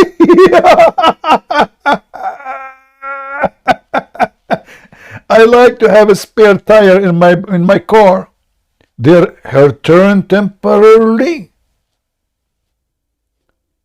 and no sin to you to receive her again. Like, okay, you know what? You stay here. Okay, I will be back to you. Just give me 5 days, because the wrong line. I mean, so Muhammad start giving tickets. You are number 50. You are number 100. And this guy says to me, show me from the books of Sirah. It's your book.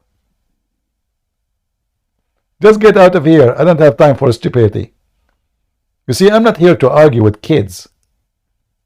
I'm here to speak to men who have decency. It's in front of you. You can delay, you can if now, you can if tomorrow, you can refuse. What is this?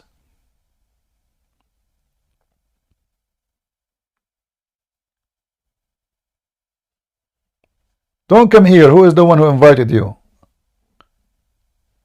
I don't have time for kids. I told you.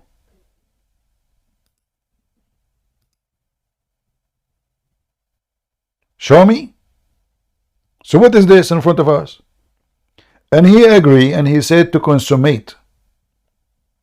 But he did not marry her to consummate.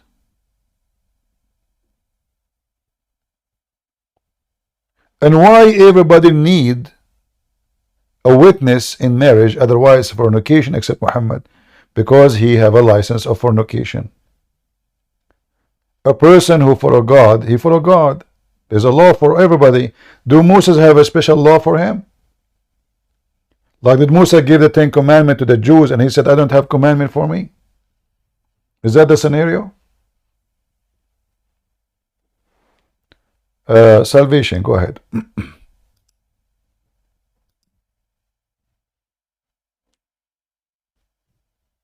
Hello.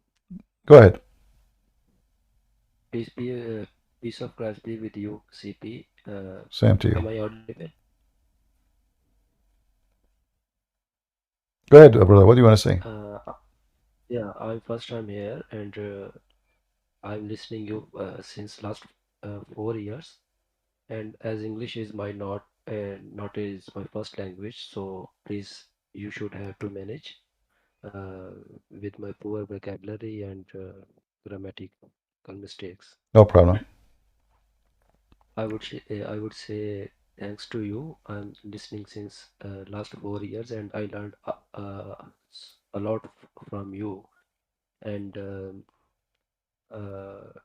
no, I mean, no, I know a lot about Islam, about everything you been told uh, in your streams, videos, and I wanna say you that I never ever be I mean fan of anyone's, not any movie star or singer, uh, but you are the one and only personality existed right now after Jesus Christ.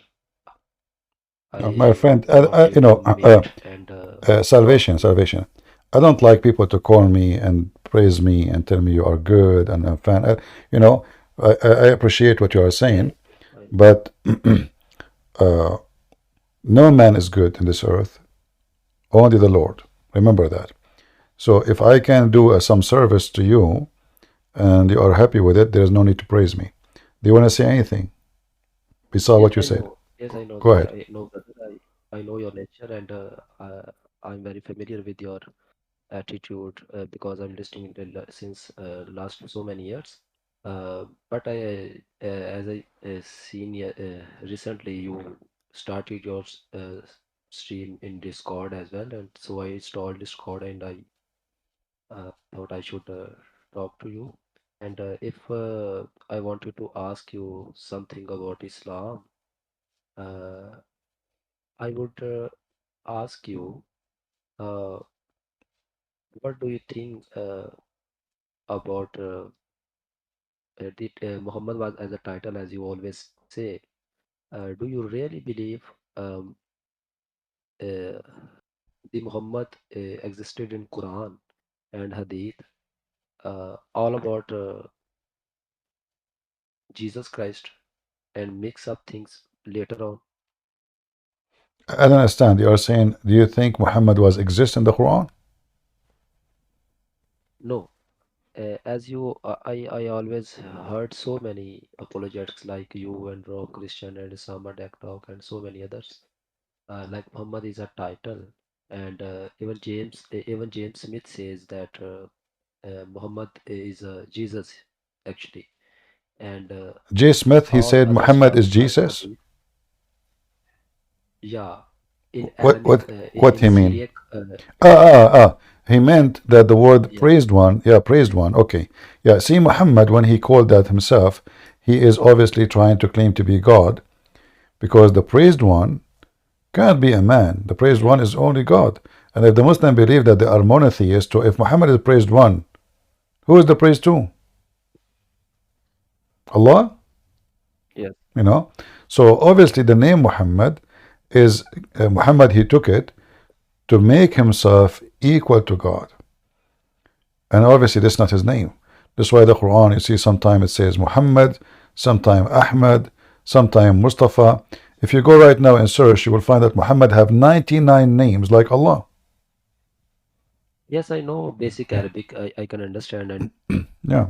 read as well. And recently I was reading in Tafsir Ibn Kathir about Maqamul Mahmud mentioned in Quran, Mhm. and Ibn Kathir wrote about wrote in Tafsir that in last day, in the day of resurrection, uh, Allah will make him praised by all his khalaq, I mean all his creation, and even Allah himself will praise him. Yeah, yeah. It was actually new for No, me, already and Muhammad is praised in the Quran because don't you see but the Quran? I just want Yeah. yusalluna al nabi, yusalluna al malaikatu yusalluna al nabi. Right. Correct. Are you talking about that one? Yeah, not only that, you know, the Yeah. Quran, the Quran described Muhammad as light the same as Allah. So the Quran says that Muhammad, Allah is a siraj and Muhammad is a siraj. So if Muhammad and Allah, both of them, Yeah. you see, so if you go in chapter 33, verse number 46, it says, and the one who invite to Allah, not there's monotheism, this is false translation, and a light, a lamp spreading light. So Muhammad, suddenly he became light of the world, the same as Jesus says, I am the light, right? So Muhammad now became the light of the world, not Allah. It's not Allah no more. Muhammad is the light, and he is the one who lighting the whole universe. He is even a lamp, he is a siraj, you know? Yeah. Go ahead. Yeah. And I also want to mention here something we always actually every Christian and Muslim, even Muslim, neglect this because all other prophets, they wrote Rahmatullah alayh, as you know, and Muhammad has Sallallahu Alaihi Wasallam. Yeah. But when they translate this Darud in English, Right. they make him the peace be upon him like Rahmatullah alayh. Yeah, no, this it But they doesn't say. don't literally It says translate. Sallallahu Alaihi Wasallam. They don't say that when they speak about Yeah, Musa's or. prayer be, yes. So they actually making delusion. And actually, my question was that do you personally think that if Muhammad is being mentioned in Quran 4 times, all 4 verses, because grammatically those 4 verses are in past tense. So can we say that if we ignore all hadith uh, and we just take Quran and specifically those 4 verses can be about Jesus Christ, and early Islam was actually some heretical sects from Christianity? What do you personally believe? Can you repeat the last part? What do you personally believe? Uh, as Quran mentioned Muhammad, the title or name Muhammad 4 times, and all of them are in past sentence. Not even This one is not is grammatic. about past sentence. As an example, chapter 48, verse number 29, it doesn't say any sentence there. It's just describing Muhammad. Same chapter 33, verse number 40 is not about being a verb, even though it's past sentence in this case, Ma kana Muhammad. But this is not about like verse number 47, it is past sentence too. So it can come as a description of what Muhammad now or what happened to Muhammad in the past. But that will not change anything. But obviously, the name Muhammad has nothing to do with the person. It is a title describing someone, and now his name is Muhammad. If you go in the Quran, it says that when Isa, he said, "There's a prophet will come after me. His name is Ahmed." Correct? Yeah. So why Muhammad became Ahmed? So obviously this is not a name. Yeah. Because if the name is Muhammad, then the name will stay as Muhammad. And why Isa is using the wrong name? They will say to you, they are close in the meaning. No, they are not. I mean, it's close, yes, but they are not the same. But if it's a name, you don't change it. Like we can say the Messiah is a title. Emmanuel. There's many names they are giving to the Messiah, but all of them they are titles. There's only one is a name. The rest are titles. Here, what is the name of the person?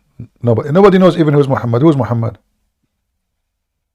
Yeah, that's why I recently I was watching a stream of J. Smith Al Fadi was maybe with him and third person. I don't know him personally.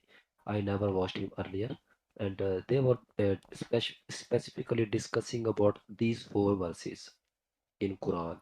Muhammad has been mentioned in those, and they was uh, trying to tell the audience that if you just take Quran, uh, for Muhammad being mentioned 4 times, it's all about it. It could be all about Jesus, and early Islam could be a sect or heretical sect No. You about see, I don't agree with those things. I don't agree with those fictions. This is fictions, and I will tell you why. In as the chapter in front of us, it says here as an example, like here it's used different name. Same time, why I want to say those things which doesn't make sense. So which is a Christian sect says you can have fornication? Which a Christian sect says a woman she can offer herself to Jesus? What is that? I mean, this is not even right. No, but CP, You have to comprehend my point. I'm not trying to argue, but just to reach and conclusion. All these commandments and I mean all these I don't know what to say. Uh, special treatment not given to Muhammad specifically.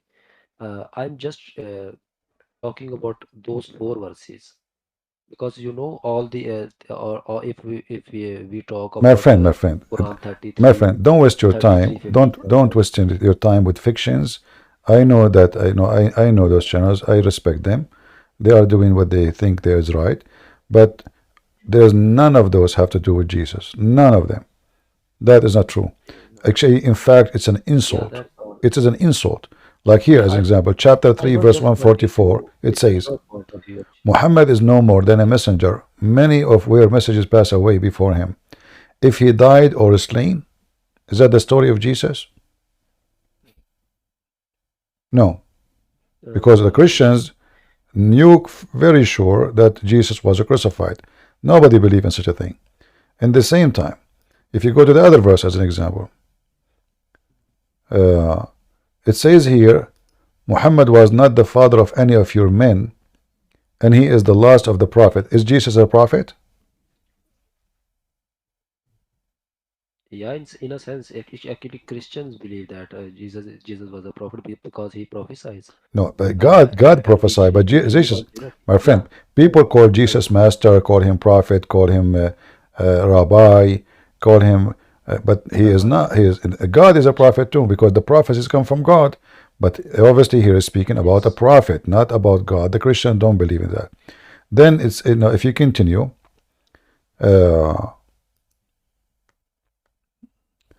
it says here.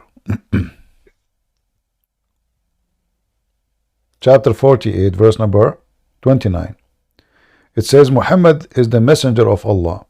Do the Christian believe that Muhammad is the messenger of Allah? Jesus, sorry, Jesus? Jesus. Do they believe that Jesus is messenger of Allah? No. The Arabic is clear. Do you believe that? Do you believe? Are you Christian? Are you Christian yourself? Yes. Okay. Do you believe that Jesus is a messenger of Allah? No, not Okay. actually Allah, but So what does have to do with Jesus? Jesus is being sent by the God, and No. You see, Jesus is not sent by the God. Jesus is sent by the Father. So there's difference. Secondly, the Father, his name is not Allah. Number three, here you see talking about killing others. You know, Jesus is merciful for everybody. It says here, and those who they are with him strong against the unbeliever. Actually, they torture them, and they are merciful with each other. Is that the case with Jesus? With each other. Yeah. No. Jesus, he said, forgive them, Father. They don't know what they are doing. Those who they are crucifying him. So, you know, some channels, they do some extra philosophy, analogy. I don't like that, but people can watch. It's up to you. You can, you know, for me, I don't agree with any of this. Interfaith harmony, maybe they can be doing this for interfaith harmony, and I just wanted to know your point of view and know specifically in last verses you mentioned. Yeah, we can't go with that argument because you last verse you mentioned it is very clear with the name of Muhammad. Muhammad is copying from the Bible for sure. Like the same chapter here, verse number 48, obviously, Muhammad is copying something Jesus he mentioned in somehow, like, you know, trying to make it look different. But anyone will say this is about Jesus, or this is just not true, and this is an insult to Jesus. The Quran is the book of the devil, and no Christian should say such a silly thing. This is silly. This is an insult to Christ. We don't want to do the same as the Muslims. You see, we don't know, why some people they are doing the same as the Muslims. The Muslim, they go and they say, okay, he says, I will raise a prophet from between your brothers. They say this is Muhammad. What those people are doing? They are doing the same as the Muslims. So this is wrong. This is absolutely false. Well, CP, I would say thanks again, and I'm learning a lot from you. I learned actually, and specifically, I learned how to keep, uh, how to how to drag your arguments, how to put them in a track. I'm a Muslim.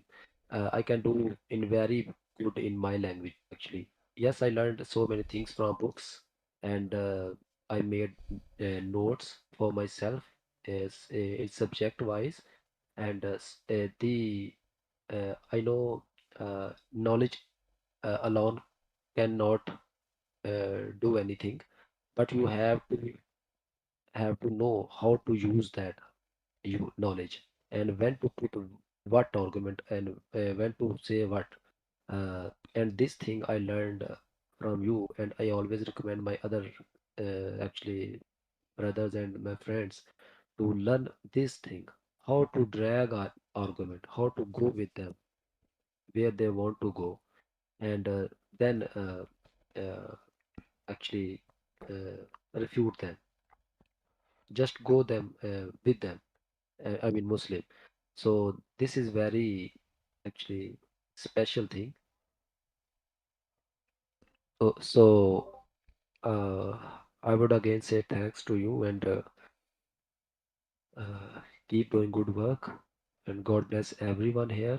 And I will suggest, I will recommend all the people in audience must take notes, screenshots, links, and make your notes using Google Documents.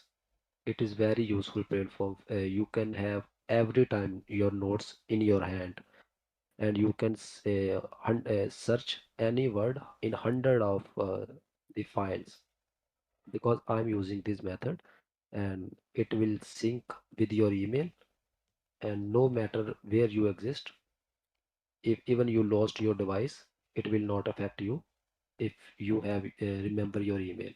Yeah. Okay, CP, thank you very much, and All thank right, you brother. again Thank you very much. for Thank you. thank you. God bless you. Yeah. God bless you, sir. Take care. Yeah, always, guys, remember, we don't want to do what Muslims do. We will not support something not true. We are Christians. And if a Christian, he says something, it's not true, I will never agree with him. No matter who, and I'm not saying that those Christians are lying, but obviously it's wrong. It's obvious. We do not need to find Jesus in the Quran. That is an insult to Jesus. How we keep saying the Quran is the book of the devil, and then you try to say to me this is about Jesus. And which a Christian sect believe in what in the Quran? Women offer themselves to Jesus. So now this is Jesus. What's wrong with people?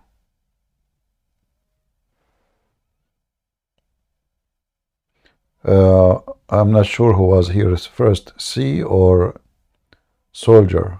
Which one was first here? Yeah, I believe I was first. All right, go ahead, Soldier. Well, first of all, it's an honor to be here on your stage. I've been listening to you for about 2 years. Anyway, so I take the opportunity to hold discussions with people who are, whether they be Jehovah's Witness or Mormons, but I try to do so in a very kind of friendly, non-combative way. So for example, with Mormons, I speak about that verse that their entire religion hinges on, where uh, uh, the prophet in the you can maybe help me out there. He said that from this branch he'll be disconnected, or he'll rejoin the branches, and you know, and they say that that's Joseph Smith, right? That's the Mormons. So I go to that verse and I show them, okay, the very next verse is actually interpreting or an explanation of that previous verse. All right. So with Jehovah's Witness, I go to whether it be Revelations 1:8, where Jesus says, I'm the beginning and the end, the Alpha and the Omega. Or I go to the place where it says, in the beginning was the Word, and the Word was God, and the Word became flesh. Right? So those are just really nice one-liner intros. I ask them, so what's their understanding of this verse? Now, with Muslims, it's a little bit trickier because they do not, I guess, believe the Bible is is is is it's, it's still believable despite them referencing it when convenient. So what's some really nice non-combative entry verses? I have lots and lots of screenshots from some of the verses in the Quran that you bring up. So what's the one life entry verse to have them explain? So what I do now is I ask them something like, where it says all Muslims will go to hell first unless they die in jihad. Right, so that's Zakir, right? And I basically ask them to explain that to see if really they're honest or they're just wanting to.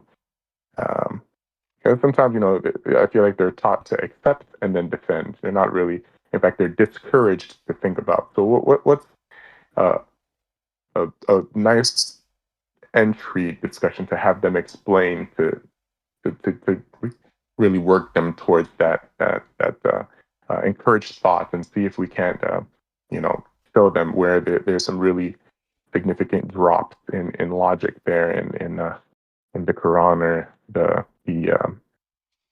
hadiths. I don't know if I was rather long-winded, but if you get what I'm trying to ask. Well, as I understand what you're asking me, first of all, there is no rules because every Muslim is different. Generally speaking, Muslims, they lie when they answer, and that's what make discussion with them is very hard. However, you should not ask the Muslim a question. If you ask him a question, he will give you the wrong answer. The only way to get the answer is not to ask the question. After he give you the answer without asking the question, then he cannot take it back. Like as an example today, who was here in the morning? We have a Muslim. I said to him, we were talking about the description of Allah hands. So he mentioned hands, so I took opportunity and I asked him, if there's a dog, do we say he have 4 legs or he have 2 hands, 2 arms and 2 legs? He said, this is stupid. You don't say that. 4 legs for sure. And then right away I showed him the verse in the Quran saying that Allah, he said that the dog have 2 arms.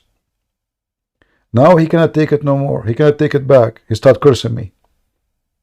So if I show him the verse before I make him give the answer, the whole answer will change. Actually, he said, after he said that, and it's recorded in Rumble, you can go and see it, and even in YouTube, he said, if I know that you would, I do not know you would say that.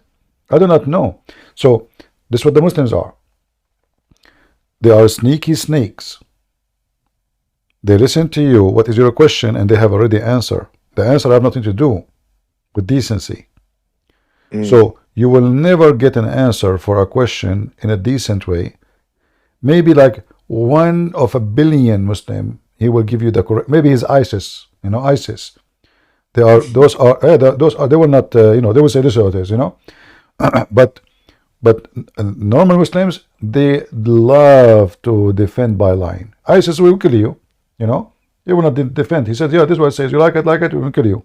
So because now they feel themselves weak.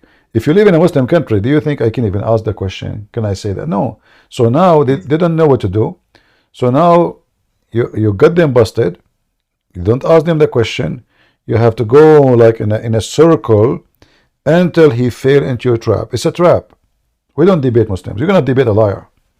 Nobody in the world can debate. Not even a judge, he can debate a liar. Because a judge, you can tell him, I did not do it. Who raped this woman? I did not do it. We have first witness, second witness, 3 witness. We have your DNA. I did not do it. He's lying. So if you are waiting for him to confess, you will never prove it. You have to get him busted. And this is what we have to do. So we have to get the DNA from the hadith, from the Quran, reference. But first, we have to make him, let us say, make the mistake of saying something truthful. Muslims don't say something truthful by meaning it. It have to be a mistake. Yeah, like once a Muslim, he said to me, if I say to him, why your prophet he speak etc. about homosexual, he will say to me, you're a liar.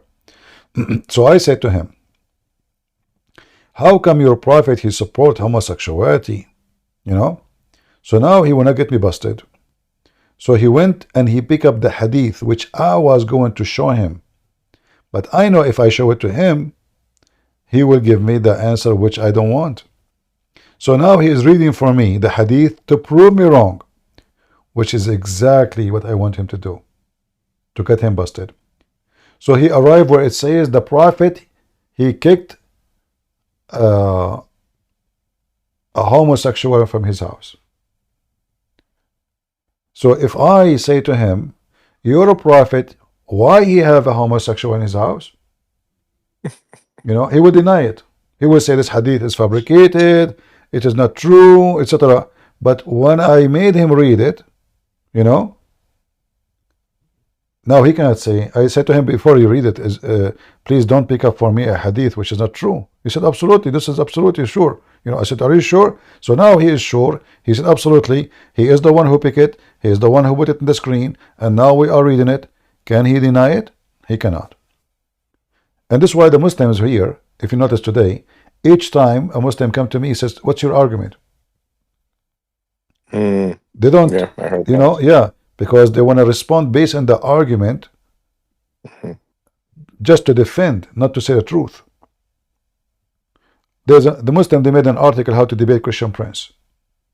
And in the article, I wish I have it still, the website. I looked for it, I could not find it again. It was like a blog.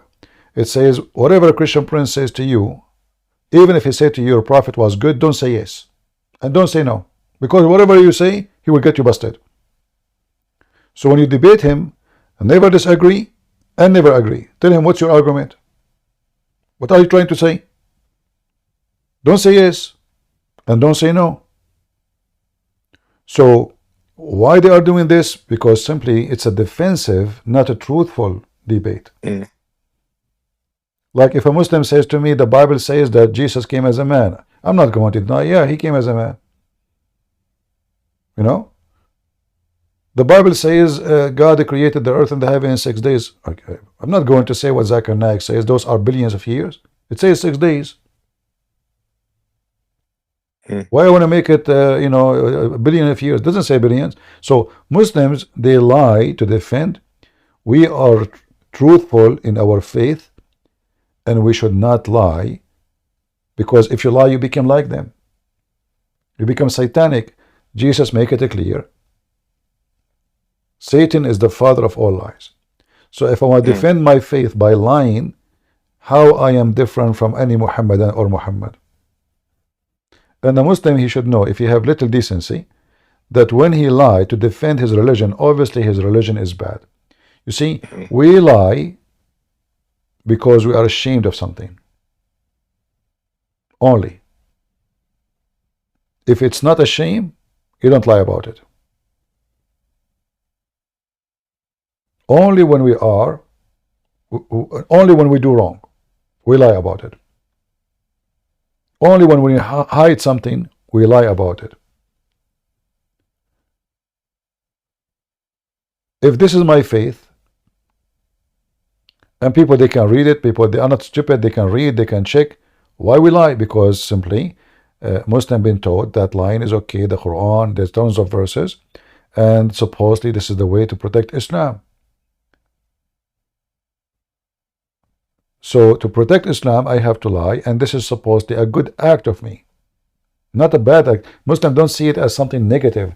They see it as a good thing, because he's defending God, he's defending the Prophet. But all of us, we know that lying is nothing but devilish and satanic, and it can't be godly. So always you have to see It's like, you know, I debate Muslim the same as a lion. He play with his prey. You know, yeah. You don't. I'm not here to kill it. I want to play with it. Yeah, come to think of it, I do remember when somebody called you childish once. You're like, so how old would you say I'm a child? You're like 6 years old. You're like, so Aisha was a child. So that's Yeah, you see, excellent. Okay. exactly. Like how? Okay, I'm a child. Okay, so what do you mean by child? What age? So Yeah. anything he say, but you know that mean you have to be. Let us say some people are not gifted. Some people are not so fast. Debate need a lot of brain process. You know, because it's not a case you study, you take your time. It's just people are waiting for you to say something in a second, you know? And this is the problem of Muslims. I never saw a Muslim he is fast. All of them, they are slow and they have low IQ. Well, it's more difficult to lie than to tell the truth. So. And the one who is smart actually is the one who you can destroy even better. Like, you know, Mimi Hijab, he debated David Wood. But David Wood is not a debater. He don't do good debates. So Mimi Hijab, he says, not a single Jew believe that God have a son. If I'm there right away, I would say, oh, I got him from his tail. The Quran says, Uzayr is the son of Allah. You know? But David Wood, because he is not a good in debate, he's not that fast, he was there, he said, no, he didn't say anything. You go home, and then a Christian Prince, he made 20 videos exposing Mimi Hijab, and now we will refute him. You should refute him when he was on the stage. So when he said, not a single Jew, the guy was, so if you right away you say in front of all those Muslims, well, obviously this guy, he don't believe in the Quran, because open the Quran and read for me. And that will be very embarrassing. When he said, God have body part, well, open the Quran, Allah have hands, Allah have feet, Allah have etc. So debate is way different from knowing something. You might have some knowledge, but debate is way different. Debate is, I am listening to you carefully. You notice that most of those Muslims, or even Christians who debate, they say, let us decide a topic. That is the first mistake. If you decide the topic a month before the debate, the Christian guy will go to the internet, he download whatever stupid things, and the Muslim guy, he go to the internet and he download whatever stupid things, and then they go in the stage and they start reading for each other what they collected, you know. A real debate is, don't tell me what is the question. I mean, have you ever heard of somebody tell me what is the question, and then we would debate about it? What kind of exam this exam is? You go to the exam, you know the question in advance. That's what they're doing. So if you want to bust a Muslim, is not by telling him what the topic is, by letting it open. You surprise. You see, Muhammad, he said war is deception. So deception they need, and deception in a good way, which means you don't tell him, I'm not deceiving him, I'm not lying to him, but don't tell him what is the question will be. If you tell him the question, he will prepare all false answers. Let him say the question. To make it simple, if I want to make a conversation about a building, I will not mention the word building, I will mention the word window. So he start talking about the window, and now by the conversation he will mention the building, and then whatever he said, I will use it against him. But I did not ask him about the building, I asked him about the window. I'm following. All right. I appreciate that. Duly noted. We'll continue listening for more wisdom that I can use in discussions for winning people over to Christ. God bless, and thank you. Thank you. Yeah, always we have to avoid, because they are not decent. You see, if you speak to somebody, he have a religion, he believe in God, he will tell you what he believe. But those people they are following Satan. They will never tell you really what they believe. And not only that, They go, like when Muhammad Hijab is speaking to David Wood, he deny Allah have body part. The same idiot, he go to speaker corner, he says Allah have body part. The same guy. Why? Because there he was comfortable, and he is not in a professional debate, he is just speaking to someone.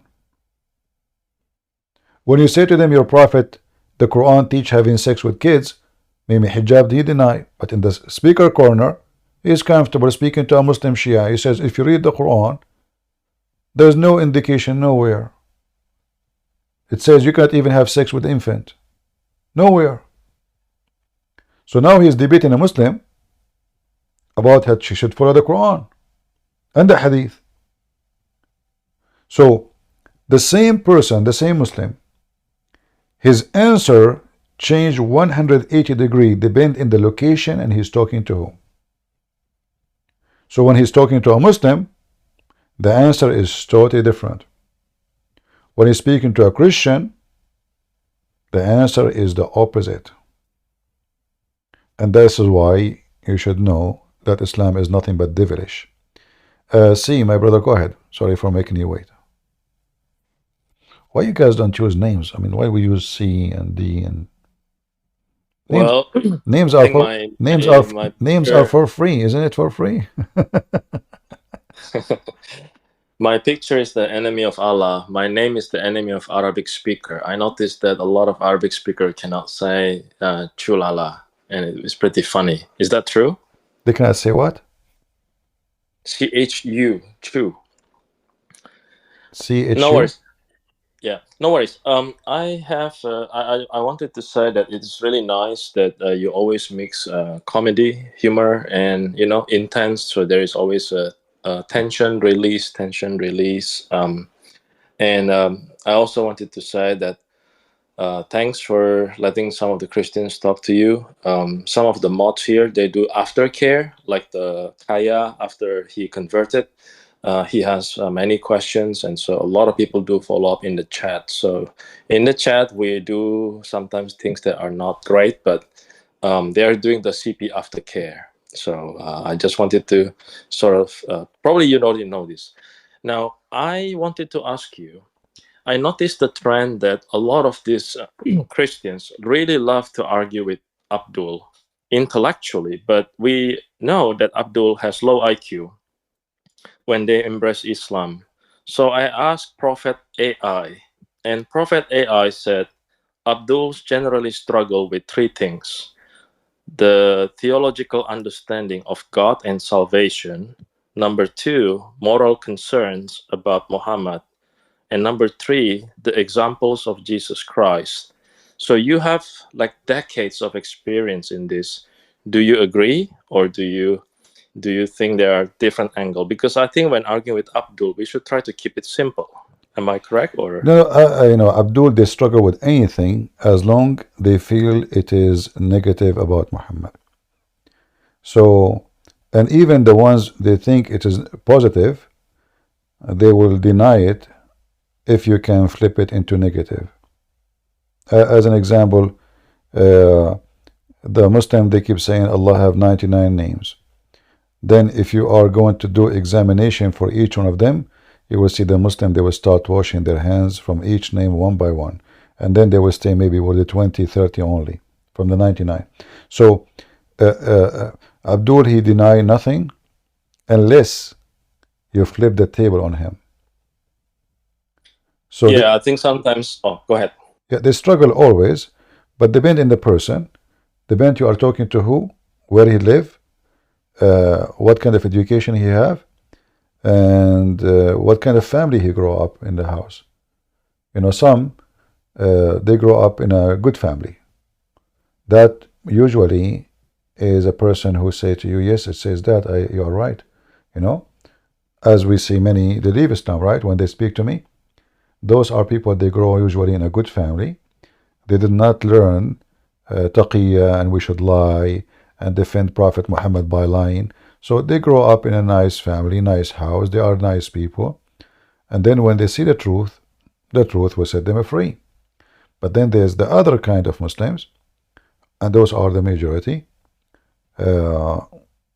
they would deny anything and they would struggle with anything, but they will not say they are struggling. They always struggle, like a breastfeeding for adult. You know, Mimi Hijab, he make videos about it, he make fun of the Muslims, but it's in his book, so he's struggling with it. They made him and Ali Dawah, they made just a page in YouTube and I think in Facebook or Twitter. I think it's called Sept File, something like this. It's just to bully Muslims believe. And they are Muslims.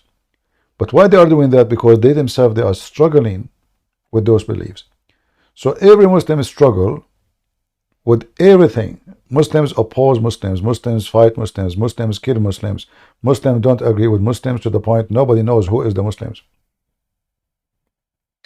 Yeah, I think as someone coming from Indonesia, I appreciate how you treat some of the Indonesian Muslims nicely. I think they belong most of the time to the first one, from decent family. But we have seen a lot Muslims talking like Scientology people, metaphysical, metaphorical, and they argue like philosopher, which is absolutely annoying. I have a question for you before I go. Okay. It is about Hadith 5394 and 7502. I don't know if you can easily pull this off because I can't really. Hadith what? 592? 5394 about intestines. I think it's like believers have 1 intestines and the non-believer have 7 intestines. Yeah. Let me see if I can find it in English.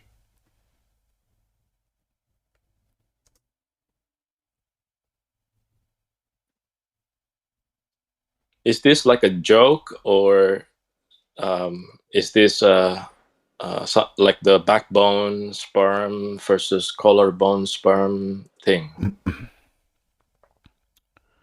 Let us see.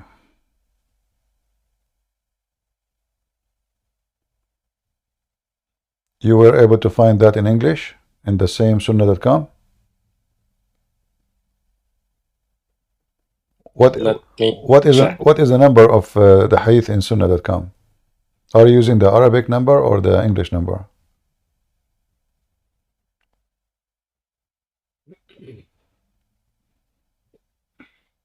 It says hadith number 5394. 94. Yeah, okay. All right, I see it.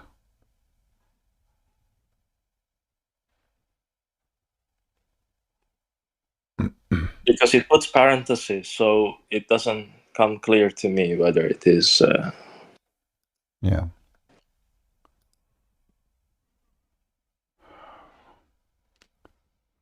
Yeah, but you know, here in a Muslim, they can always come with the explanation differently from what it's saying, because there they will say here is not talking about let us say it's not talking about physically. It's talking about a person who is a hypocrite. He can swallow anything, but look like Muhammad was was describing the Muslims. So this is not really about he have 7 stomachs or no. It's not literally. Okay. Yeah. How about 7502? 7502. It's this is a the more you read this, the lower your IQ becomes. It was about the womb. The womb got up, and Allah said to it, "Stop! What do you want?" Yeah. The whole thing doesn't make sense, and I wonder if this is something that they try No, to soften. this is physically. This is not metaphorically. And it's stupid. We have to say it's stupid. There's more stupid than this one. There is like the you know what they call it, the belly bomb. Why Adam he have a belly bomb? Because Shaitan he spit at Adam and then he hit him with the belly bomb.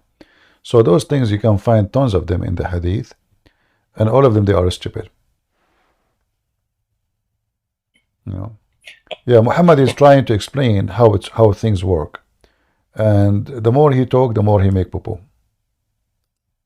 You know?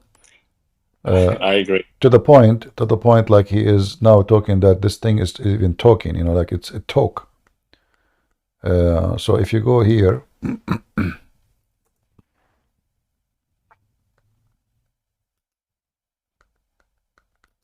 I mean, obviously, even a child will not say what it's here.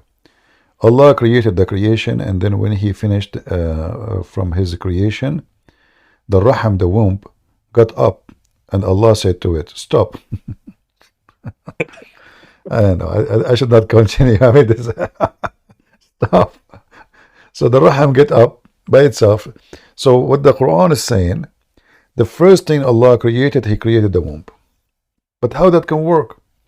And where the Raham is going? Where are you going, Raham? Where are you going? Allah, you need to go. You know? So stop. What do you want?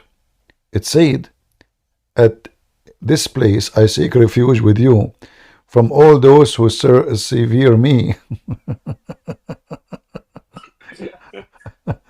I know what to say. It's just a stupid thing from a stupid man. I mean, all those fiction is stupid stories, and you know, but there's a solution always for those. They will say to you, it's weak. You say to them, Al-Bukhari. They say, this is your Bukhari. Who is Bukhari? Isn't it, you know, a human being? You know, like the guy who called me before.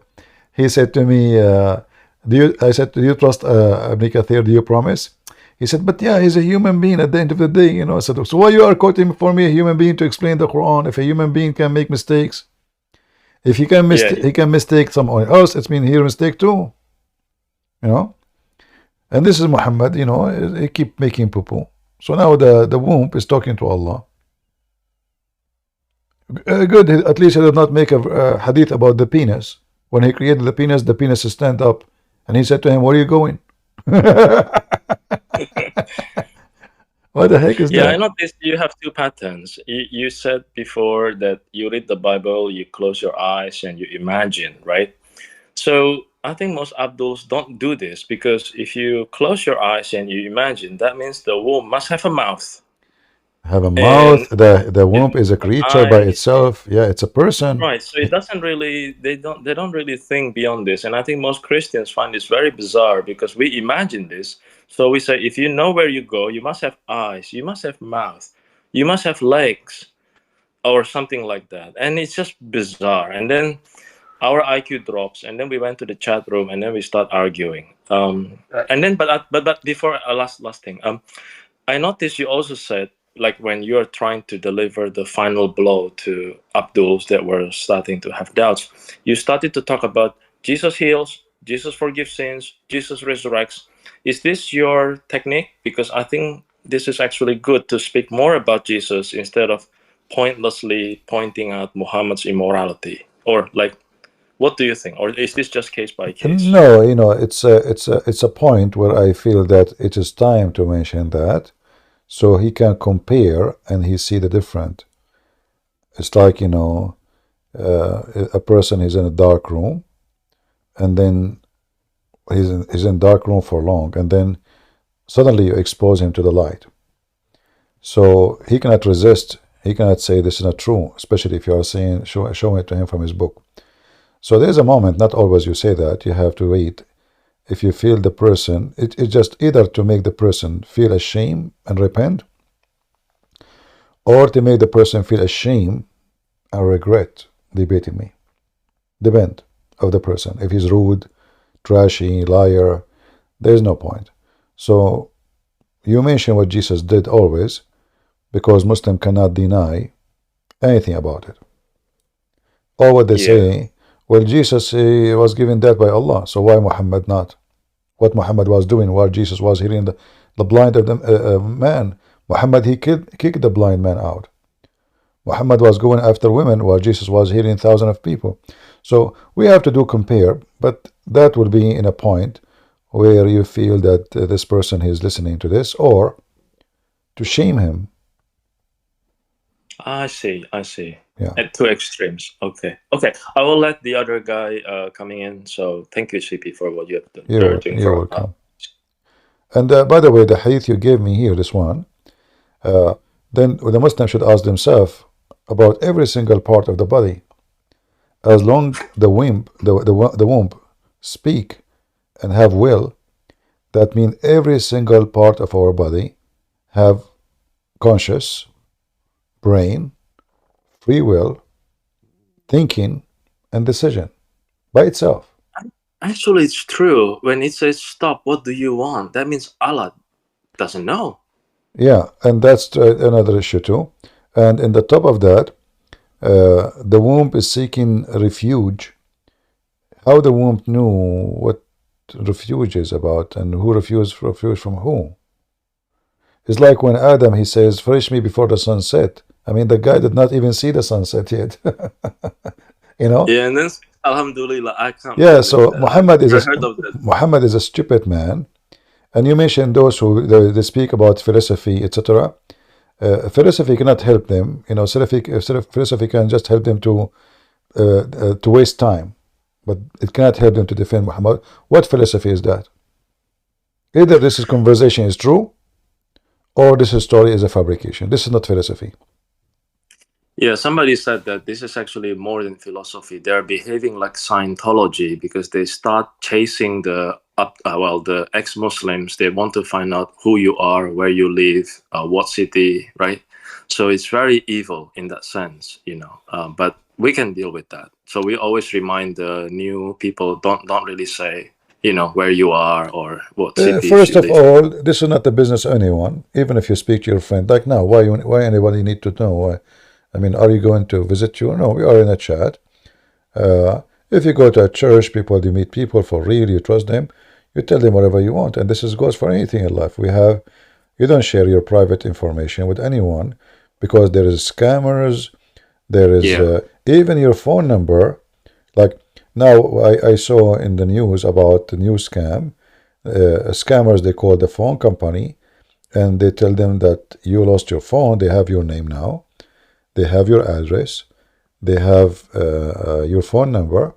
So they call the company and they tell them, I am him, supposedly, you know, and I lost my SIM card. Can you please send it to me? But I changed my address. The company, they will send you a SIM card. And then suddenly, the one who really owned the number, which is you, your phone stopped working.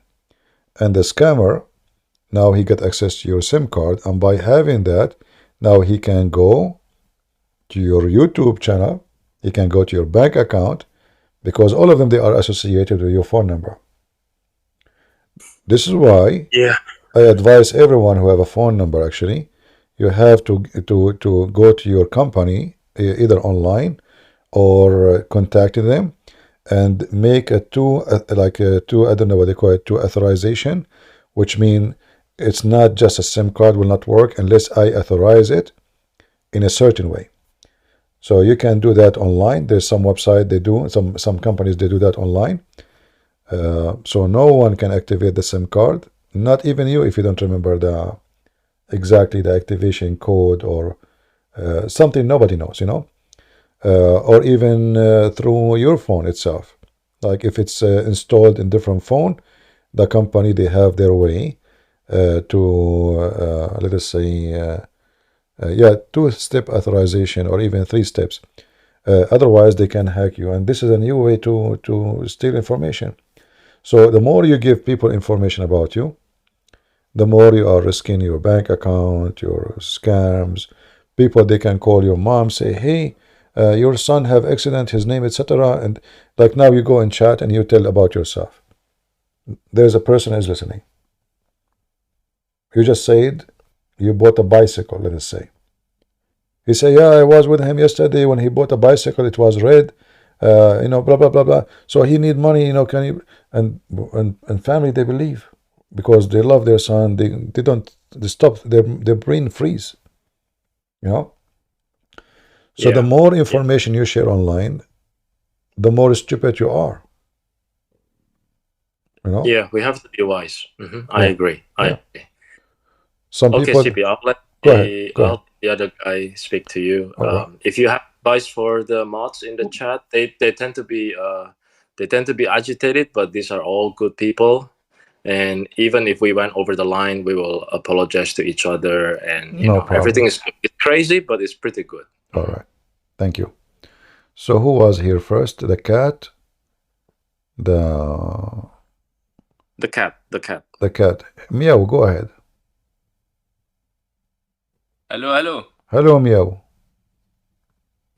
Assalamu alaikum, brother Christian Prince. Wa alaikum assalam. You know, huge fan actually. Very much. I know you don't like the praise very much, but I appreciate what you do.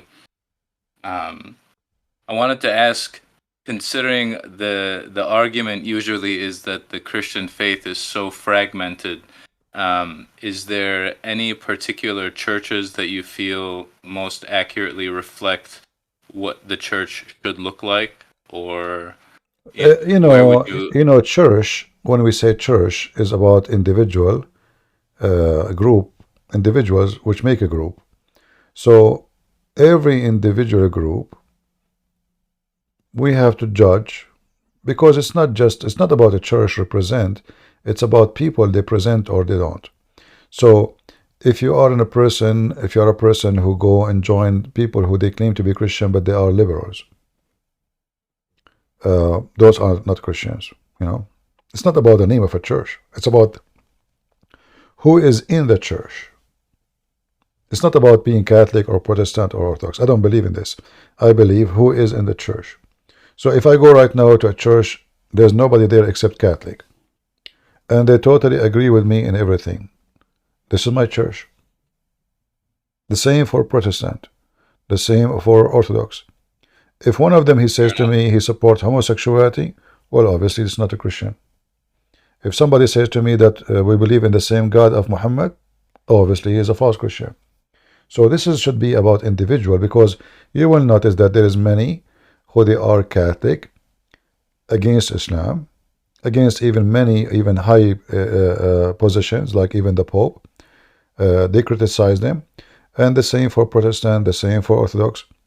So as the Lord he said, from their fruits you shall know them. So we shall not judge a church by the title. We should go inside and see. See, and I feel like similar to the way that people will find different hadith and it'll reflect in their Islam differently. I feel like people will take different fragments of the Bible or interpretations, and you'll find within the church, there's some people that they'll put the rainbow flag on the church itself, and it'll. They cannot find a single verse in the Bible that supports such a thing, and they cannot take any fragment from anywhere. Those are just a bunch of hypocrites, and they are not Christians. There's no way. Does it outright condemn it? Well, yeah, the Bible condemn it very clear. It's not a choice. It's not an option. It's not like maybe not. No. So same as for the God of Muhammad. The Bible says, who is the Antichrist? The one who denied the Son and the Father. As simple as that. There's no need to argue about it. So the Bible is so clear. But people, they justify sin. They like sin. So he want to claim that he is religious, and he claimed that he believes in God, but he is open-minded. So we can fornicate, we can take drugs, we can sleep around, and God, he loves us. That's not true. The Bible speaks clearly of hell and heaven. So there is people will go to hell, and there is people will justify their sin because they are nothing but evil. The Lord he says, be aware of false teachers. They will come to you in the clothes of a sheep, but they are wolves. So I think it's a testing of the forgiveness. So when you're sold a God that is all forgiving and benevolent and loving, I feel like there's our God is not all forgiving. That's not true, because the all forgiving is about what? Is about the one who repent and never do it again. Jesus said, go and sin no more. So all forgiving is not true. All forgiving is like a license for, forgiven, he's forgiven, so we can do as we wish. No. So This is not a true statement. The Messiah will come with the glory of his angels, and he will say, bring those who disobey me and slay them. That is the Messiah, which they don't want to mention his name or quote what it says. So God will forgive you, yes, but God will not forgive you for playing the game of forgiveness, which means you confess your sin or convince your sin that this God is loving, so I can go and play in the yard. I commit all sin. I play in the dirt like a pig all day long, and then I will go and he forgive me. That's not the story. Not the story. Not everyone says to me, Lord, Lord, will enter the kingdom of my Father, but the one who will do his will. So are you doing his will by non-stop committing sin and then asking God for forgiveness? No, that's not the truth. Those are false Christians, and they are, it's like giving themselves drugs. Let us say even they want to give themselves a position that they are decent. You know, we go to church. We are Christians. No, you are not. We don't care for how many crosses they wear, and we don't care what they call their church name. It is what they believe. Anyone, he will go away from the teaching of the Bible, he is not a Christian. And the Bible is so clear. Well, then, on the note of the Bible, do you feel that there's, if someone only had time to sit and study with one Bible, similar to the issue with the churches, a Muslim or someone of another faith might say that there's several varieties of Bibles and all these languages it's translated into, and still, even even if there are different languages, still you can, as long the translation is not, let us say, corrupt, which means they took off verses, they Jehovah's Witness translation, or they add words, or as long it's a Christian translation from an approved church, then we can take it in consideration until we find something wrong with it. As an example, like the King James. Okay, I'm sorry. King James is a better translation than many, because they brought many professional, etc. So it was taken very seriously. But like as an example, international translation, the new one, this one is a fraud. It's full of mistakes. Even there's verses are missing in the first few prints. I don't know if they correct that. So it was like a joke. It was like it's a business. Somebody print a book, publish it, and they claim that it is correct. And they promote it. This is why you search it. You find it right away in front of you, right away. Before any translation. For me, I will not accept such a translation for a second. There's many mistakes. You can search right now and see. There's many articles written about the mistakes in there. However, there's Aramaic translation, Aramaic English, Pashita. I found it very good translation compared to others. But again, remember, translation is a translation. Will never be the same. If you want to have the book in the way it is, then you should learn the original language. However, translation can be good. Go ahead. Well, I know that you're familiar with Arabic, and I'm wondering if Arabic would be a good middle ground as far as, if it's unlikely that I'll learn Aramaic in this lifetime. No, because Arabic is not the book of the Bible anyway. Arabic, if you want to learn about Islam, then it's a must. If you want to be reading like a deeply well-versed knowledge, argument, then it's a must. So language, like now, if I want to debate someone, he is a rabbi, he speaks Hebrew, and then he said to me, well, this word doesn't mean that. It's going to take me time to go check it out, look in the, because Hebrew is not my language. So he can play with me, he can lie, and it will take me time. I can get him busted still, because I can go to dictionaries and see all the meaning. But there is a huge difference between you know the language. The second you know the language, the person in front of you, he cannot even think about playing the games of language. So knowing language is very important. And if I want to study to be a priest, as an example, I want to be a bishop, then the first thing I would do, I will learn Hebrew and Aramaic and Greek, 3 languages. Arabic doesn't help me much, except to connect dots between the Christianity and the cult of Muhammad.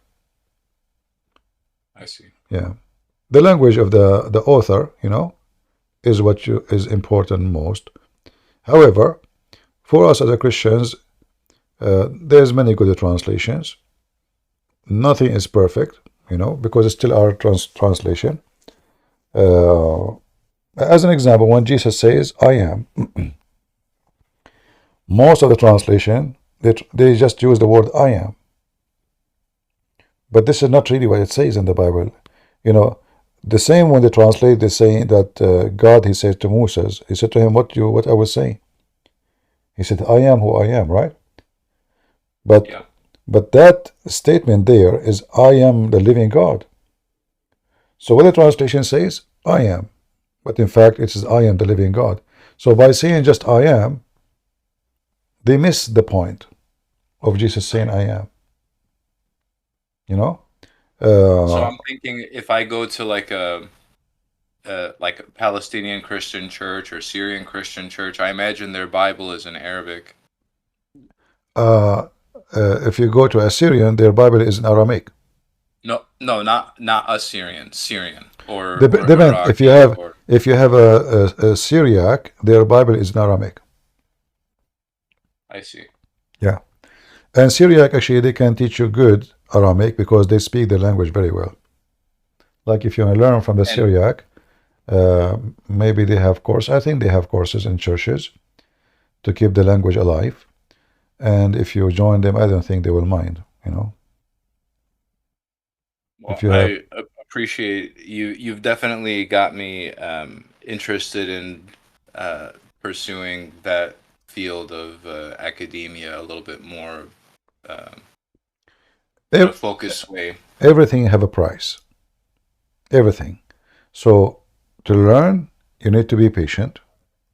You need to give time, which means it will take an effort from your life. Time means life, So when I say I'm going to study Aramaic, that means it will take me years. And depend on how, let us say, some of us are gifted to learn languages so fast. Some are not. I can be gifted in something, but I can be not at all in something else. So it might take you maybe 3 years to be very good in Aramaic. But it's not going to take you 3 years to be, let us say, a person who can go deep in the language. It's going to take way more, maybe 10, 15 maybe. So it takes long time. Anything, like am I born, I know about Islam? No. I learn. We learn every day. Learning is a process. And if you think you know, that is the day you become foolish. Because you don't know. I appreciate you enhancing my Islamic education. There's a lot that is shared on your channel that's not in the tafsir. Yeah, we know. We try our help. If you can search for the Aramaic Peshitta translation, that will be a good translation. And I will give you an example of this translation to show you why it make a difference and why translation can be a big issue sometime.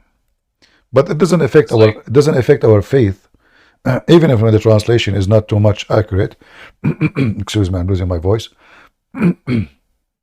God forbid. It says here, and Yeshua, this is John 8, Peshitta Holy Bible translation. This is Aramaic English. It says here, and Yeshua spoke again with them, and said, I am the living God. the light of the world. Whoever follow me shall not walk. That makes sense, right? I am the, why is he saying the light? For his God. So if you go to different translation, you will see it says I am. But there's something missing, So I am the living God, the light of the world. Whoever follow me shall not walk in darkness, but shall find light of life. And then the Pharisees were saying to him, you are testifying about yourself? Your testimony is not true. Yeshua answered to them, even if I testify about myself, my testimony is true, because I know from where I have come and where I'm going, but you do not know. And then if you continue, you will see here again, and this is what make a big difference. He said to them, and in your law, in written law, is written, the testimony of two men is true. I am the living God, I who testify about myself, and my Father who sent me. If Jesus said only I am, where is this, the rest of the meaning? They were saying to him, where is your Father? Yeshua answered and said to them, you know neither me nor my Father. If you had known me, you would have known my Father also. So if you read here, you will see there's a difference in the translation, and that can have a huge impact in the way you understand things. So each time you see here in the translation, each time Jesus says I am, he's not saying I am. He's saying I am the living God. And you can check the Aramaic, or you can check the Greek. You will see how accurate that is. I'll definitely be looking into this in my own time. I have one brief question that I was hoping you might be able to touch on. It was concerning the Sufi Muslims, because I know that among the Sufis, they're the dancers and the artists and the poets, and I feel like they have a much more Christ-like philosophy about the way they practice their Islam. I know that they're also looked at with a side eye by the rest of the Islamic community. You have a wrong understanding of the Sufis. Sufis are a bunch of criminals. They killed a lot of Christians. They killed a lot of Armenians. They are very violent, and they are not artists. If they dance, doesn't make them artists. Ramazan Kadyrov and all the Chechen, they are Sufi. And they dance, and they have a music, and they have parties. So whoever told you that Sufis are artists, this is not true. Sufi is, the Muslims, when many nations, they converted to Islam because of the sword, they found Islam very solid like concrete, in a way like it's dry. There's no spirituality. Music is haram. Art is haram. So they wanted to have that, and this is what the Sufi is about. But still they are criminals. Very aggressive. Erdogan is a Sufi. Kadyrov is a Sufi. So the Sufism does not make them like, when you mention like Christ-like, what did that have to do with Christ? Why What, like, for example, I know that the poet Rumi is maybe one of the more known poets. My friend, in a nation, let us say if I go to the Chechen Republic, there's a person who is an artist. Does that mean the Sufi are artists? No. Is that if there is someone of them, he don't want to kill anyone. He make poetry about love only. Does that mean the Sufism is a very aggressive Islamic sect? Even they claim that they are not like other Muslims, but as the Lord, he said, from their fruits you shall know them, and their history is bloody. And Chechnya is one of the biggest evidence. Go see Ramadan Kadyrov dancing like a monkey, but doesn't make him an artist. Yeah. Fair enough. Yeah. And they try to present themselves that they are the bright side of Islam. There's many European, they are fascinated with some stupid dance. Like the same, I mean, I don't know, European, I find them always, I don't want to be insulting for European people, but I find European always are fascinated with anything is not European. Sure. So you show them a guru. The exotic, something exotic. Yeah, a guru. He sat in there his ass and he starts schooling them about how to live. But people are dying in India. The guru come all the way to LA to speak to the rich people of Hollywood. Sadhguru as an example. Why? Because he's coming to speak to the rich people. So the yoga and and they are fascinated with the Hindus and etc. But the Hindus' religion is not really a good religion. I mean, discriminate. This is a religion of discrimination. They have ranks. I mean, the caste. Yeah, they have a caste system. They used to burn the women when the husband die. So the Western, they are fascinated about anything. Give them a dish of shit, and it's made in an artist way, they will praise it. As simple as that. So they have a they became hippie, and suddenly you see a guy is blonde and he have a red dot in his forehead, and a guy is holding the sun as a sign, and he worship Krishna. I saw them in Ukraine, a bunch of Ukrainian white blonde people. Krishna, Krishna, Krishna. I tried to speak to them. I said, okay, I want to talk to you about Krishna. Can you talk to me? Krishna, Krishna, Krishna. And they have the drum and they are jumping. I said, talk to me, man. I want to talk to you about Krishna. Krishna, Krishna. They don't even know they don't know what they are doing. So when we talk about, like, they show you those Sufi, they are wearing this dress and they keep going around themselves, right? You remember? I'm sure you know the dance, right? The Sufi dance. Oh yeah, the circle dance. Yeah. So the Western, they bring them to the stages. Those are criminals. So what if they do that? I mean, what does have to do with? I mean, they are European. They lost their common sense, and they fascinate with anything. They want to go to Dubai to see the desert. I mean, it's a desert. The people of Dubai are running away from it. So I think the way that I see it is that if these people could find God, that like the residual dance and the poetry and the architecture would be wonderful. My friend, in another cultural context. I believe that human being, he need let us say entertainment, and I believe that Western people in general, they become so empty inside, so they do not know what to entertain themselves, and they like to they are looking for a change. So the swimming suit was a short, then the short became a bikini, and then the bikini became naked. And now what we can do? We need to change the sign of the gender in the bathroom. Okay, we change the sign of the gender bathroom. Okay, now we need to put I mean, so they are just bored. They are empty from inside.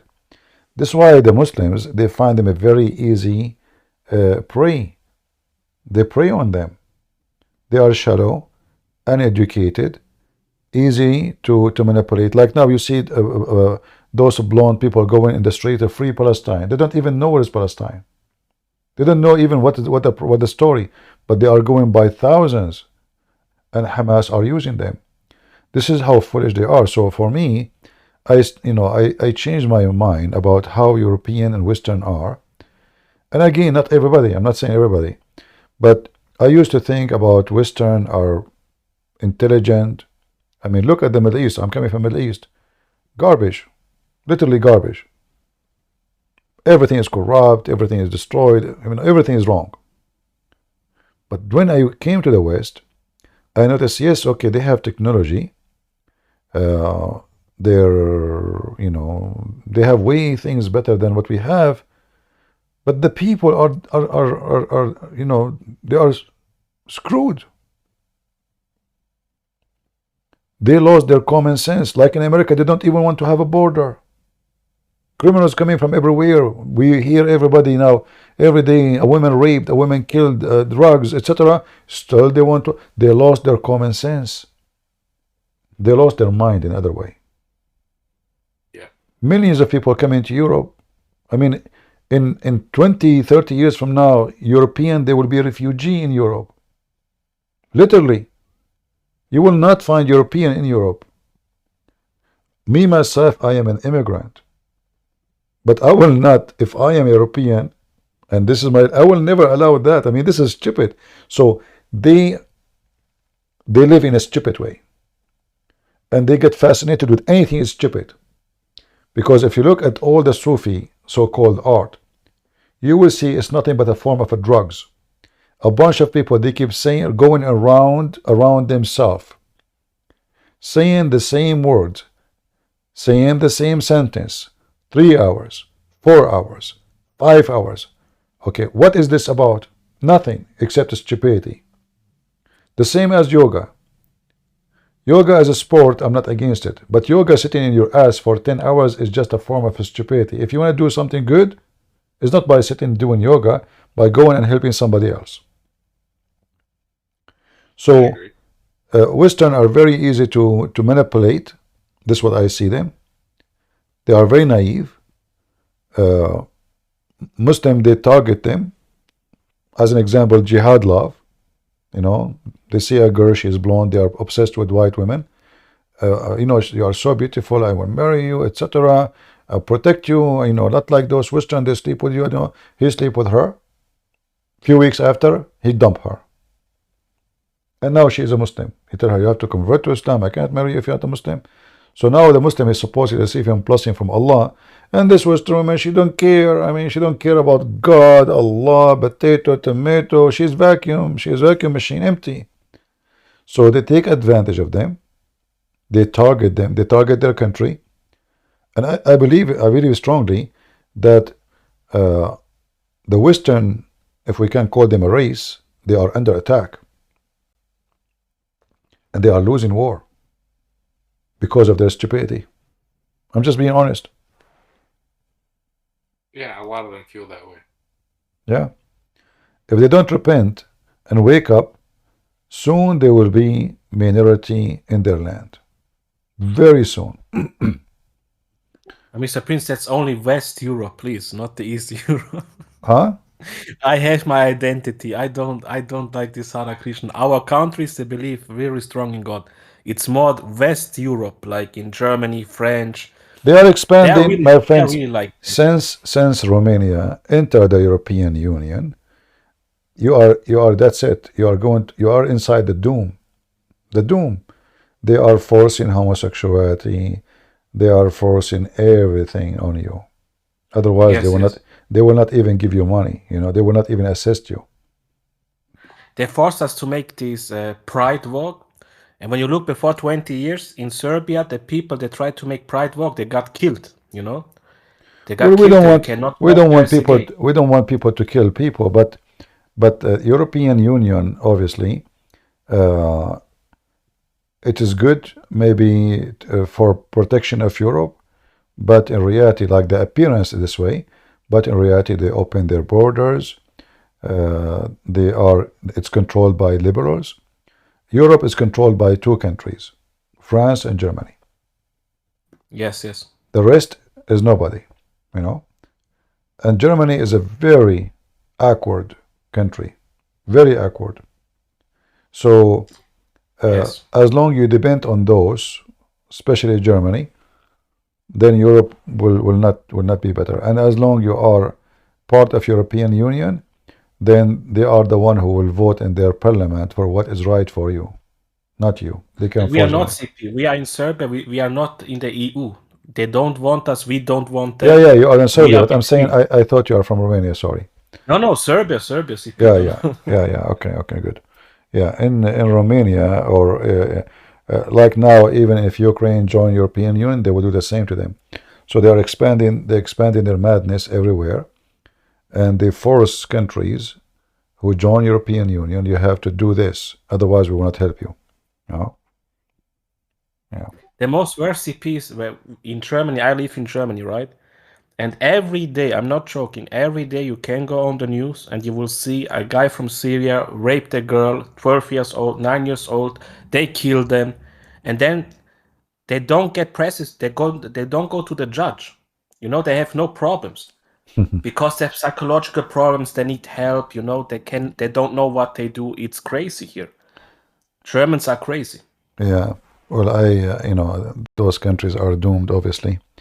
I remember when a person, no, there is a refugee building set on fire. And then the Germans, they start writing articles, tens of articles about the Nazi, the fascist. And then later, after a few weeks of attacking the right wing, supposedly, it turned to be that the one who set the fire is a Syrian guy.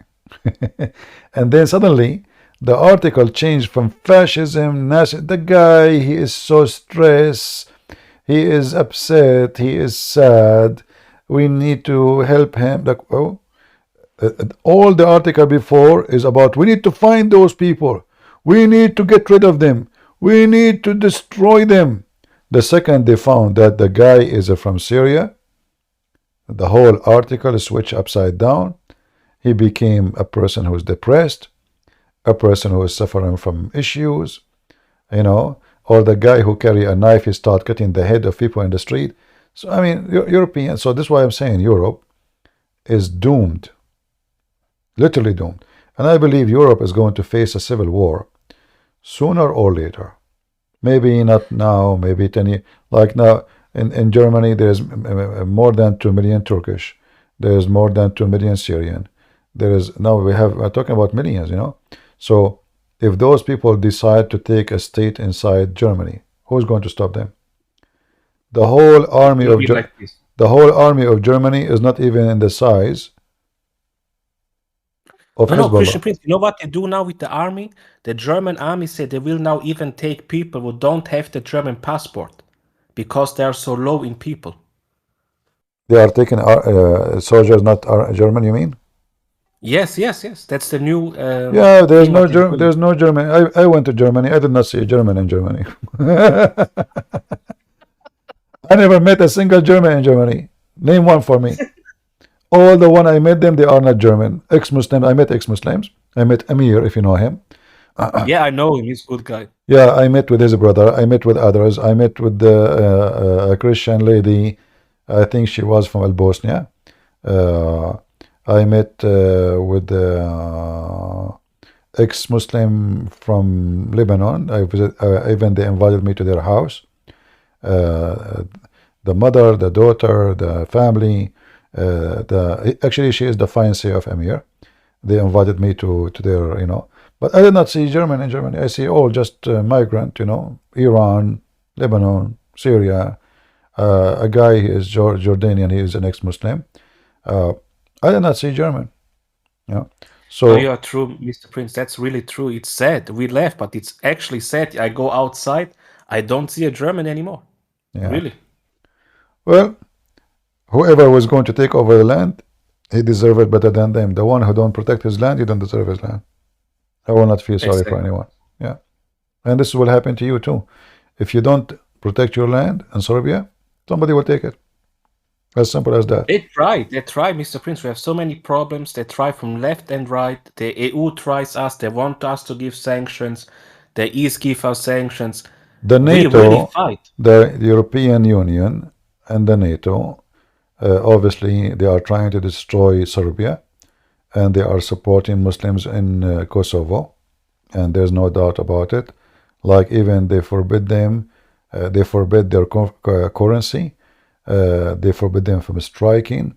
They forbid them from celebrating their national days. And the European, they are all the way supporting the Muslims in Kosovo. There's nothing but hatred against Serbian. Very evil. Very evil. Yes, you know what is crazy? It's like with Israel, Palestine, Kosovo is the same. It's our country. We were always there. It's our buildings. It's our churches. And they try now to make a new history. It's crazy. It's really crazy. Yeah, well, this is why you have to fight and defend your country. Otherwise, they will take it over it. Anyway, I love Serbian people. I believe they are strong men and they are not cowards. I respect them for that. Let us take another caller if you don't mind, my brother. Of course. Thank you for your time. Have a good All night, right. everyone. Bye bye. Take care. Who is here waiting for long? Buddy? If I was there. Hello, hello, Christian Prince. How are you? Go ahead. I'm fine. Yep. So I was. By the way, thank you for the lesson you taught me yesterday. It really boosted up my endurance. It really boosted me up. So I decided, as I was reading into the topic regarding, can Allah be seen, and did Muhammad see his God? Yeah. And I was debating with a Muslim about it. So in their Quran, I think, in their Quran,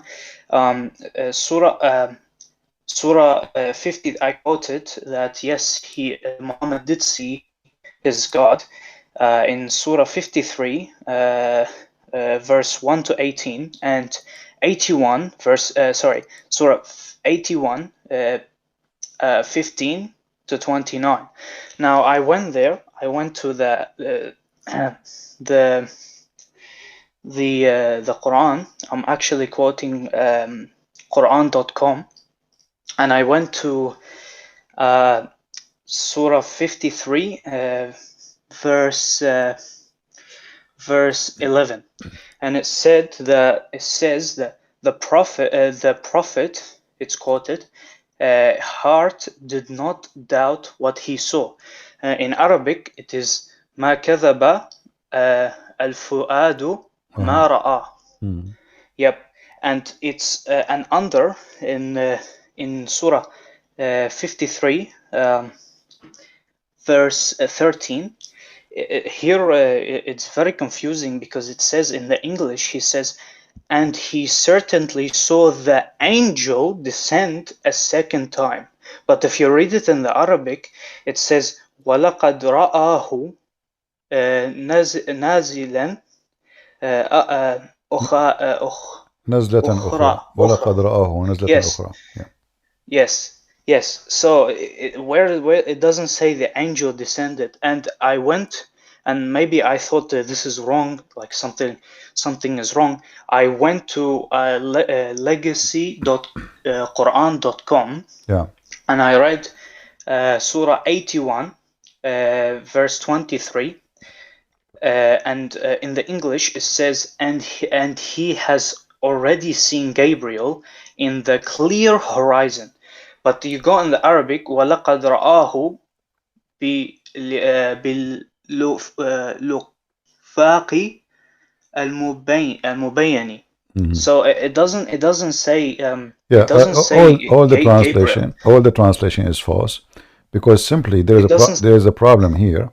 There's a problem here. If you see verse number 10, it says فَأَوْحَى إِلَى عَبْدِهِ مَا أَوْحَى. And this is what makes the biggest problem, because here it says, so he convey the inspiration to his slave. Now, if this is the angel who is coming down, why Muhammad is called a slave of the angel? You know?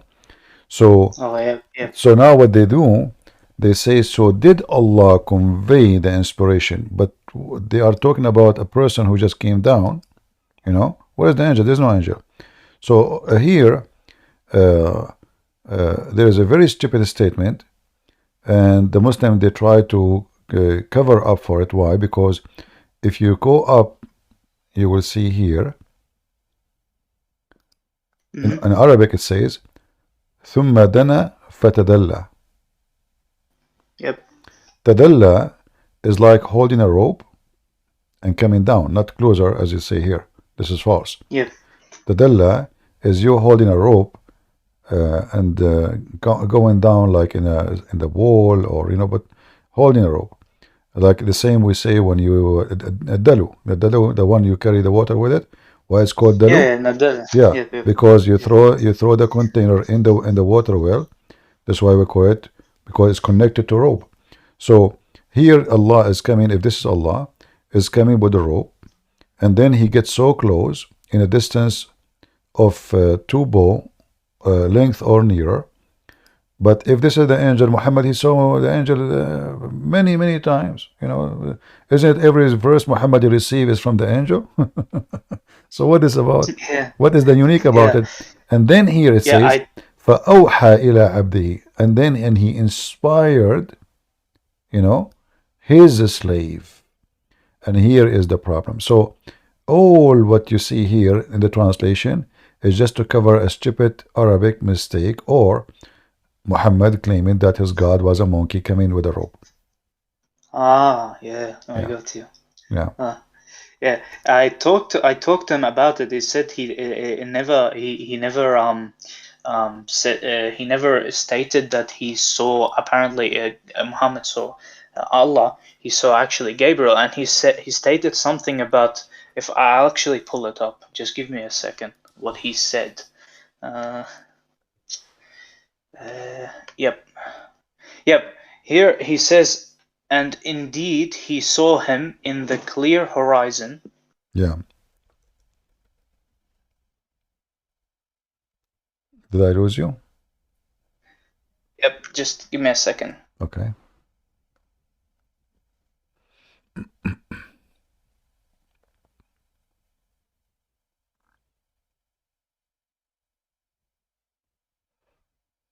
Yep, sorry about that. I'm really sorry.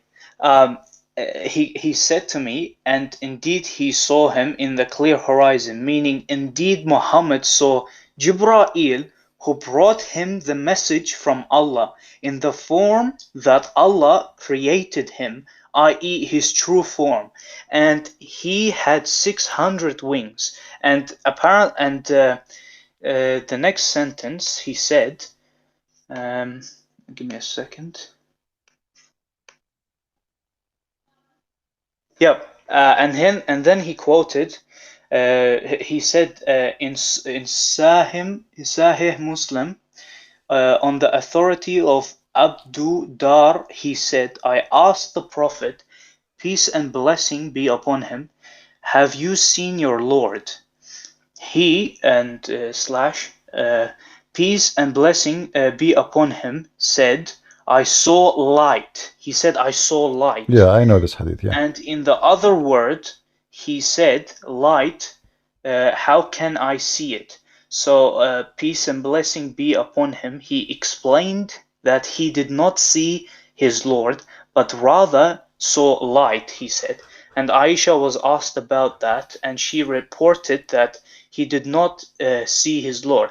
And then he told me after that, next time when the hadith is not from one of the two sahis, don't mention it. Yeah, you know, all of this because Muslims, they try to find a solution for this confusion, you know. And when Muhammad, he said, there's a hadith says he saw him by his heart, but when he went to heaven, he saw light. And then he said again in different hadith, well, how I can see him if he's light. However, all those stories are contradiction to what Muhammad he said in the Quran. He said, لا تدركه الأبصار. No eyes can catch him or see him. So if you go in the Quran, let's go here. Yep. You will see here it says, chapter 6, verse 103. No vision can grasp him, but his grasp is over all vision. So if Muhammad said he saw his God, he's lying, because this will be a contradiction for the Quran. If Muhammad he say he did not see his God, that will make him lying, because it says it clearly that he saw a light, as you said in the hadith. If Muhammad he say he saw a light, he say in different hadith, how I can see him if he is just a light. So all of those lead us to one thing. Muhammad, Muslims, scholars are confused about what Muhammad is talking about. Muhammad is a fool, and this is why when a fool he speak, who should listen? He's just an idiot. He keeps saying things, opposing things. If nobody can see Allah, then all the chapter you mentioned to me here in the front of us is wrong. Yeah, it's false. I was gonna Because say that. look what it says here, you know. First of all, the first verse in the chapter is very stupid. I mean, by the stars when it goes down. And that will tell you that the one who is talking about, he must be a star. What the star? Who is coming down? A star. Yeah. Is right? And then this is star, and then this is star. He come down and he saw him in the horizon, right? Yep. Verse number 7. And then this is star. He came down and approached closer like in a rope. And then he was so close, in a distance of 2 arms. And then this is star. He did convey to his slave Muhammad. So who is the God of Muhammad? A star. The shooting star. Otherwise, yeah. I challenge any Muslim to tell me what is the connection. Even the name of the chapter is the star. Right? What the connection of Gabriel, if this is Gabriel, what this connection with the star? Is Gabriel a star?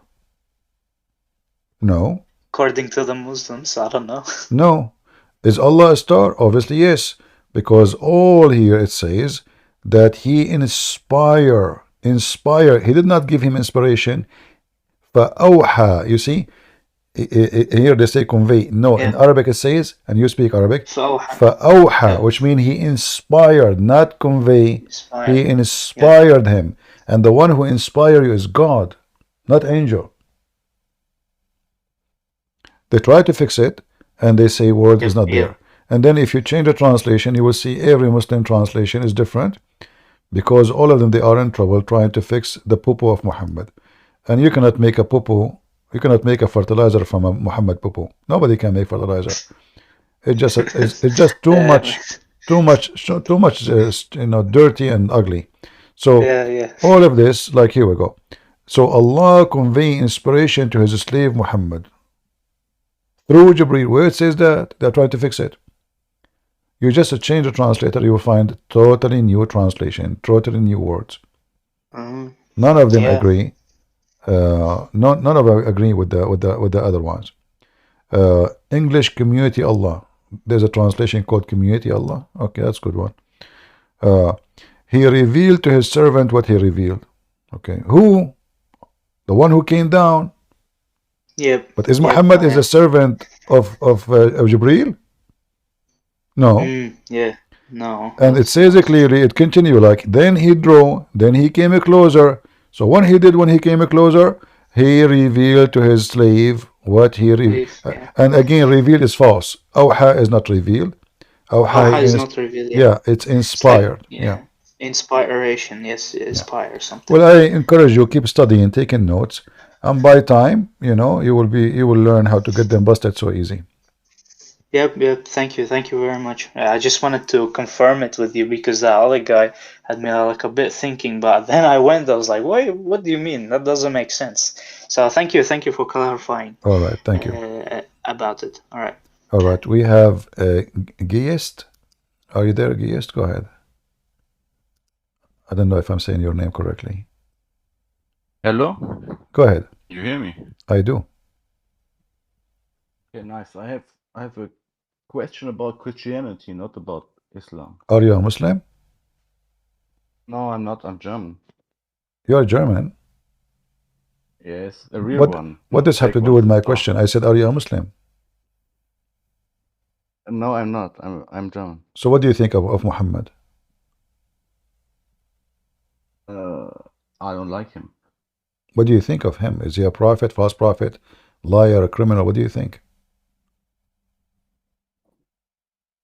Oh, he's of course false prophet. Okay, so what is the question? But I have a question about Christianity. Okay, so what is your religion now? I'm Christian. You are a Christian. You have a question about Christianity? Okay, go ahead.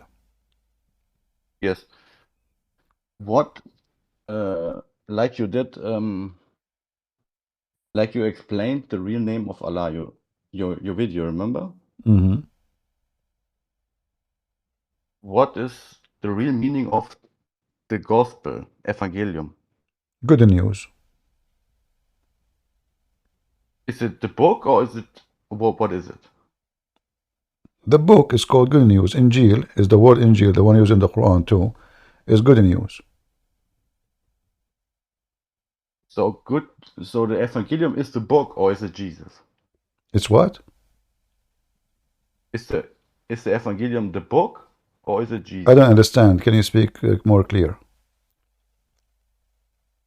The gospel, the good news. Yeah, is what? Is it the book, or is it Jesus? Well, the book is about the good news, which is Jesus at the end of the day, because the good news that the Lord, He came to us to save us. So the book is called the good news because it have good news about who came to save us. Okay, but now imagine if every Bible was destroyed, is the good news lost? First of all, the good news have nothing to do with the book is written. The good news is transmitted to us through the disciples. They went and they teach and they preach, and then later they wrote the book, not right away. So the good news is the word of God, even if it's not a book yet, because still they have it, they teach it, they spread it, and people they learn it. So before it became a book, still it is a book. Why? Because simply all the info is in their head. They are alive, they are teaching, they are preaching, and more people learning. So the good news is still there. That will not change the fact that this is a good news and it is a book before even written. Oh, yeah, but same time, the contradiction. Same time, you Mr. just said, Same time, Mr. F. Why we want to say if this if is not exist? Secondly, the word of God is not a book is written. The word of God is what we learn from God. So Jesus said, so now, if I don't have a book, and we never wrote a book, but then generation after generation, they carry what Jesus said. How you can destroy that? So the book of God is what the people know is the book of God, regardless if it's written in paper or it's written in your brain. So now, right now, if your name is not written in ID, do you know your name? Yes. So if I destroy your ID, you have no name no more. I do. We're the same. So the don't butt me. I'm talking. So so you are assuming you are going with if. I don't like your if because this has never happened. It will never happen. Same time, the disciple of Jesus, they went around the earth to Ethiopia, to India, to Greece, to Syria, to Assyria, everywhere, to Persia, to Africa. So how that will be destroyed? Are you talking about like a Mickey Mouse magazine? They printed one print and it's gone? And that's what I asked you. Is it the book or is it the message? I answered you just to get out of here. You are false Christian. Get out of here. I have no time for kids. The message is the book, you idiot. If there's a different, what is inside the book is what Jesus said. Suddenly now there's a different. We'll say you could encourage him to look a little earlier in the stream, and we were talking about the Peshitta book. I mean, if, he's an idiot. He's trying to so if the book is not written, what will happen? Jesus will be destroyed, Well, Jesus said before any book written that the heaven and the earth will be destroyed, but my words will not. So the Lord who said the words, He preserved the words. How He preserved them? Through His disciples, in His own way. And not only that, He gave them more words. Even after His resurrection, He gave them inspiration and revelation. So the words was still coming, even if the Messiah is not presented between them. This is why we have the book. It's called the Book of Revelation. And you are an idiot.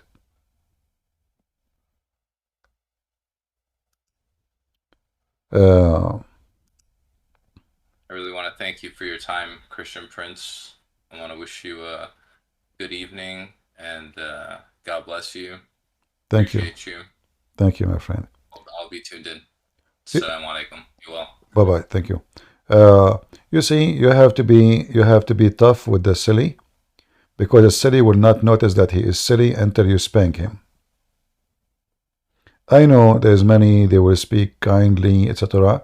Don't. That will make the silly more silly.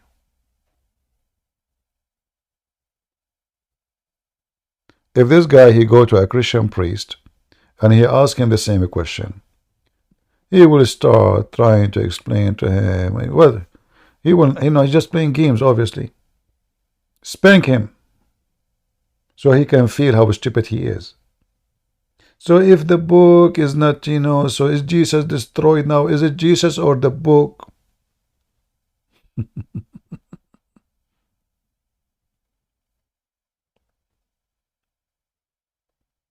The Bible is not about a book.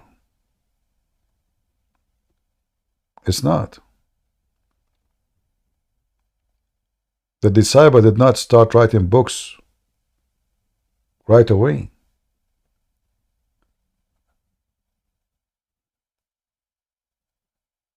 The book of God is preserved in many ways. Number one, in the heart of the disciples. Number two, they were inspired by the Lord. He did not leave them alone. Number three, art and mosaic and manuscript. Number four, the believers who spread around the earth, not only disciples. Disciple of disciples, church fathers. How you can destroy a book? Became the teaching of every believer. So people, they can, they can come with those silly questions. Don't have mercy with them. I assure you, he will never dare to ask this question again to any Christian here. But he will go to a different place to play the same game. Right? They play as long as you allow them to play.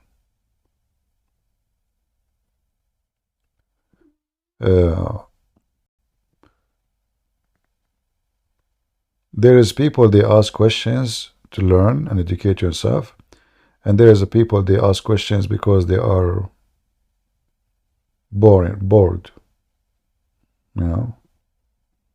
Which one came first, the cat or the kitty? Which one was born first, the chicken or the egg? We can ask in these questions. And what if, I like this if, what if? What if your mom did not have sex with your dad? We will not have it, eat it like you.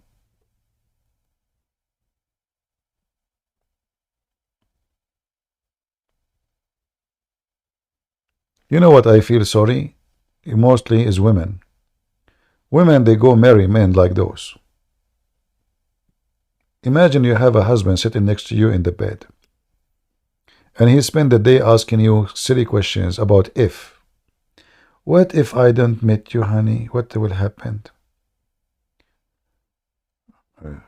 Then you will say to him, I will be marrying a different husband. He is smart, and he don't live by if.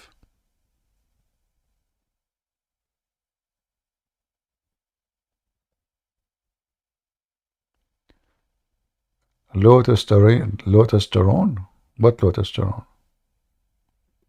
What does testosterone? What does this have to do with testosterone? You have to be firm. You have to be sharp with those people. You have to put them in their place. Otherwise, you will spend the whole day speaking to silly people.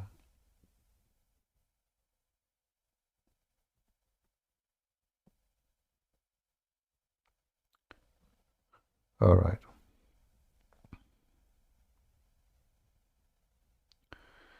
Explain to me what boost server mean. Jennifer, you can search in Prophet Google, peace upon him. What boosting Discord server mean? You will find Google will give you endless numbers. I mean, why you ask the poor guy? Let him alone. There's endless. Just go to Google You know, like as an example, me, I don't speak good English. English is not my first language. So instead of going and looking in the dictionary, and God knows how long it's going to take me to find it, I say, Mr. Google, Prophet Google, peace be upon you, what does this word mean? Google give you the answer. Do it. Right? You will get more professional answer and better explanation, and maybe even with some images how to do it. Right?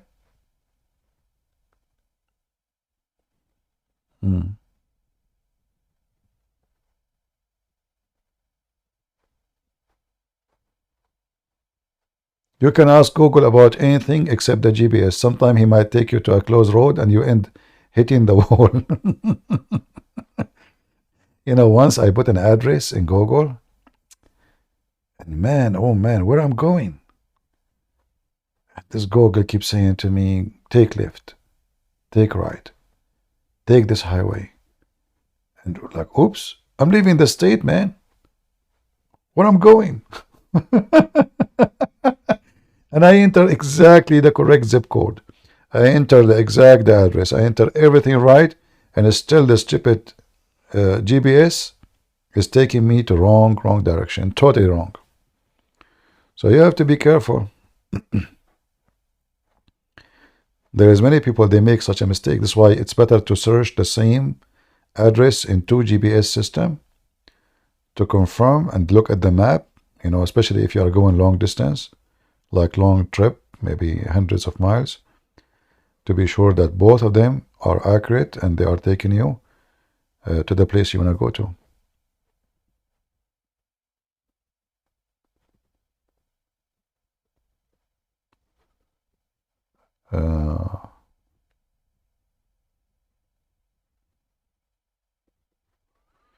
All right, look like we are out of customers and things is getting slow here, and my voice is getting tired. You can tell, right? We spoke for many hours today. So anyway, I hope you guys have a good time. Shall we continue doing always live on YouTube, or no need? What do you think? For me, actually, I like Ramble more. I don't trust this YouTube, you know. Maybe today, maybe tomorrow, they will send you strike. I mean, I can't even post a link in this account. Honestly, I cannot post a link. There's nobody to talk to, nobody to explore. Well, like, what's going on? Why you are doing this to me? You know, today I saw actually in the comment, I don't know if you saw the video, the previous video, I have 750 like and I have 100 view. How I have 700 something like and then I have 100 view? It's obviously they are targeting my channel, you know, they will not let anybody see it. So can YouTube explain? I mean, this is even the Quran do not do stupid things like this. At least make the like equal to the view. I mean, so the view, so people, they give it like without seeing the video, without even being in the page. How they can do that? It must be the flying carpet, you know. Yeah. If you go to the previous video, if you go there, let me go there. Hold on. You will see the comment. And me myself first, I did not notice really, but then I saw the comments.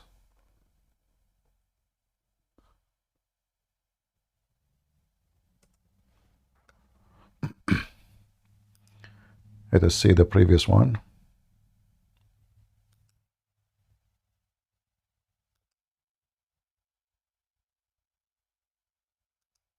All right.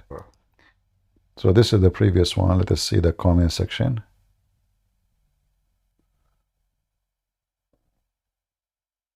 What happened to the comment? Hold on. Ah, I see it now. All right. Let us see.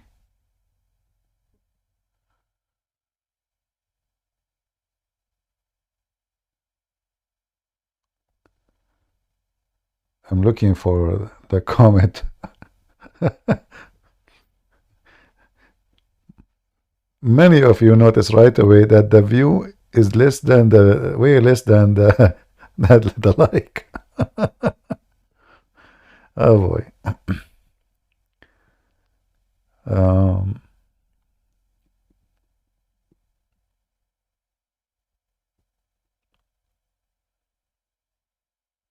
Let us see. Okay, hold on. Look at this. This is the gentleman. His name is Holy Bible. Look what it says here. And look, every one of us see different view too. So here it said 15 hours ago, where did the view go? To 178 and 489 like.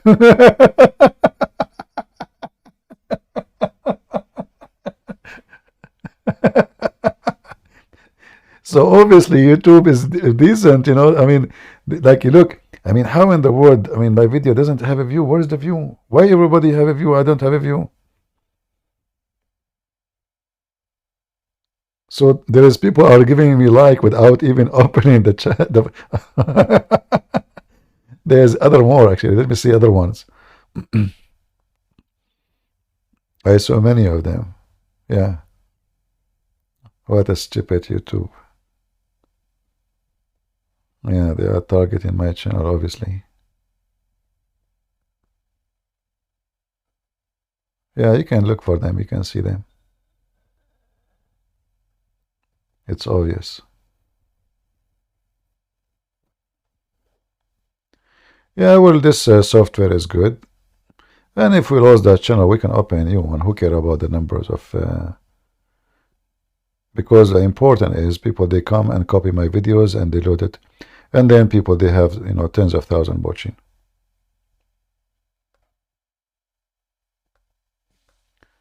Yeah. But still people, they can download from Rumble too, you know, it doesn't, it's not really necessarily there.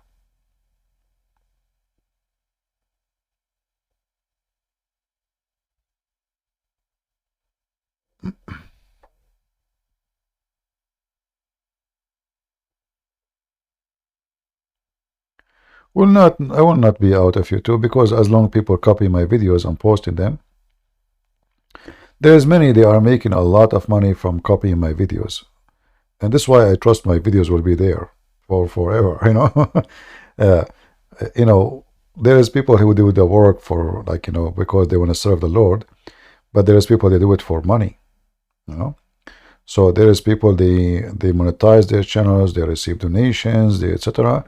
Huge channels. And those, they don't even waste a second of my video, especially when I'm debating a Muslim. And those are the one make me feel comfortable that my videos will not be wasted, because always they will copy it, they will post it, because they are making living from it, you know, which is fine for me. I don't mind, as long as the target is, you know, is reached. That is fine.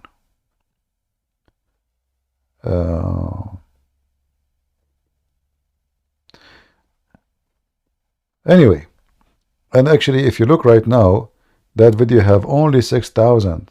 Can you believe it? 6,700 after 15 hours of streaming. There's no way. I have 156,000 subscribers in that channel, and only 6,000 they saw the video. How in the world that work, you know? Obviously, it's a false review, you know. There's no way. All right, guys. I think we had enough for today. I hope you guys have a good time. Already we are in Saturday, so shalom, everybody. Peace unto you in Saturday. Peace to you in the weekend. And remember carefully. Be firm and don't compromise. You compromise once, they will ride on your back. And that goes for everything in your life. If you compromise once, you will compromise always. If you agree with the fool once, you will become a fool always. You just compromised and you join them. If somebody insults you and you did not stop him in his place, he will insult you always. As simple as that. If somebody tried to intimidate you and he was able to intimidate you, he will intimidate you for the rest of your life. And the same goes for God and the Bible and belief and faith. If you compromise about your faith, you lost your faith.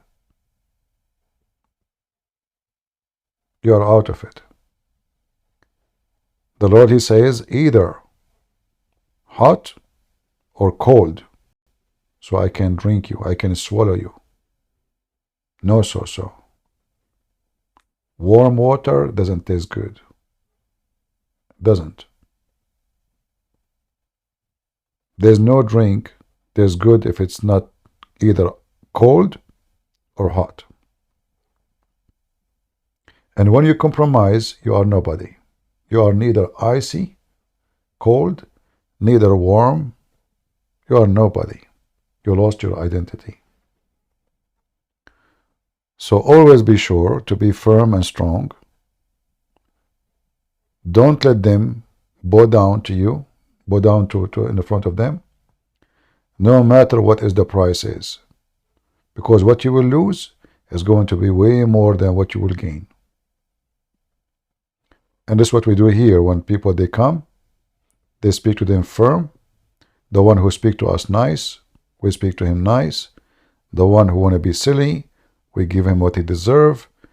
And the one who want to be smart, we will do our best. Maybe we can be smart like him. Maybe he's smarter than us. No problem. But good for him. But never compromise. Never. I want to say thank you.